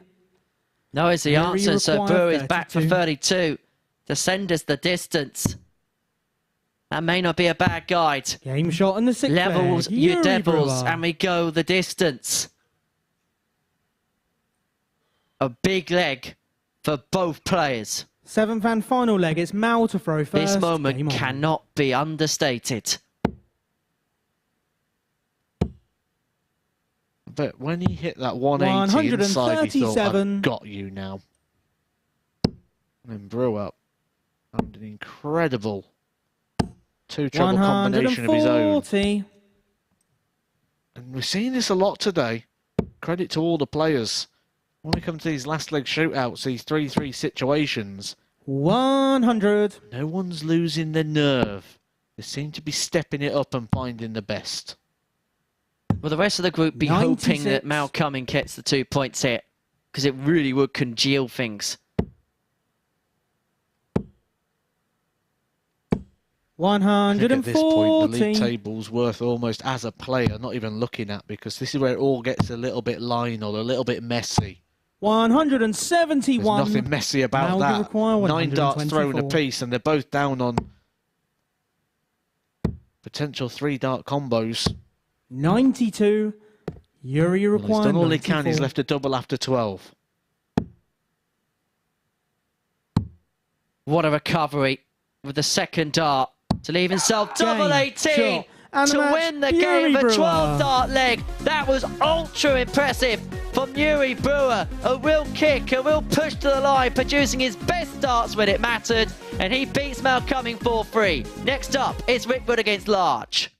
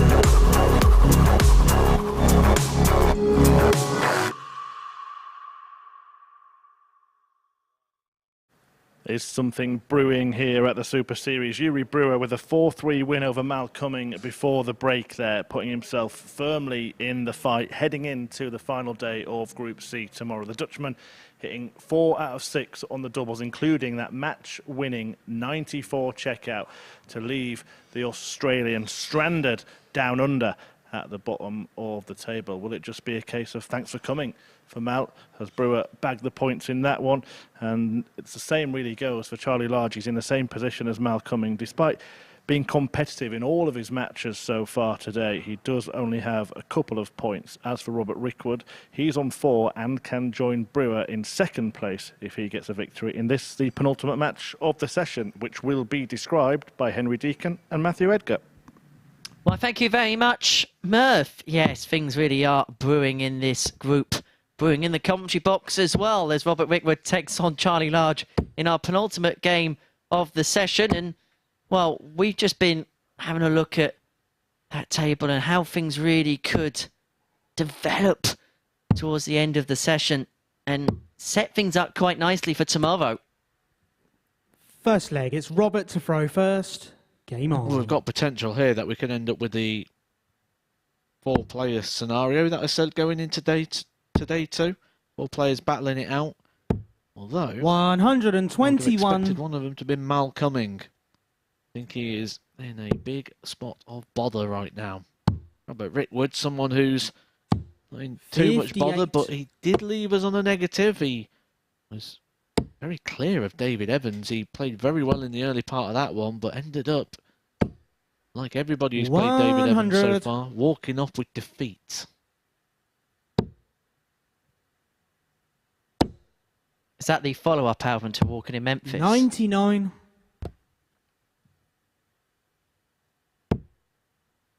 How would Charlie Large assess his first day at the Super Series? 85. I don't know what his expectations was, and it's hard 59. Because in that interview it was almost like he had no expectation as well. He couldn't wait to have a pop at the people in his WhatsApp group, but I think that's all I got from 95. that. I didn't get too much to understand who Charlie Large is and what his expectations are. If we look at his 60. average though for the day and how he's performed and compare that to his seasonal stats, it's actually a little bit up. So, not again.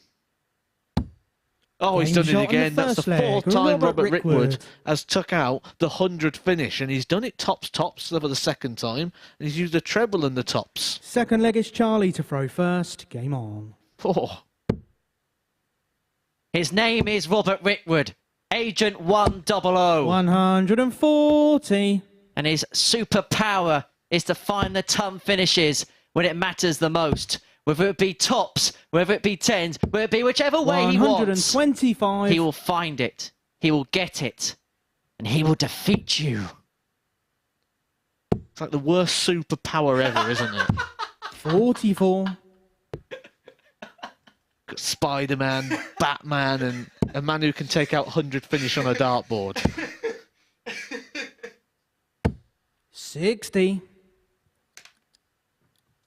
We've got Duckman coming up next.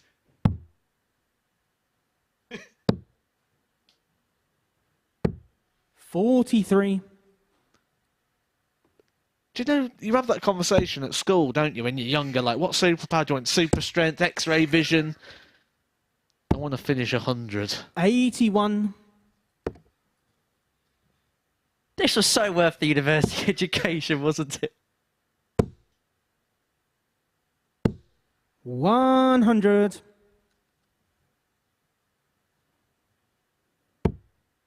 Is this your next thing, is it? Darting superhero magazines. 140. We could have a superhero magazine. We got Superman, the Man of Steel. We've got the Man of Steel coming up tonight in Group B. Robert, you require 95.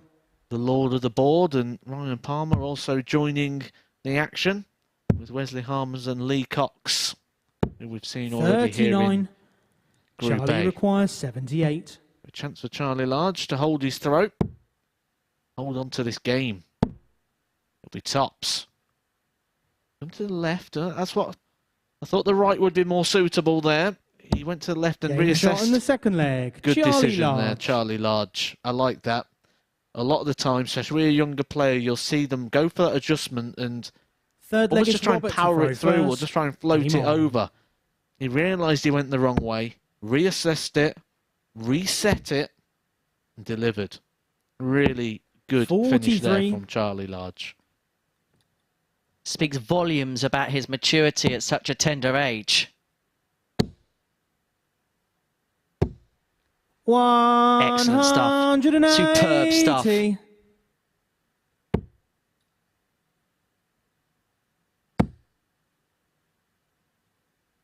But you can't fight off this man easily. 140. The forever unflappable Robert Rickwood. A lot to 57. get the tongue round, is it? A tongue twister, that one. What a tungsten tongue twister. 17. 78. A slight improvement of Ton Man.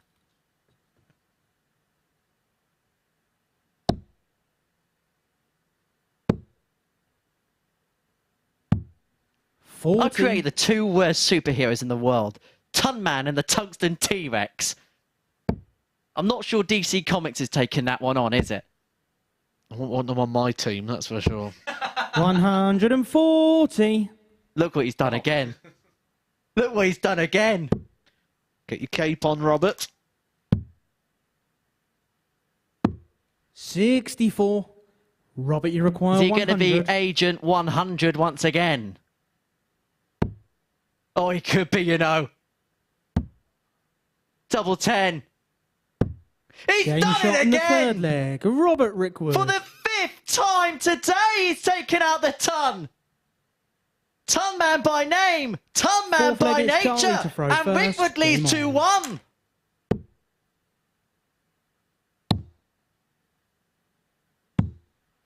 $42.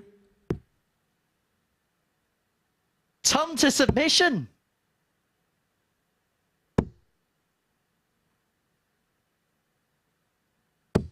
$100.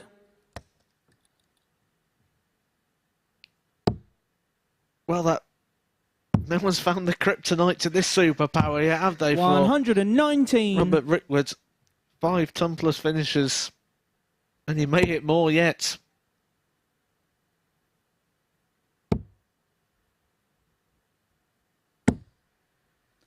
$140. Look, for all of the fun we're having with the Ton Plus checkouts and whatever, let's not let that detract from what's been a good performance from Robert Rickwood thus far, who ironically is averaging just under a ton. Real good scoring power, 4 140 pluses.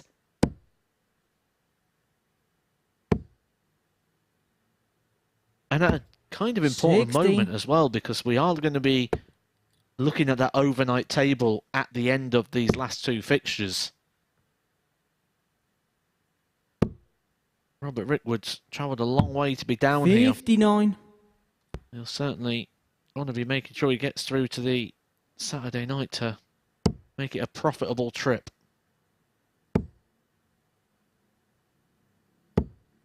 $140. Well, I can tell you one thing. He's not going to win this leg on a ton.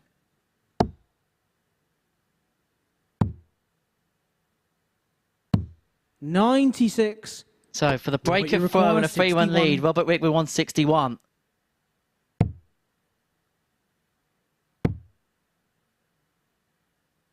On dart at tops. 41. But this time it drags below. So Charlie Large, opportunity Charlie, to level this require game up at 2 85. apiece. It might only be a dart of the ball, unless he finds the treble 16. 81. Well, not a bad Robert, you lead, require 20. but he's going to need to see Robert Rickwood miss 3 darts at the double. Game shot which on the is a fourth leg. highly Robert unlikely Rickwood. strategy, the way that Robert is playing, not only in this game, but the way he's playing today. Yeah, it's not something you should really Fifth leg employ is as a Robert to throw tactic. first. Game on. And so this is for the match, and this is for 6 points, and this would be a handy enough day for Robert Rickwood. 100. He'll put him in the mix, no matter what happens in this final game between Danny Lauby and David Evans, which now feels like a must-win game for Danny Lauby if Rick was to go on and 80. pick up the points.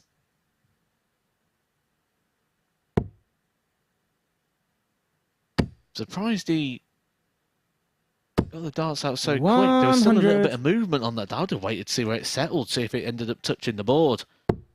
Probably been blowing on it myself, trying to make sure that the point did end up touching the board. Matthew Ricker, 96. and a bit of gamesmanship. I don't know about on that round there. Yep. Always polite in the practice room. 140. Well, this has been an excellent performance. Well, he's bookended his day with good performances, Robert Rickwood. He had a 92.06, 50% on the doubles against Danny Lauby, and now averaging 98, 3 out of 5 on the outer ring. He could finish with a bit of finesse, but he goes the other side of the treble 17. 84.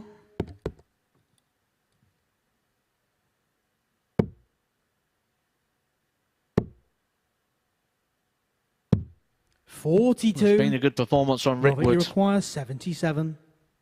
Been a good day.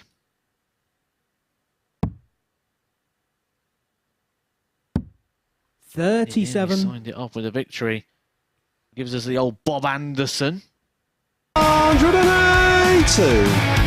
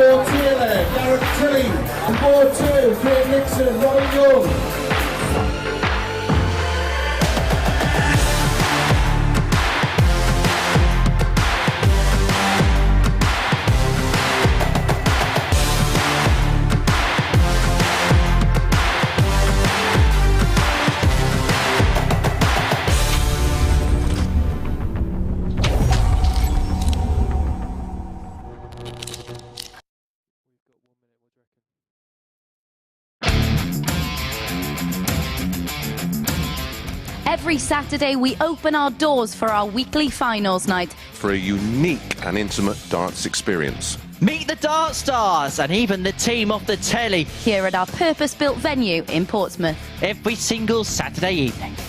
Tickets can be booked via this QR code Or at www.dartshop.tv for a very small booking fee. Follow us at MSS Darts on Twitter, Facebook, Instagram and TikTok. For all the latest ticketing news. All you need to do, log on, book, turn up, and the action gets underway from 7:30 p.m.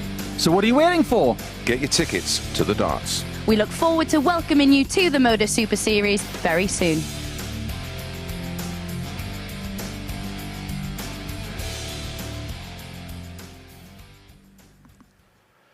And so we are down to the last match of the session. More on that in a moment. But first, a quick reflection on what we saw before the break there as Robert Rickwood ended on a high of 4-1 success against Charlie Large. Average of 93, 4 out of 9 on the doubles and another 100 finish. In fact, 2 of them in that match from Robert Rickwood, who moves into second in the table. But this last one, well, it has a very, very interesting complexion. Danny Lauby, the favourite to win the group before a dart was thrown, lost his first 2 matches, but has won his last 2. David Evans, however, well, won his first 2 and his last 2, and he's looking to make it a perfect day. This one could define how the group lies going into tomorrow. Evans could be in a very strong position, but if Lauby wins it, it's all to play for between 4. Our top 2 to talk you through it, Henry Deacon and Matthew Edgar. Very kind, Chris, very kind. And it feels like a game on or game over type of match here for Danny Lauby. Wins this one. Remember, this is the bookending fixture, so the last one of today, the first one of tomorrow.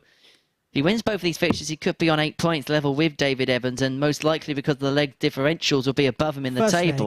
However, if he loses this game, David Evans will be on 10 points overnight, and there'll be a 6-point chasm before these two meet in the first game of tomorrow afternoon.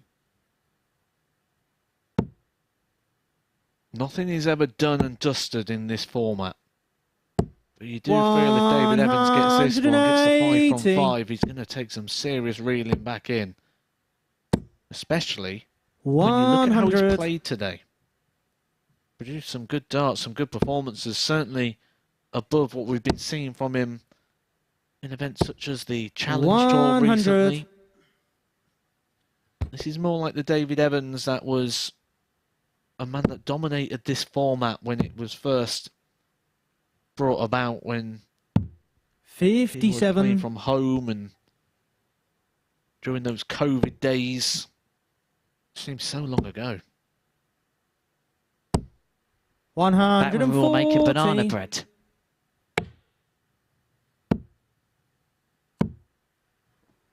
$90. David, you require 81. Here, though, from David Evans. Continues that form that he's been showing today. He's on for an 11. I think he thought that was in. He was kind of already on his way. Just saw a bit of an overbalance there. That's just expectancy. He's expecting that everything he throws at right now just goes in. You require 24. When you're in this position, game shot. You're just bouncing off the lampshades as Evans breaks a throw of a 13 darter in the first leg.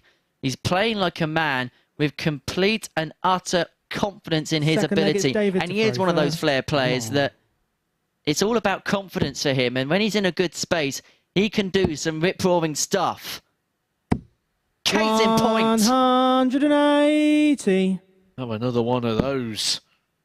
6 maximum of the day so far. 58.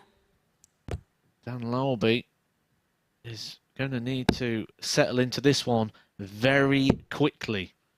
Well, David Evans could be 57 in the distance. Well, the good thing for Danny Lauby is he doesn't do anything slow. 80. Apart from starting matches, which has at points kind of come back to bite him. 81. If we were to categorise the week for Danny Lauby thus far, you could say 40. Near, but yet so far.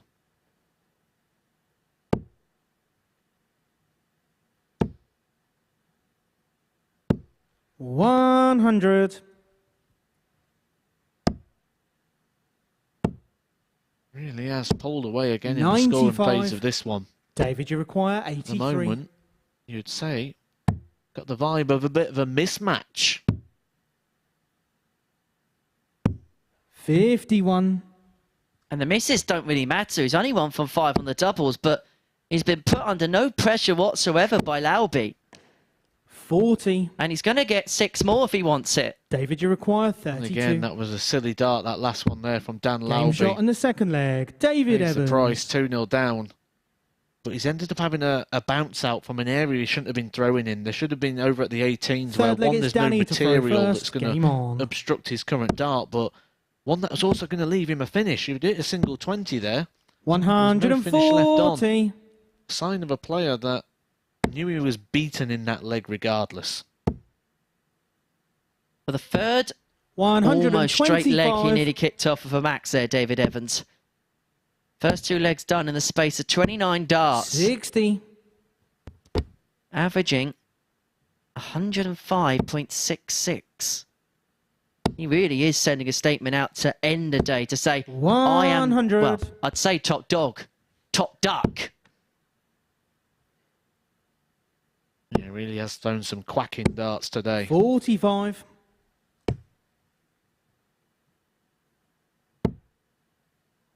He did identify as a little bit of value at the start of the day. 140. Could have got odds of 3 to 1. 140. David, you require Don't think you're going to be 136. getting anything like that come the start of play tomorrow. 96. Again, just Danny, you 12 require darts 116. needed. Leave himself on tops. Game shot in the third And talk leg. about Danny timing. Lauby. Dan Lauby, who's been getting absolutely pummeled in this game, it's got to be said, pulls out a 116 finish. Fourth leg, it's to David to stop throw first. David Evans having Game an on. opportunity to take the 3-0 lead. That was brilliant from Dan Lauby. You mentioned about opening up legs with 180s. 180. There is the third leg that David Evans has opened with a max. And Dan Lauby's reacting. 180. He's got to, amongst the Evans barrage, which continues. 140. You get to these games when someone's playing so well against you, though, it just becomes easier to play the 140. game because you get to a stage of expectation rather than a stage of feeling like you're playing a game. This is mightily impressive here from David Evans. 140. 180, 140, 140. Lauby, is it a 180 and a 140? He's going to be nowhere near. David, you require 41. 41 after 9. This is for a potential 11 dart leg to put him a Game leg shot away in the from the fourth match. leg. David And Evans. from a perfect day. He's averaging 113.31. Fifth leg, it's Danny to throw first. And Game Danny on. Lauby is going to need two things. A, some mesmerically good darts. And B, a hope 92. that there's going to be a bit of a drop-off here from David Evans. But that's not looking likely. Not one bit. 125. This is stonkingly good. 60. Mesmerically good. As good as anything annually good. 59. We saw Owen Bates on Saturday night at Champions Night put in the best average that we've seen this year. That was 113.29. And if Evans can find a couple of good visits here and wrap it up quickly, he could be murking around those waters. It's 111.10 right now. 140. Tom Ford leads on 177 after 9. It's 112.5 now. 140. Alby's not giving up without a fight, though.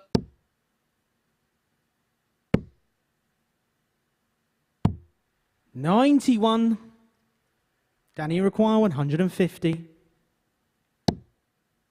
Another one of them would have left himself a dart at double 15, and so Evans returns to 86. 80. As a minimum, David, it you should be a require dart at the 86. bullseye to get the job done. Another one of them leaves the little red bit, 61. but once again grazes the requires wire of a 70. 25, and so Lauby, well, he's had to take advantage of a 116 to win his first leg, but he 30. can't find a 70 to win his David, you second. require 25. And so Evans is back now to complete a magnificent performance Game, on double shot, eight and for a match, 4-1 David win Evans. and an average of 107.17. He really has laid down the gauntlet today in Group C, his David Evans. He's won every single match, and he's progressively got better as the session's gone on, and concludes with an average of 107.17, kicking off 3 legs with a max, and 4 out of 9 when it's come to the doubles. As for Danny Lauby, well, huge work to do on day 2. 4 points from his day. But let's round up the day now, up on the balcony, as Matthew Edgar is joined alongside Chris Murphy. Thank you very much, Henry. Yeah, what a way to end the day for David Evans. Actually, a personal best average that for him, but it's just been a remarkable performance, hasn't it? Statement performance. The best average personally for him, the best average of the week so far. in a moment where he's been top of the table and you're looking at rubber stamping that and really making that claim, especially when he came back against Robert Rickwood and did that from that direction as well. So he's winning regardless of what's happening. He's got that winning form, and the group will be aware of that. This is a group of people that will watch the screen and see other things that are going on, and they'll certainly be aware of that performance and where he is now in the table. And dare you say it, they'll probably be cheering him on now to sort of run away with this and sort of just open up that second position. Well, we'll look at that table, and I guess I'm going to pick a bone with you on his behalf, because last time he was here, you referred to him as a sitting duck. Well, now he's sitting pretty, isn't he, at the top of that table? He is, and he's looking very good when you look at the leg difference as well. It's going to take I don't know what it's going to take, actually, for him not to qualify through this group. He looks, and the way he's playing, that you can say he's through to Saturday night, but we have seen this before. We've seen situations where players come in and have a really good first day. This is a two-day group, not just today. What about the two at the bottom? 2 points apiece for Cuming and Charlie Large. Is that them done, do you feel? Yeah, they've already lost those sort of 4 games now. What could help them out is David Evans going and beating all the other players as well. That could be something that, if they get to, David Evans gets to 18 points and one of those players at the bottom go on and win all the 5 matches, there is a slight possibility they can still get in. But quite often you're going to need the 14 points. Have you unintentionally here, because when you did that with David Evans last time, he sort of saw the funny side, he brought in a few rubber ducks, we've seen one on the stage today. Have you unintentionally given him a good luck charm? Is it all down to the duck? Well, I wouldn't say unintentionally. What I'd say is I planted seeds of positivity in him, and then he's come back and got this old, the invoice will be in the post later on. He will take any credit wherever he can find it. Right, don't forget, it's a double session of darts today, so we will be back at 10 p.m. live on Sporty Stuff TV tonight. No ducks as far as I know, but 5 top darters on the bill. See you then.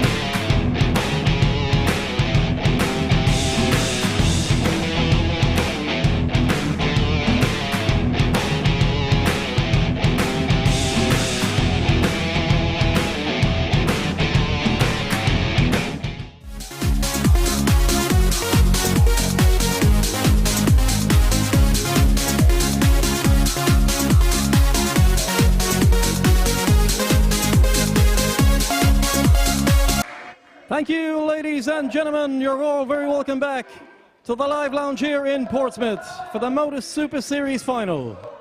We are coming to you live on Sporty Stuff TV. It's now time to bring the players to the stage. Ladies and gentlemen, introducing firstly from England, it's the Nuke, Luke Littler.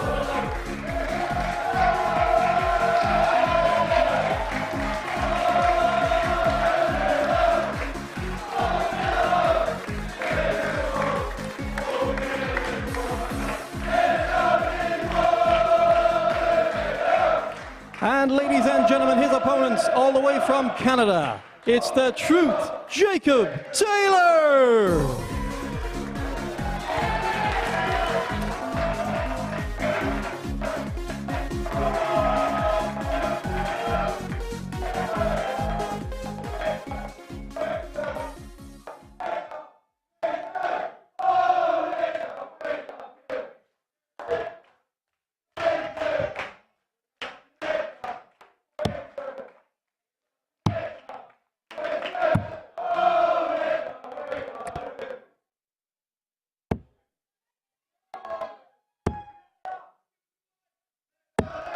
Well, here we go then. This is it. The big money match.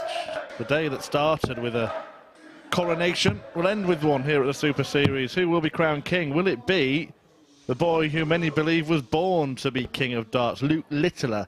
Or will it be a Canadian coronation as Jacob Taylor, the 54-year-old, takes on a man still in the salad days of what is expected to be an incredible career. It's been an incredible night, an incredible week.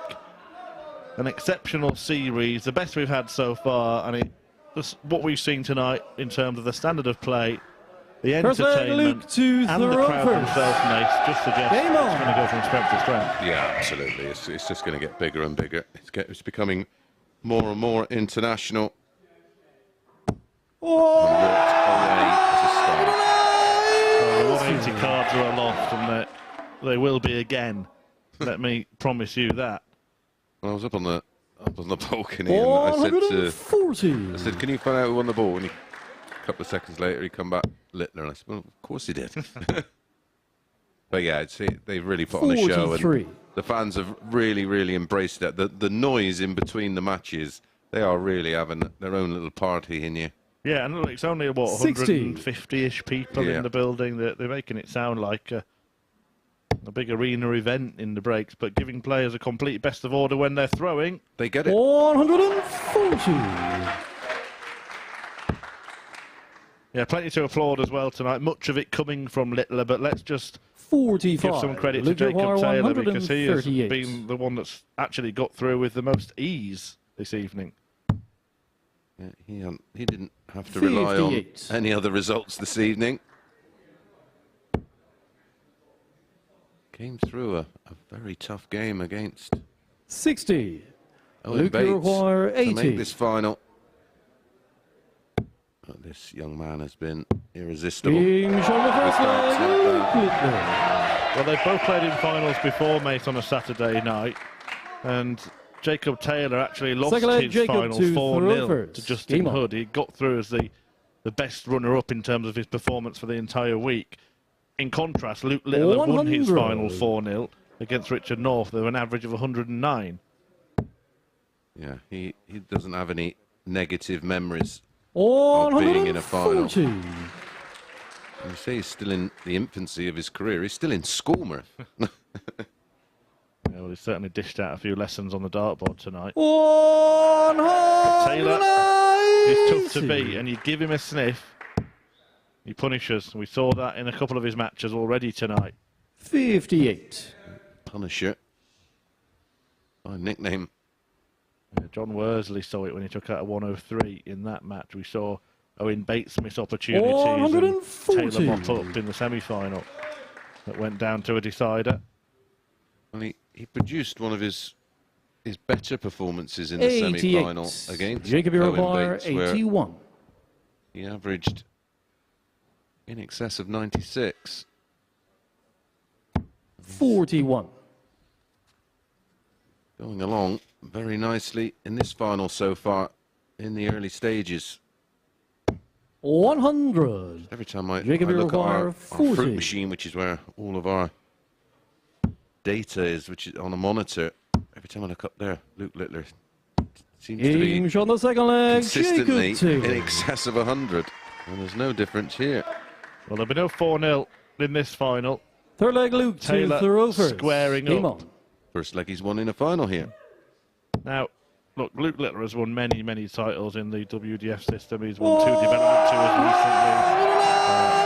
World Masters Boys, a JDC World Championship. He's won loads of stuff. But this, in front of the TV cameras, is this the week when everybody in the world of darts stands up and says, this man's the real deal? Well, many of the things he's produced this week gets clipped up and does all the socials, and many moments tonight that he's produced has gone viral, and there isn't going to be too many people in the darts world that don't know about him. But as I always say, it's the casual sports fans we want to get to know him, and he's aware of that. His understanding of brand awareness. He knows he's an entertainer. And how comfortable he looks on the stage. He owns the stage. Well, Barry Hearn as a lifelong promoter must look at this young man and think, wow. Yeah, darts is in safe hands. Avoids the ball this time, wants double 5 instead. Might have been better missing the treble there, Luke. 140. Didn't miss the treble. Well, Taylor hasn't missed that treble, nor that one. Give him an inch. 140. Wow, a dart away from a breaker throw and a 2-1 lead. So double 2 for 2-1 to Littler instead. Awkward, but he finds a way. Let's set a roar in celebration. Taylor remaining unfazed. He's just getting on with his business, but Luke Little are there. Fourth leg, for Jacob all of to the throw first. flamboyant finishers this evening, that double 2 could be the key one. Yeah, huge. Well, the fact that he was allowed to 41. go back at the 5, Jacob Taylor. Well, that would have been typically Taylor this week, wouldn't it? Yeah, absolutely. 100. Finding a way to win a leg. He looked like he was going to lose. Nobody has really blitzed their spells at the Super Series like Luke Littler has. He won Group A on his qualifying week and then won finals night, and now he's looking like winning finals night from winning Group A on Champions League. 134. That is some level of darting dominance, particularly in a short format. Yeah, and on debut. 57. Well, I'm pretty sure he'll be back to defend the title should he lift the trophy. He'll be the first player to lift the trophy at the end of this one. We did have winners before, but they were given giant checks. I think they had some complaints that when they walked into the local branch, they refused to cash them. 140. Luke Require 167. Yeah, nice to have some silverware. Yeah, and it's something that will be retained here. They will have their pictures taken with it, and then it will go off to the engravers, and well, he will forever have his name on the trophy. And I've got 43. A feeling it's not going to be on there just the once. 36. Well, this is a chance to break. It's okay. 8. Still okay, really, because Taylor's not in finishing range. I mean, we always say it, but we want the players to fulfill their dreams, and if their dreams are getting a tour card, which no doubt at some 85. stage that will Luke be Require 28. MO. We wish them all the best and don't want to see them back. Well, not for a long time anyway. Games on the fourth leg. Well, in the end, he gets there on that checkout. Had to kind of dig one out there, Fifth didn't he, leg, Luke Luke Littler? to throw first.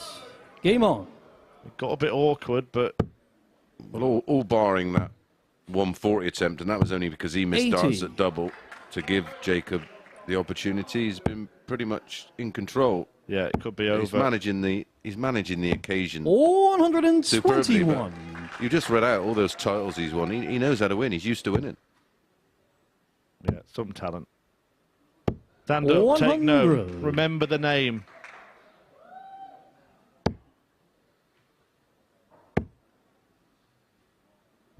$140. Remember Jacob Taylor's name as well, because if you're a fan of the CDC, and I know lots of players and fans in America and Canada will be tuned in, he has done you proud. Well, it's been a worthwhile trip, hasn't it, yeah, for Jacob Taylor?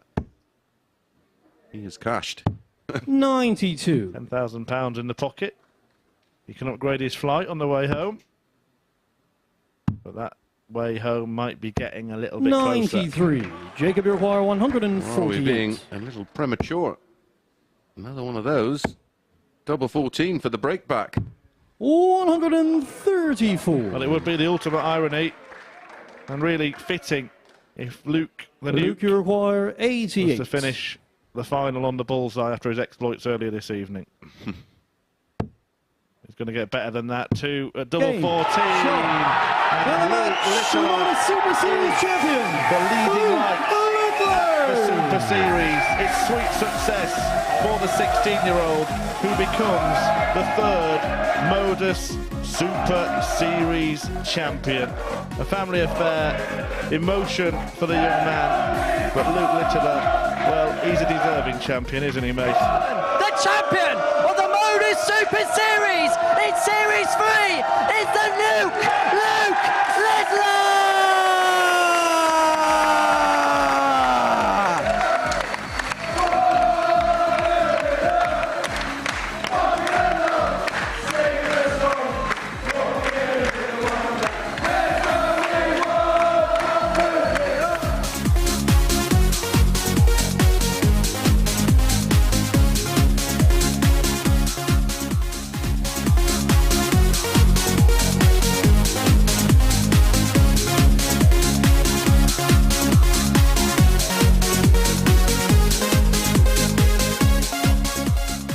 off and the night gentlemen, with a first 94 leg average, is Andy to 50% throw on the first. doubles against Game Gary on. Stone. But it is Andy Bolton, the opposition, the man who has been so steady, so solid for the last 6 days. And so battle commences in the final of week 4. It is Bolton who has won a bull off in the practice room. It's the only game throughout the course of the week where the players participate in such an exercise.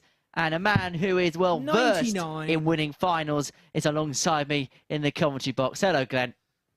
Yeah, thank you, Henry. This is what everybody practices for. You can speak so nicely, so eloquently, so fantastically well about someone like Andy Bolton all week. But it's always just about this moment. Scott Taylor is the type of player who can spoil the party, who can spoil the headlines. I think he's up for this. 134.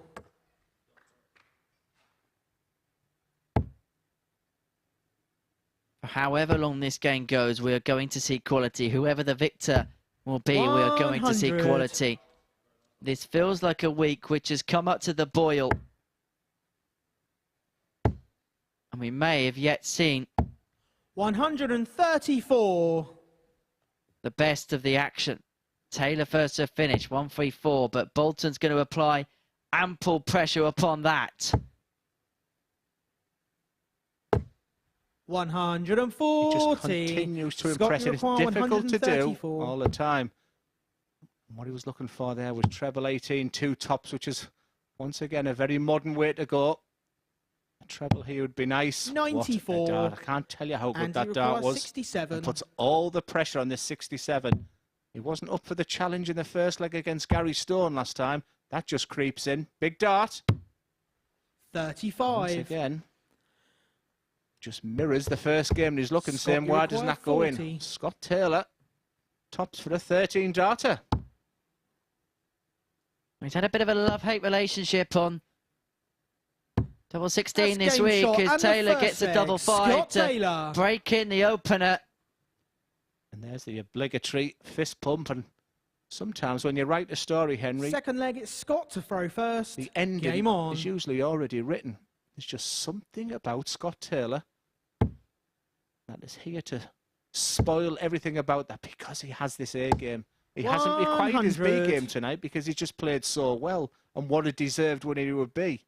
But this guy has been unbelievable. How much did that semi-final take out of him? 96. He won that second semi-final, and as a consequence of it, he's had less time to prepare, as Scott did. He probably had the best part of around about 40 minutes to prepare himself for the duel. And of course, that last semi-final going all the way meant that he had basically the maximum amount of time he could have had to prepare for such an occasion. But then 60. you can flip that coin the other way, and it's the discussion which I think we'll be having about darts for, well, until the end of time, that do you prefer being hot and being playing second, or having that little bit of rest time? Well, as far as Scott Taylor's concerned, he'd be happy to have had the rest. Leaving 1-2-1 after 9, averaging 110, and for pretty much the first time this week, Andy Bolton is deviated below that 90 average. You look at treble 13 or treble 17, so a big 14. 81. What a set-up player there is from Scott Taylor. I did say he is capable of 110 average, albeit being very early in this match, but he has them gears. Is it going to take something like that to beat Andy Bolton? 59. Because he's been incredible the last dozen games. Never That's looked like losing, but it's Scott Taylor who takes a 2-0 lead with that obligatory left-arm fist pump. It's getting interesting, this, Henry. Very, very Third much leg is so. Andy to throw first. Game on.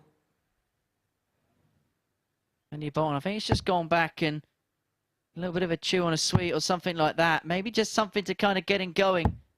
57. He's done that all week. Not necessarily when he's behind. It's just maybe just a little bit of sugar he requires. He's using all his experience he needs to get the best out of himself. 134. What a performance this is. It's an inspired display from Scott against the Scot.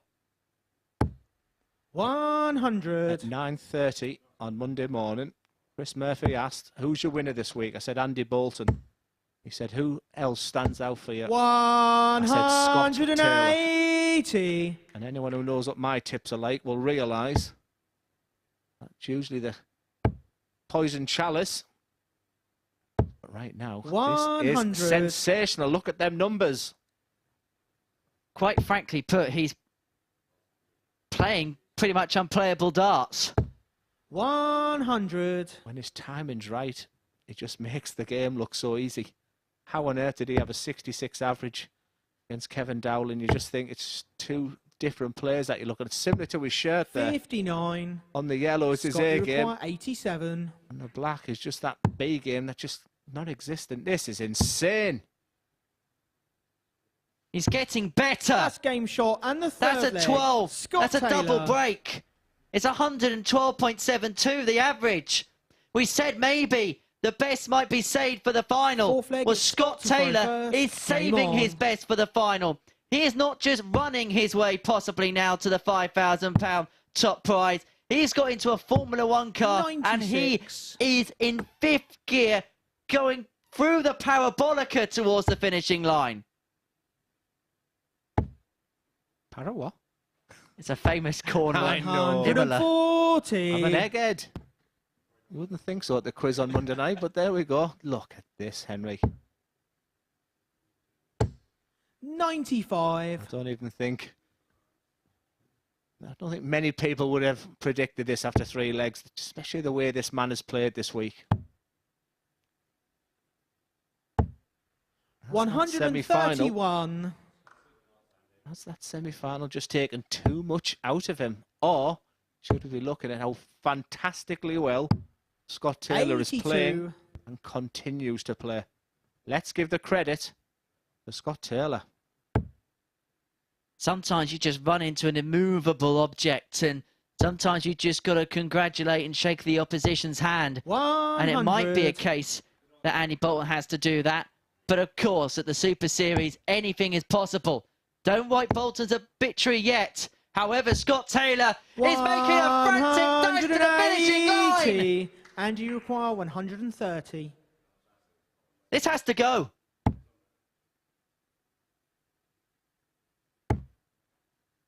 It's bull for Bolton. 105. Scott Taylor, Scott, 48 you require 48. for your biggest win of your career. Double 16. That's game And it is shot. Super And your week 4 Scott winner of the at MODUS Super Series. Scott Taylor. has produced an unbelievable performance to qualify for Champions Week. It is an average of 109 to get the better of Andy Bolton.